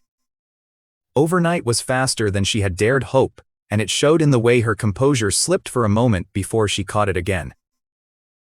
Her steps quickened toward the basins before she caught herself and slowed back to a walk befitting her station. Before she could say anything, a clear voice called out from across the clearing, addressing me by name, saying I had come at a good time. The voice belonged to Elarara, a half-elf with silver hair and pale skin and features, so fine they might have come off a painted scroll, a green apron over her clothes, and her sleeves pushed up past her forearms, a damp cluster of grain in one hand as she crossed toward us. She told me she had gotten the seed to germinate without trouble, but that the water temperature would need watching closely from here on. She had kept a small fire burning under one of the basins through the night to hold the water above a certain warmth, an idea of her own that no one had asked her to try. Her eyes moved over Li Jinshu once before settling back on me, and there was a note in her voice, faint but not absent, when she asked whether this was the Eastern princess I had mentioned the day before. The question came out mild enough on the surface. But Li Jinshu told me, much later, that she caught something under it, a look that lingered on her a beat longer than it would have on any ordinary stranger passing through the field. The seedbeds sat at the low end of the agricultural terrace, 3 wooden basins of soaked grain steaming faintly in the morning cold. Mist still clung to the paddy banks below, and the whole terrace smelled of wet earth and last year's straw. I walked Li Jinshu down there myself, because I wanted to see what she actually knew before I decided what she was worth to me. Knowledge was the one asset she'd carried across the mountains that no bandit could have stripped from her, and I intended to weigh it before I weighed anything else. Ella was already crouched over the basins when we arrived, her silver hair tied back, sleeves rolled to the elbow. The morning light hadn't cleared the ridge yet, and the basins caught what little warmth there was. I made the introduction plain. Li Jinshu had crossed the mountains with seed stock unlike anything Greywood had grown, and since Ella ran the territory's agriculture, the two of them had every reason to compare notes. Ella looked Li Jinshu over for a breath, then turned back to the basins as if the newcomer were a line item she hadn't decided how to book yet. She reported that the seeds were absorbing water well, though she admitted she had never handled the variety before and could not say whether it behaved like the dryland rice Greywood already grew, the kind that never needed flooding and never yielded much either. Li Jinshu knelt beside the basin without being asked, lifted a swollen grain between 2 fingers, and named it on sight, kingi rice, the common paddy variety of the Central Plains and the South. I watched Ella's expression shift by a fraction at the speed of that identification. She explained that it wanted flooded fields from sowing to transplant, water held at the depth of a finger for about 30 days, then seedlings moved out once they reached half a foot, spaced a foot apart, the water raised as they grew and lowered again once they headed. Ella listened with her brow drawn tight, running the numbers against fields she already knew by feel, and allowed after a moment that she understood the water depth logic well enough. She raised one problem of her own. The local spring ran colder than the Central Plains, and cold water meant slow germination and weak seedlings. Li Jinshu answered without a pause, describing straw matting laid over the seedbeds, covered at night and lifted by day, a trick used in villages near the capital that pushed germination rates past 90 in 10 parts. I made a note to ask Baal whether Greywood already held matting stock or whether we'd need to weave more before spring. Something flickered behind Ella's eyes at that, interest she didn't bother hiding, though she asked no follow-up question. Instead she crouched again, trailed her fingers through the basin water for a few seconds as if reading a temperature no thermometer could give her, and pronounced the water tolerable for now, with mats to be reedied before nightfall regardless. She stood and told Li Jinshu, in a tone that gave away nothing, that the princess clearly knew rice. Coming from Ella, that was closer to praise than anything I'd heard her offer a stranger before. I hadn't said a word through any of it, and I let the silence sit until they'd finished trading expertise before I stepped back in with the arrangement I'd already settled on. Watching 2 women size each other up over grain water told me more about both of them than an hour of formal questioning would have. 3 acres near the southeast river would go into the trial planting, the irrigation canal already dug, the field ridges reinforced by afternoon. Li Jinshu would serve as technical advisor, supplying method and experience. Ella would run the actual labor, the water schedule, the fertilizer. Both of them would answer to Sylvie if a dispute needed settling above their heads. I picked her for that role because she wouldn't play favorites between an advisor she'd newly met and a farmer she'd known for years. I watched Li Jinshu take the shape of that arrangement in real time. Advisor, not administrator, her authority bounded to giving opinions that someone else would decide whether to use. Whatever she felt about it stayed off her face. She only inclined her head and addressed me by title, calm as still water. Ella hummed her approval, satisfied with the division of labor that left her holding the reins. That was the part of Ella I relied on most, the instinct to secure control of anything she'd be held responsible for. Then Ella looked back at me and asked the question she'd clearly been sitting on since we arrived.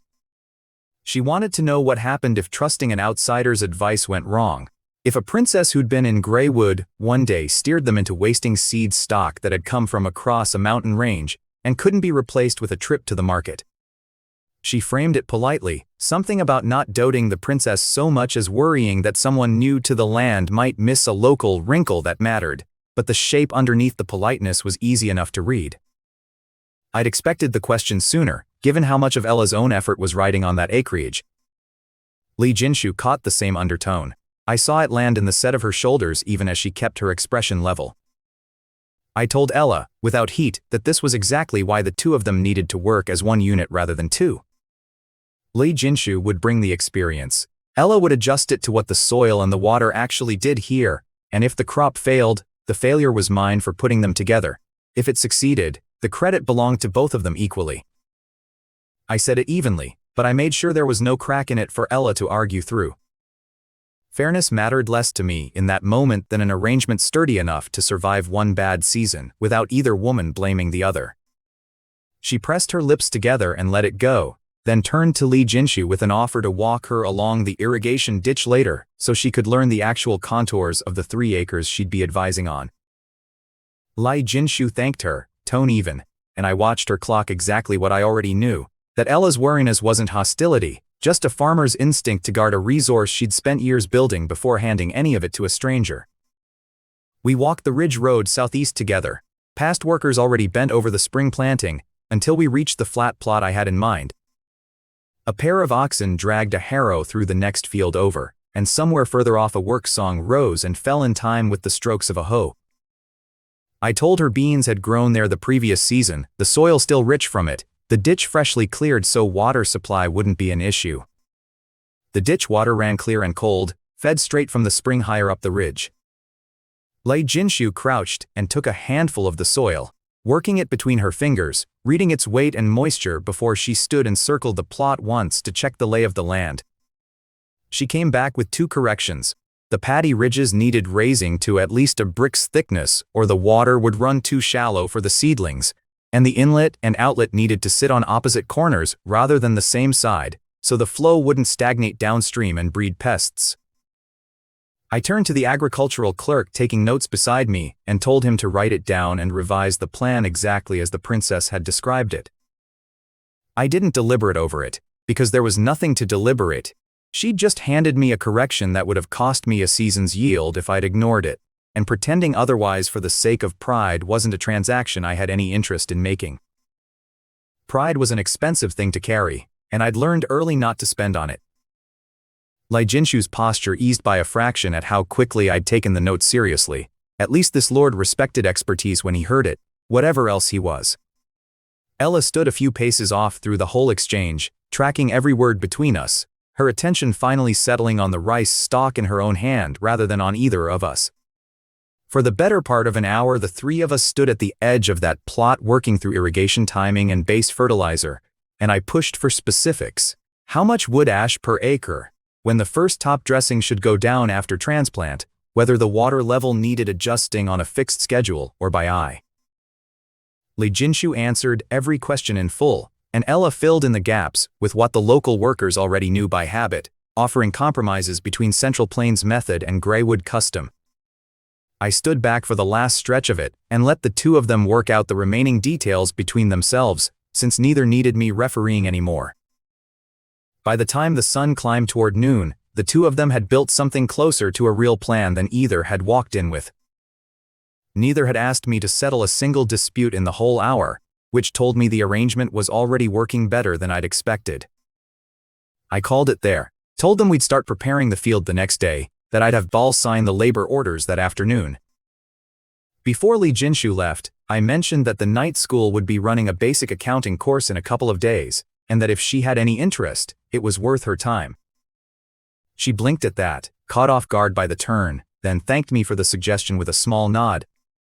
Whatever surprise she carried, she folded it away fast, the way someone does who has trained herself not to let her face outrun her judgment. I didn't explain myself further in the moment. I had already made the calculation and didn't see a reason to walk her through my ledger before she'd earned a look at it.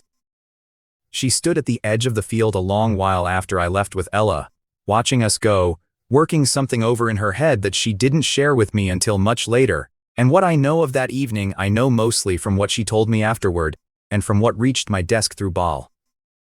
She'd clocked, watching Ella fall into step beside me, and talk to me without any of the careful distance a new arrival keeps, that whatever stood between Ella and me had been built over years she simply didn't have. Envy played little part in it. The calculation running through her was closer to a clear accounting of what she still lacked, and what it would cost her to build it. Good seed and good knowledge would open a door here, she decided, but they wouldn't buy her a seat at the table by themselves. That would take longer, and it would take proof rather than pedigree. She remembered the accounting suggestion I'd tossed off almost as an afterthought and turned it over until it stopped sounding like an afterthought at all. Back at her quarters, she opened the thin booklet the Iron Guard runner had left for her, measurement tables, currency conversion, a page of multiplication, and worked through it by the window until the light went orange, memorizing the copper to silver exchange before the sun dropped. She told me later that closing that booklet gave her something she hadn't expected to feel in Greywood, a sense of ground under her feet that had nothing to do with her birth, and everything to do with what she could learn to do with her own hands. She underlined the copper to silver ratio twice on the silk strip before she allowed herself to stop for the night. That evening she walked out to check on Han Yang at the clinic, and the attendant there told her he was healing well, on his feet within a day or two, though he'd need to stay off anything strenuous for a couple of weeks. On her way back she passed the square in front of the manor and found a line of townsfolk waiting at a supply cart stocked with dried salted fish and coarse salt, a hand-lettered sign capping each household at 2 caddies. She watched the distribution a while, struck by how orderly it ran without anyone shouting, and worked out for herself that rationing by household did more to stop waste and hoarding than simply giving the stock away ever would. Nobody pushed forward out of turn, and the 2 clerks running the cart kept the line moving without raising their voices once. Back at the brick house, Yuan had dinner laid out: rye bread, pickled radish, a pot of bean soup plain but generous in portion, and fussed over whether the princess was tired from the day. Li Jinshu waved off the fuss, said she'd slept well and recovered fast, and asked instead what Yuan had gotten up to in town. Yuan lit up describing the market: tool stalls, cloth, dried fruit, copper lamps that burn brighter than anything she'd seen at home, a little dagger with a blade polished bright for 15 copper coins, and floated the idea that they ought to start buying their own household goods instead of living off the Lord's rations forever. Li Jinshu set 2 silver coins on the table, explained that Aiden had delivered them that morning as a resettlement allowance that wouldn't come out of any future wages, and told Yuan to spend carefully at the market the next day, since income like that wouldn't repeat every month. Yuan turned the coins over in her palm as though she could read something more in them than their weight. Yuan pocketed the coins with a grin and got back to her soup. 2 silver was more coin than either of them had held free and clear since crossing the mountains. After the meal, Li Jinshu settled by the fire and returned to the conversion tables, copying key figures onto an old strip of silk she'd carried out of the capital, working at her own pace by firelight. That was where I found her when I knocked on her door about an hour later, still in my linen shirt, a small honey jar in hand. Yuan opened the door and stepped aside fast enough that I barely broke stride. The house smelled of wood smoke and the last of the bean soup, warm against the cold outside. I told her the honey had come fresh from the kitchens that year and tasted good enough that I'd have someone bring tea to go with it in a few days. I kept the tone light on purpose, the kind of thing you'd say dropping by a neighbor's door rather than a lord calling on a fugitive princess he'd taken in. Li Jinshu thanked me for it, though I could see her turning the visit over, waiting for the actual reason I'd come. I glanced at the booklet still in her hands and asked whether she was working through the conversion tables. The pages had gone soft at the corners already, from how many times she'd turned them that day alone. She admitted she wanted the local currency memorized fast so she wouldn't trip over the accounts later. I told her memorizing the tables was a fine start, but that arithmetic wasn't something a person absorbed by rote alone, and that I'd have an abacus and a workbook sent over so she could drill alongside the class schedule. She hesitated, then asked me outright whether steering her toward night school accounting meant I doubted she was suited to work in the fields. I didn't answer right away, because the honest answer needed more than a reflex. I'd learned, the hard way, that answering too fast on a question like that only taught people to distrust whatever came out of my mouth next. I leaned back and told her it wasn't a matter of suitability at all. Her performance that morning had proven she understood rice better than most people who'd spent a lifetime on it, and her advice had been sound down to the last detail.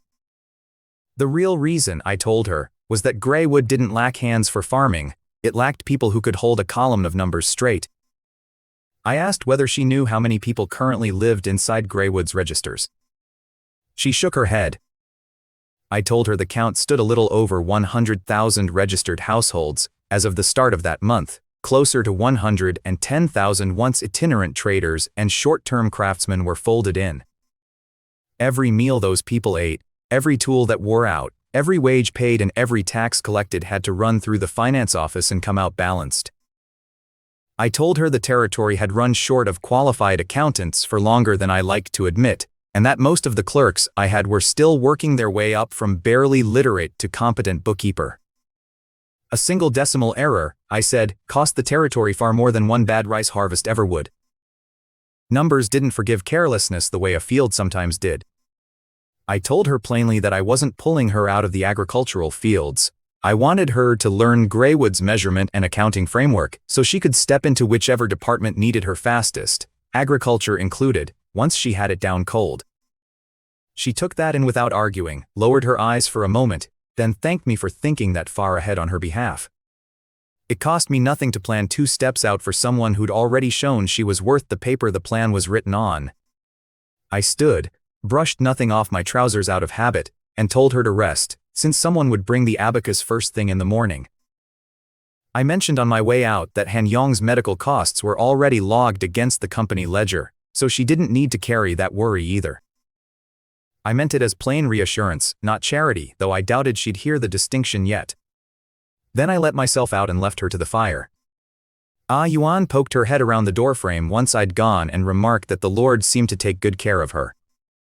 Li Jinshu didn't answer right away, sitting back down with the booklet open but her eyes fixed somewhere past the firelight. What I said about accounting had reminded her of something her father used to say about statecraft, that governing a great nation was no different from cooking a small fish, and the heat mattered more than the seasoning. She turned that thought over against a lord running a frontier settlement with the same instinct for method, and decided there might be more worth learning here than she'd expected from a border posting. I hadn't thought of my own management style in those terms before, though the comparison wasn't far off the mark when Ball repeated it to me later. The abacus arrived the next morning exactly as promised, carried by a young Iron Guard trooper who set it down along with a fresh workbook and left without much ceremony. She weighed it in her hand, iron and wood frame, a column of beads on copper rods, the click of them sliding sharp and clean, plainly the work of a careful craftsman, rather than a mass-run item. The shape differed slightly from the abacus she remembered from the Imperial College as a child, but the logic underneath was the same, and she picked it up fast. The beads clicked under her fingers as she tested the frame, quick and precise, the muscle memory of a childhood classroom returning without effort. She spent that morning at the study room above the night school, working the exercise booklet cover to cover, word problems about silver coins spent on shovels, about cloth sold by the foot, nothing that challenged her so much as it filled in the local conventions she hadn't learned yet.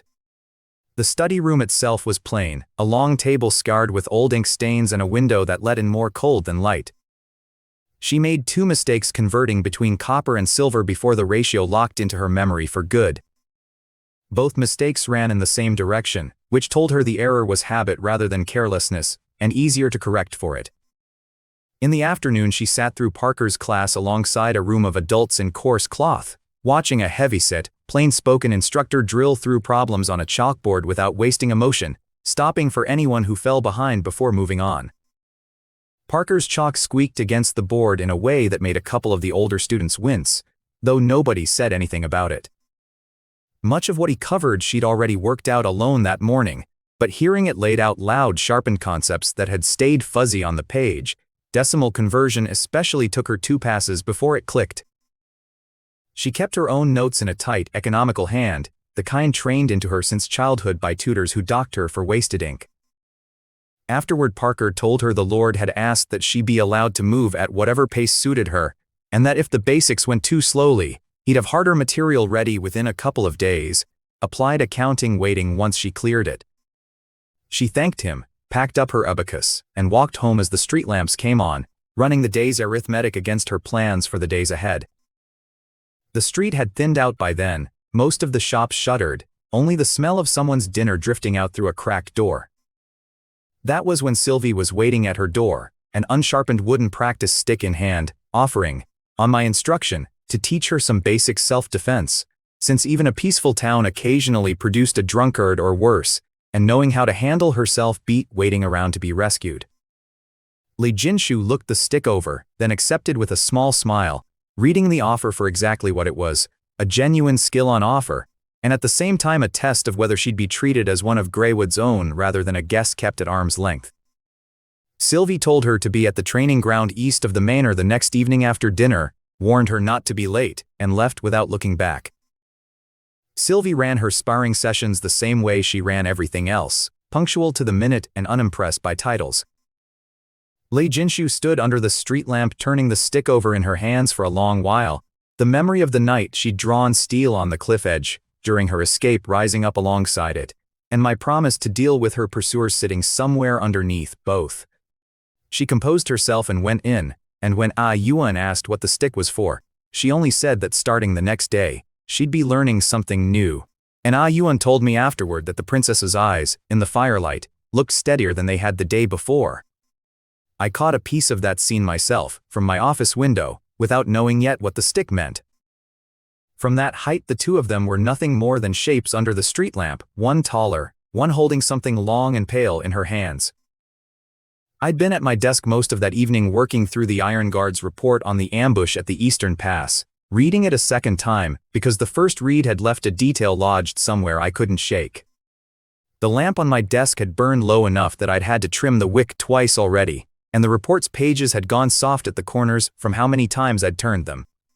20 pursuers had come through that pass, and their bodies had held up in ways that didn't square with anything I knew about human physiology, mine or this world's. Several had taken crossbow bolts to the torso and kept fighting for several breaths before going down. One report described a man breaking 7 or 8 steps forward after taking a hit, only collapsing once 5 bolts struck his knees and shoulder blades at once. I knew what Greywood's standard repeating crossbow did to an ordinary man inside 20 paces, and it wasn't this. I'd watched men drop from a single bolt to the chest before, dead before they finished falling. Converted to the scale I understood from this world's extraordinary hierarchy, that kind of endurance sat close to a second-tier knight. Second-tier knights didn't grow on trees in Greywood, and they didn't turn up 20 at a time chasing one fugitive across a mountain pass either. And yet none of them had shown a trace of battle aura circulating, no glow, no pressure, nothing the Iron Guard's trained eyes would have caught if it were there.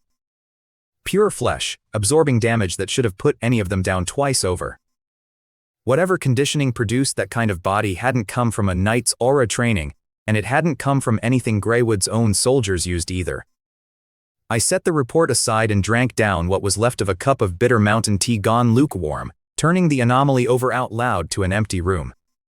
Some previous report had mentioned pursuers whose breathing shifted before a fight, a sudden change in rhythm followed by a burst of strength that read almost like the internal cultivation systems from old stories, nothing like battle aura, nothing like anything Greywood's Iron Guard trained toward. If that method could be understood and reproduced, even a modest gain, say 30% added toughness across an ordinary soldier's body, would be worth more on a battlefield than most of the equipment upgrades I had queued up. I turned the figure over more than once, comparing it against men I'd already seen fall the first time steel touched them.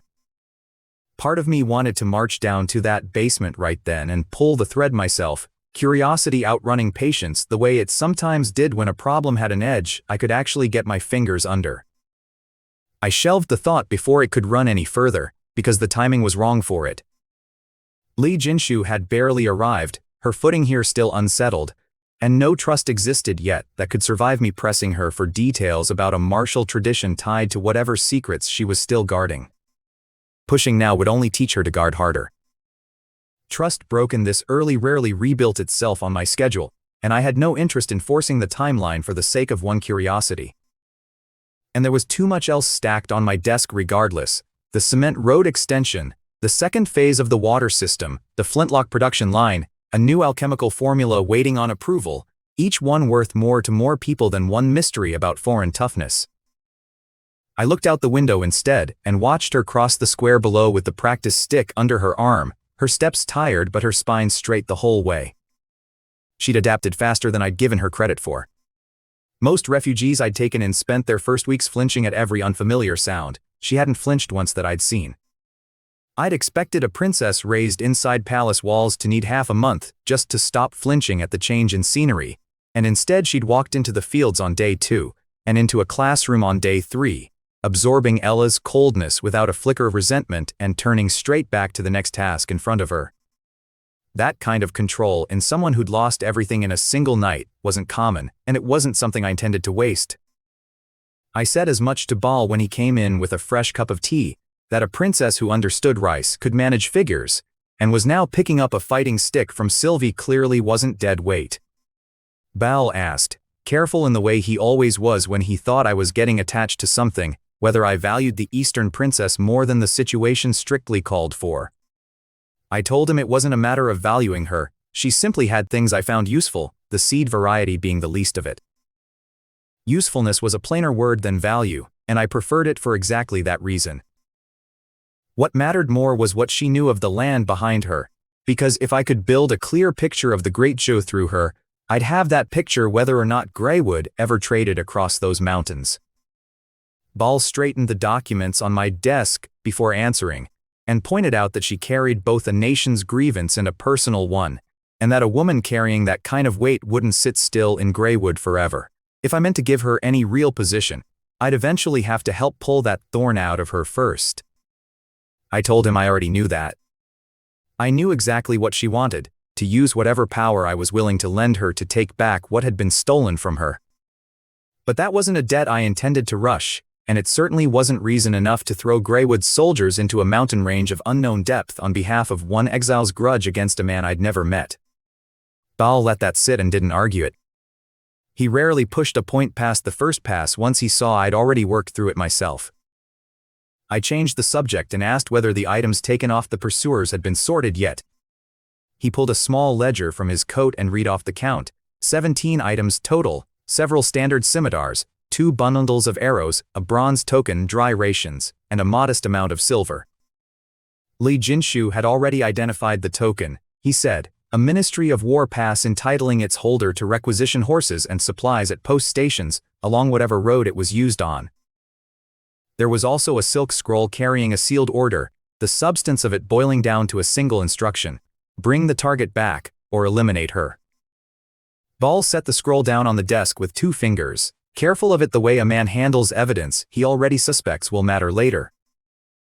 I unrolled the scroll myself and read it through, brush strokes clean and economical, no padding, the target's description and likely escape route laid out plainly, a vermilion seal stamped at the bottom. I read the name aloud once I found it: Zhao Chongxian. Efficient enough to send a squad after a princess and not blink at the order to kill her if retrieval failed, which told me something about how close the old emperor's reign was to its end. A government secure in its own footing rarely bothered issuing kill orders against its own blood. It waited them out instead and let time do the work. I handed the scroll back to Bal and told him to box it somewhere safe. It might prove useful leverage later, or evidence, depending on how this played out. I told him to send the scimitar and the token to the workshop and have Copperhammer's people forge a few copies in the same style, since I wanted to see what Great Zoo's smiths were capable of before I decided how much of a threat their steel actually was. Bao acknowledged the order and left to arrange it. The office went quiet again, and I worked through what remained on the desk, signed off on the second phase of the water project, approved the last stretch of cement road toward White River, reviewed the Ed Brothers expansion plan for the alchemy workshop, and put my name at the bottom of the final page. I set the quill down and rubbed at my temples. The candle on the desk had burned down to a stub without my paying it any attention, and the light had started to gutter. The workload had grown to several times what it had been when I first took Grywood over, and population growth didn't care whether I felt ready for it. Every new mouth needed feeding, every road needed maintaining, every fresh arrival needed housing, registration, and work. At least the Political Affairs Committee had settled into its rhythm by then, mid-level administrators handling the routine grind without needing my signature on every line, which left me the decisions that actually required judgment rather than habit. The flintlock production question was one of those. It was also the one I looked forward to most, if I was honest with myself about it. I opened the drawer at my left and pulled out the schematic copper hammer, and I had revised 6 times before locking it down: barrel, hammer, spring, trigger assembly, every dimension marked in fine lines. A barrel a bit over 1 meter long, a caliber near 14 millimeters, smooth bore, built around a modified flintlock mechanism that held up even in wet weather.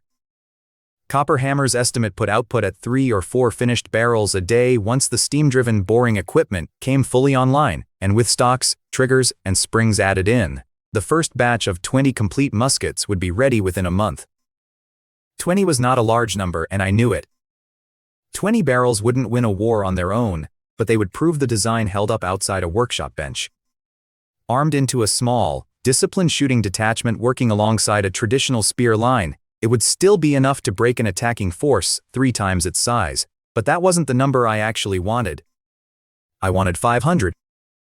I wanted 1,000, and past that, I wanted every adult in Greywood capable of picking up a musket and using it competently. Only a militia armed at that scale would make the territory something no outside power could threaten without paying a price too steep to bother with. Steel and spears kept a border defensible. Muskets in enough hands made a border not worth attacking in the first place. Getting there meant more than copper hammer and a handful of smiths hammering out barrels by hand. It meant standardized production lines, a dependable powder supply, a large arsenal built somewhere defensible and quiet, and enough trained gunsmiths to keep the whole operation running without me standing over it. It meant a supply chain for saltpeter that didn't depend on a single merchant's goodwill, and a foundry that could turn out barrels faster than any smith working alone ever could. All of that came down, in the end, to people and time, the 2 resources no amount of silver could conjure faster than they naturally arrived. I put the schematic back in the drawer and let the ambition sit where it was for the night. Some plans needed years rather than months, and I'd learned to stop resenting the ones that did. The road ahead was long regardless, and it would get walked one stretch at a time.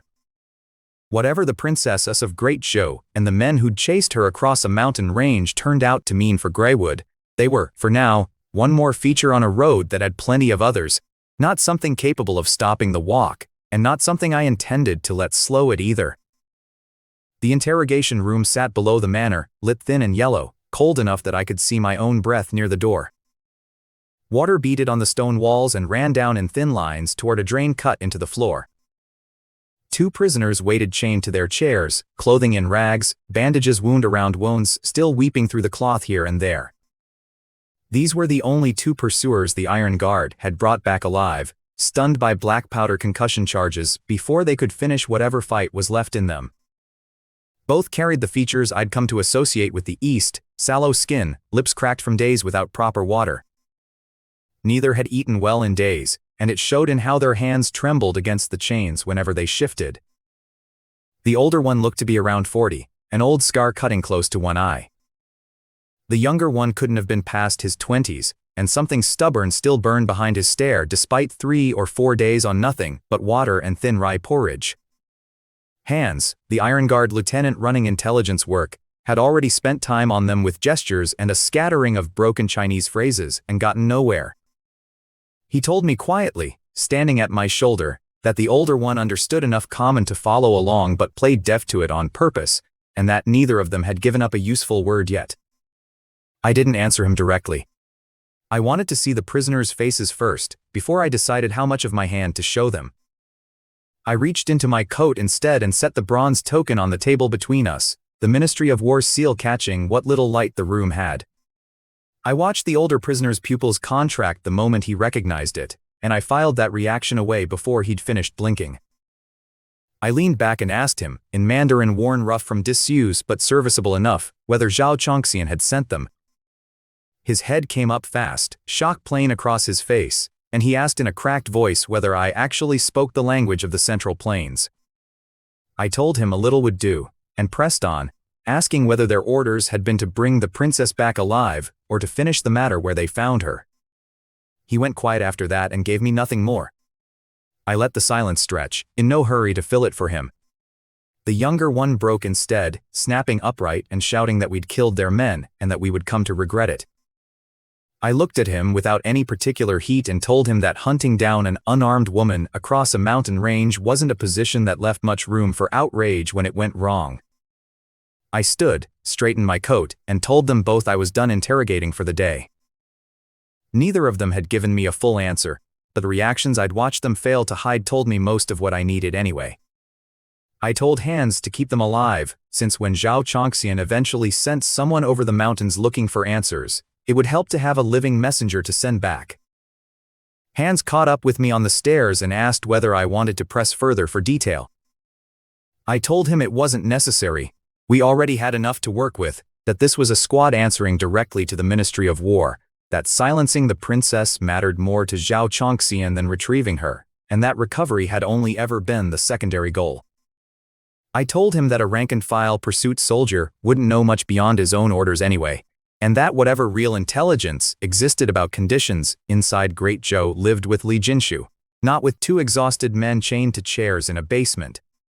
Daylight hit the stairwell floor as I climbed out of it, and I told Hans, before he went to make the arrangements, not to mistreat the prisoners and not to release them either, 2 meals a day, indefinite confinement, since they might prove useful again before this was finished. He nodded and went to see to it. The stairwell door closed behind him with a dull iron sound that carried further than it should have in the empty corridor. Sylvie was waiting in my office by the time I got back upstairs, a list already in hand.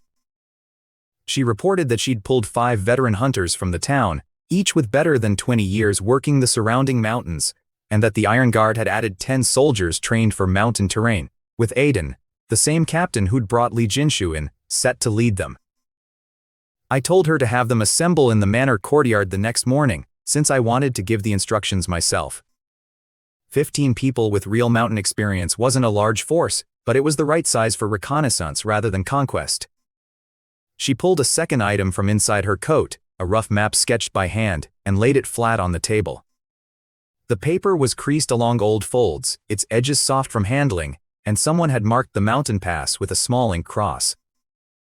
According to what Aiden had put together from his own experience in that country, it ran about 3 days from the mountain pass through a stretch of loose scree, and past the scree the land leveled into a highland he'd never had reason to push beyond. I studied the map for a while, crooked lines, a handful of landmarks marked with confidence, and a wide stretch left blank except for a scatter of question marks where nobody Greywood employed had ever set foot. A blank map was its own kind of invitation, and I'd never been able to leave one alone for long. I traced the stream on the map with one finger and told Sylvie that this trip wasn't a crossing.